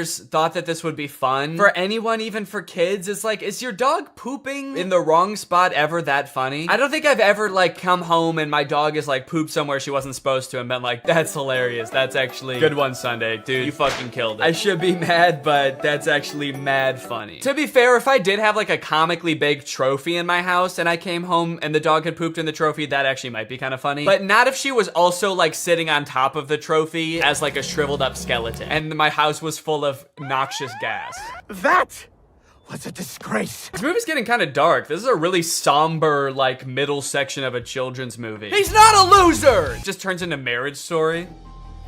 Marmaduke is a Great Dane! Then come to find out that the trainer has actually billed them for all of the training, and it's like a shit ton of money. They go through the list, and it rolls by in this like Star Wars style credit roll, and it's meant to fly by really fast so you can't read anything, but I paused it just to like look through what some of it is. Some of the items on this list are more than the $1 million they would have won at the final dog show. There's things for $29,000, $35,000, $1.4 million. Also kind of a funny detail, the writers I guess couldn't come up with enough things to actually make the list that long, so they just literally copied and pasted the same chunk over and over. So if you just play it, you'll see like the same thing worth $1.5 million over and over in this list, and it's like you couldn't just keep coming up with different champions. So Marmaduke is like, you know what, screw it, I don't need you, and he decides to set off on a journey to show him what a real champion can do. He runs to China, and then he runs to Egypt, and then he swims in the ocean, and then he goes home. And I guess that's pretty much all the training he needs. I don't know why he is still so focused on the dog show after that. Marmaduke's like, yeah, I climbed to the top of Mount Everest and then swam to the bottom of the ocean so that I could hopefully compete in an obedience competition at a regional level. I hope that I do okay. It's like, no, all of the things you did just then are like infinitely more impressive than a dog show. At least that's what I thought until we get to the dog show and we see what other dogs do during the talent portion.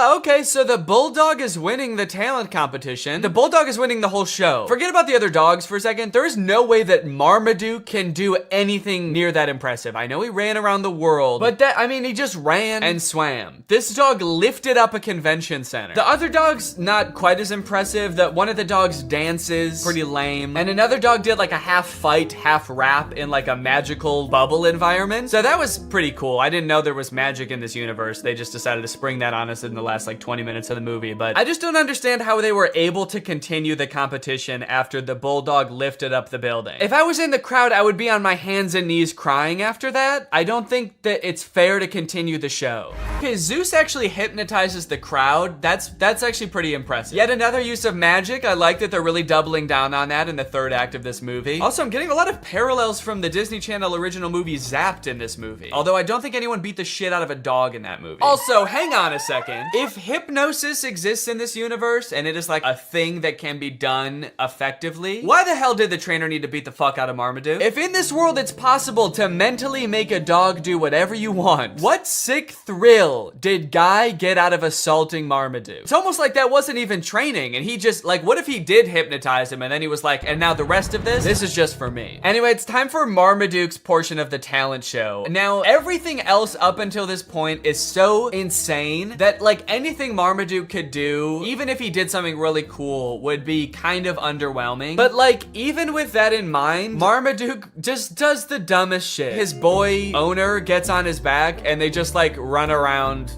the stadium. I'm sorry, Marmaduke, but that was not impressive at all. We literally all just saw magic happen. We saw a bulldog lift up a building. I know I keep mentioning that, but that was insane. We all just saw an entire crowd get hypnotized by a creepy blonde dog, and Marmaduke's like, yeah, but can you do this? Are you trying to bankrupt your family, Marmaduke? Because that's what's gonna happen if you keep this shit up. Are you trying to destroy your family's lives? You're going to. Keep dicking around on the ground like that with no talent, and you're gonna destroy their lives. It's happened before, it'll happen again. Okay, a little plot twist happens at the end of the dog show. Zeus, the beautiful dog, wins. Obviously, he hypnotized the judges, so we kind of thought that was gonna happen anyway, but it turns out that one of the judges is actually Zeus's trainer in disguise, so he gets disqualified from the talent competition. I kind of feel like it was pretty dumb of him to do that because he had a shot at winning anyway. It's not like he was like a total underdog. Dude was basically an overdog. He was actually bound to win. He hypnotized everybody. Pete Davidson, 40 seconds to write this song. All right, Pete, it's time to record the ending song. What ending song? You guys didn't tell me there was gonna be an ending song. I don't know, man. You tell us. Hit it. All right, well, yeah, that's Marmaduke. Let me know what you thought, and now it's time to talk about our sponsor.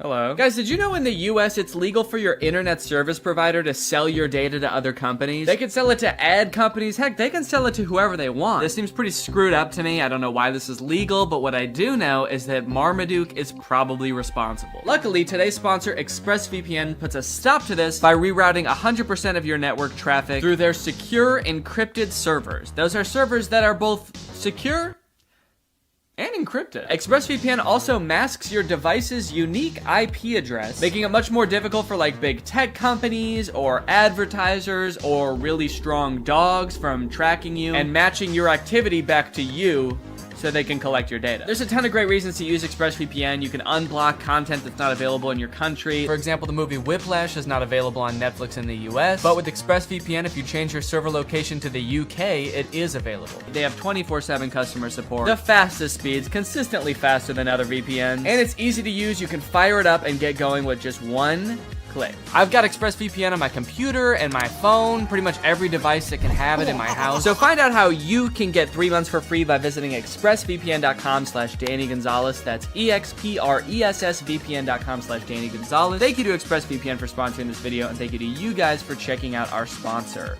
Please get out from under my desk. All right, guys, thank you for watching this video. If you're new here and you're not subscribed yet, make sure you subscribe and turn on my notifications to join Greg. Is that in focus at all? Greg, join Greg. Greg is what I call my fans here on YouTube, my fan base, my audience. But we're more than that, you know? We're a family, we're an army. We are one guy named Greg. So if you want to join, then turn on my notifications and subscribe, and I'll see you guys next time. Bye-bye. What's up, Greg, and welcome back to another episode of A Grown Man Spends 20 minutes making fun of a movie for kids. You may have noticed something a little bit different.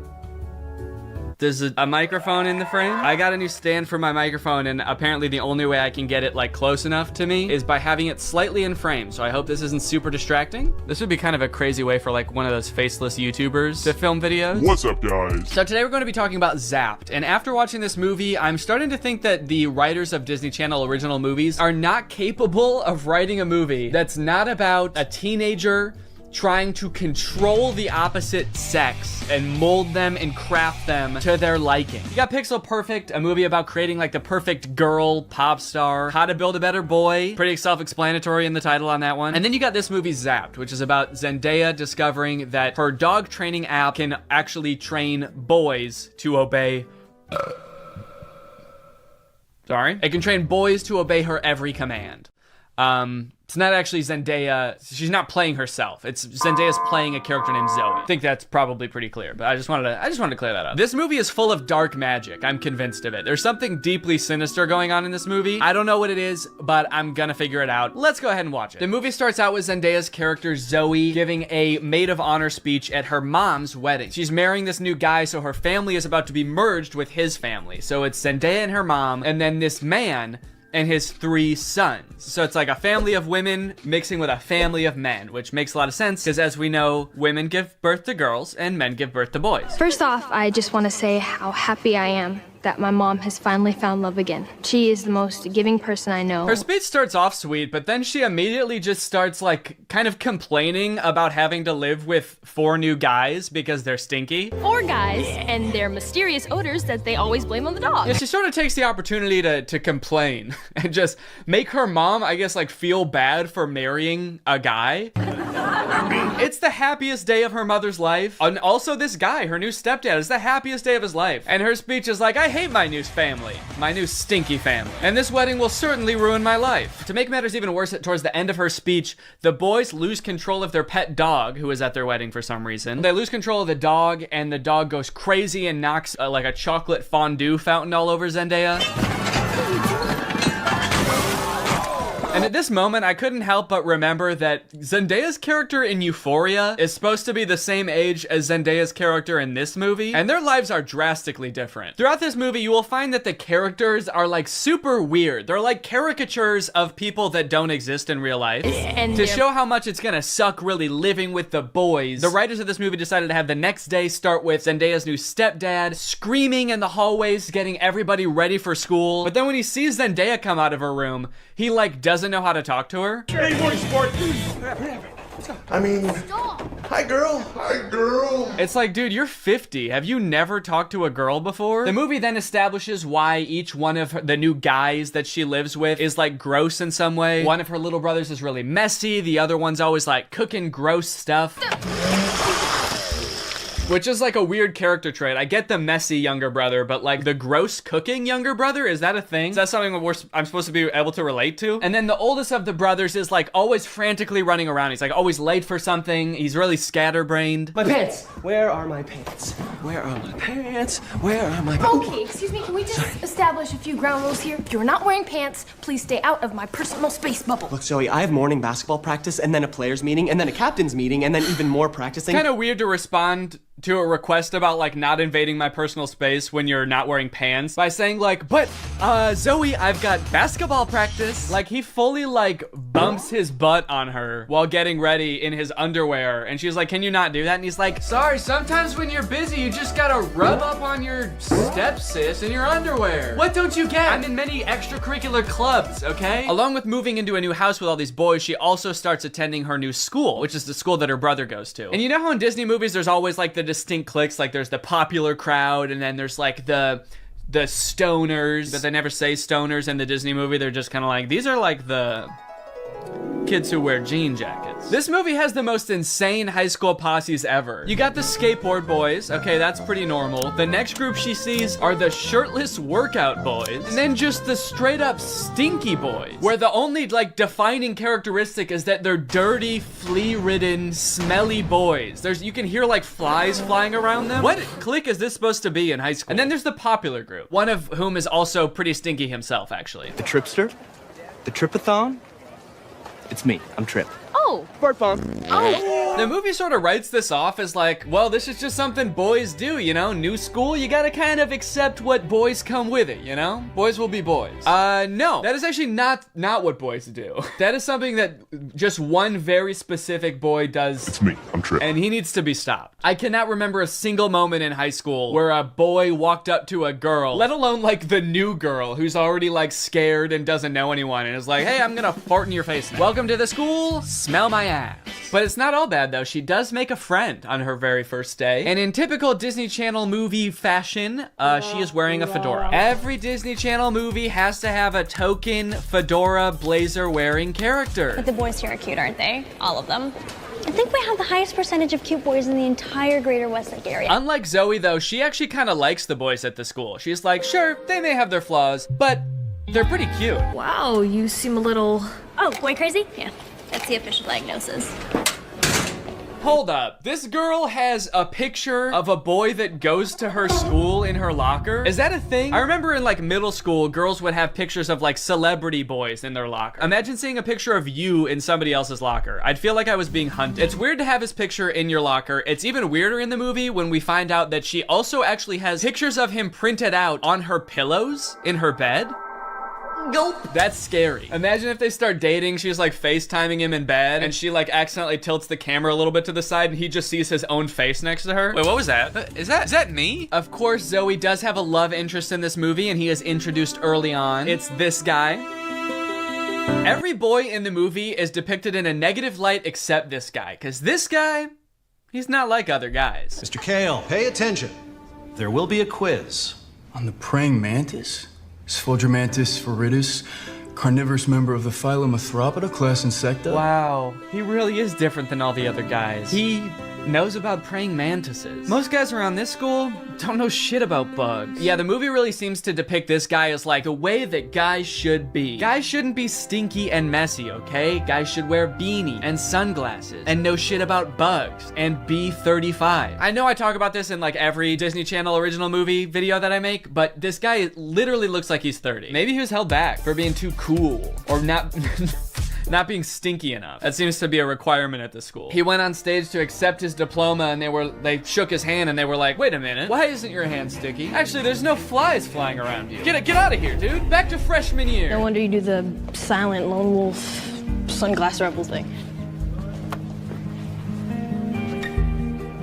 Oh, it's pancake mishap this morning. No, I'm not looking at that. Okay, well then what are you looking at? I'm looking at you. Creepy. Stops in the middle of the hallway just to stare her down. I think I've got you figured out.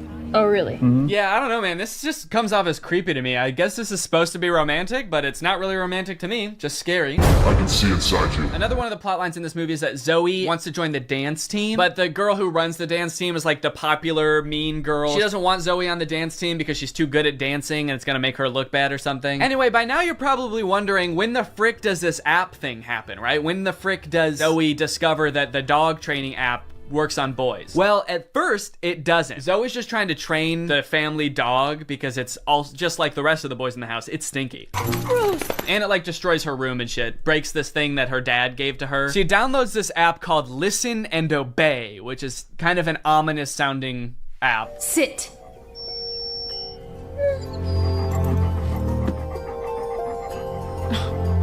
Shake.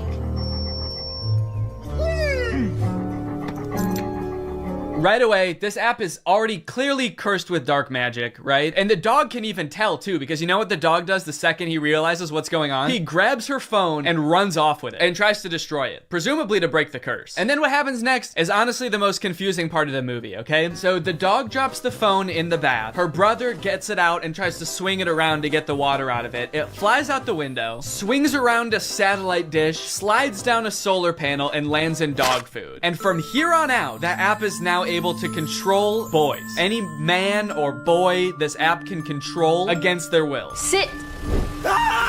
And at first, while watching this movie, I didn't even think it was that weird. I didn't even give it a second thought. I was just like, okay, yeah, so something magical happened and now it can control boys. That makes sense. But like, what? What happened to the phone? I don't understand how solar panels and satellite dish changes the app from dog-based to man-based. Like, you'd think at the very least something having to do with like men would happen to the phone. Like the phone lands in like a bucket of buffalo wings or like flies through a football field. I'm just curious to know if that fucked up other apps on the phone or if it's just the dog training app. Now, whenever a boy likes one of my tweets, he goes into a coma for 3 years. And don't even get me started on the weather app, because every time I check that, boys start falling from the sky. Anyway, let's just say now that she's got the ability to control boys, she has a little bit of fun. Boys are acting weird. Dude, he farted twice in midair in such rapid succession. They added in 2 fart sound effects. Kind of impressive. I'm trying to imagine how she's gonna use the app to get herself out of this one. Stop farting. Take it back. Take the fart back. Suck it back up into your ass. Oh, how am I doing this? But no, she just uses the app to utterly humiliate him in front of his friends. Go to the bathroom.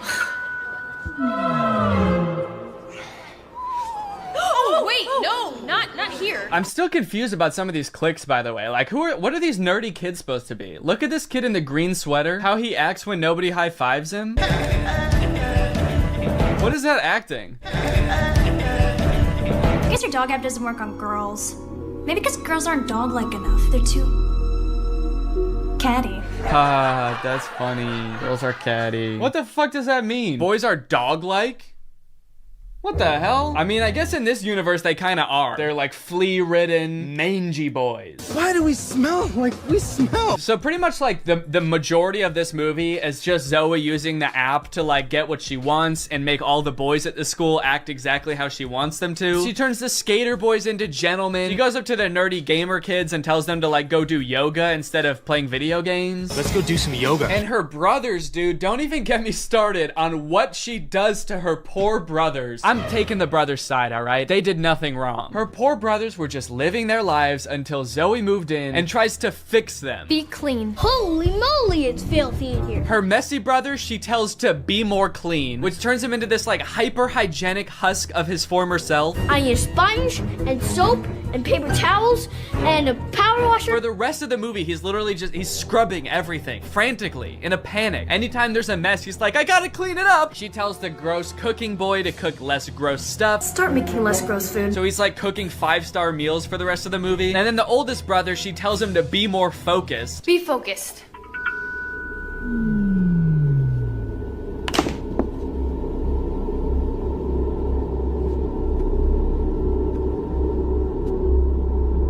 Lampshade. The boy is just like focused on inanimate objects for the rest of the movie. He's just like staring at a lamp or at the basketball net. She turns her own family into like mindless zombies and she's like, this is better. This is nice. It's creepy, dude. It's eerie, this movie. In all honesty, dude, this show walked so that WandaVision could run. This is basically WandaVision. In fact, since they're both owned by Disney, I wouldn't be surprised if this was in the same universe. This is like a prequel to WandaVision. This is where she gets the idea. It's kind of funny how low the stakes are considering the power that she holds. She could like take over Wall Street. She could get rich. She could make anybody do what she wants. Any man. She could fix every war. Create world peace. In fact, I think her friend says that at one point in the movie. She's like, we could end every war with this. And Zoe's just like, yeah, we could, but I simply will not. I think it's more important that my brother stares at a lamp for the rest of his life. That's kind of the shit I'm on. Things aren't nearly as terrible as they were. Then again, I'm talking to a dog, so I might just be losing my mind. Hey, smartphone. In this scene, there's a little bit more development with the love interest. Zoe runs into him reading alone in the park. So what are you reading? Oh, no, let me guess. The Cool Guy's Guide to Wearing Sunglasses Inside. It's close. To Kill a Mockingbird. I feel like when he holds up that book, we're supposed to be like, wow, he really is not like other guys. Except that, like, that is required reading in most high schools, so he actually is like other guys. He's like every other guy. To Kill a Mockingbird's sort of my favorite book. My second favorite is The Great Gatsby. Third favorite is Geometry 101. I just love to read, what can I say? Eventually things start to get a little crazy at school, and Zoe realizes that she probably shouldn't be controlling people like this anymore. People are getting into fights and stuff because the new cliques at school are just like not meshing well. So Zoe's like, all right, I'll just make them stop. And she tells the app to stop. And then of course, everybody just stands still and freezes. And so she's like, oh no, I can't reverse the commands. If I tell them to stop, they're just gonna literally stop. And so then like many more days go by and she's just like, well, I guess I can never reverse the thing. And it's like, well, what if you just said, hey, ignore all the commands I gave you, instead of just saying stop and being like, oh, it didn't work. The movie continues to get even more dark, to like a startling point. There's a creepy ass scene where the whole JV dance team wants to resign because they don't like dancing anymore. And Zoe's like, how about I use the app to make you dance instead? And so there's just a scene of them all like sadly dancing because their hearts aren't in it, but they are being like physically forced to dance. And the movie even goes so far as to make Zoe force the love interest to kiss her with the app. Kiss me.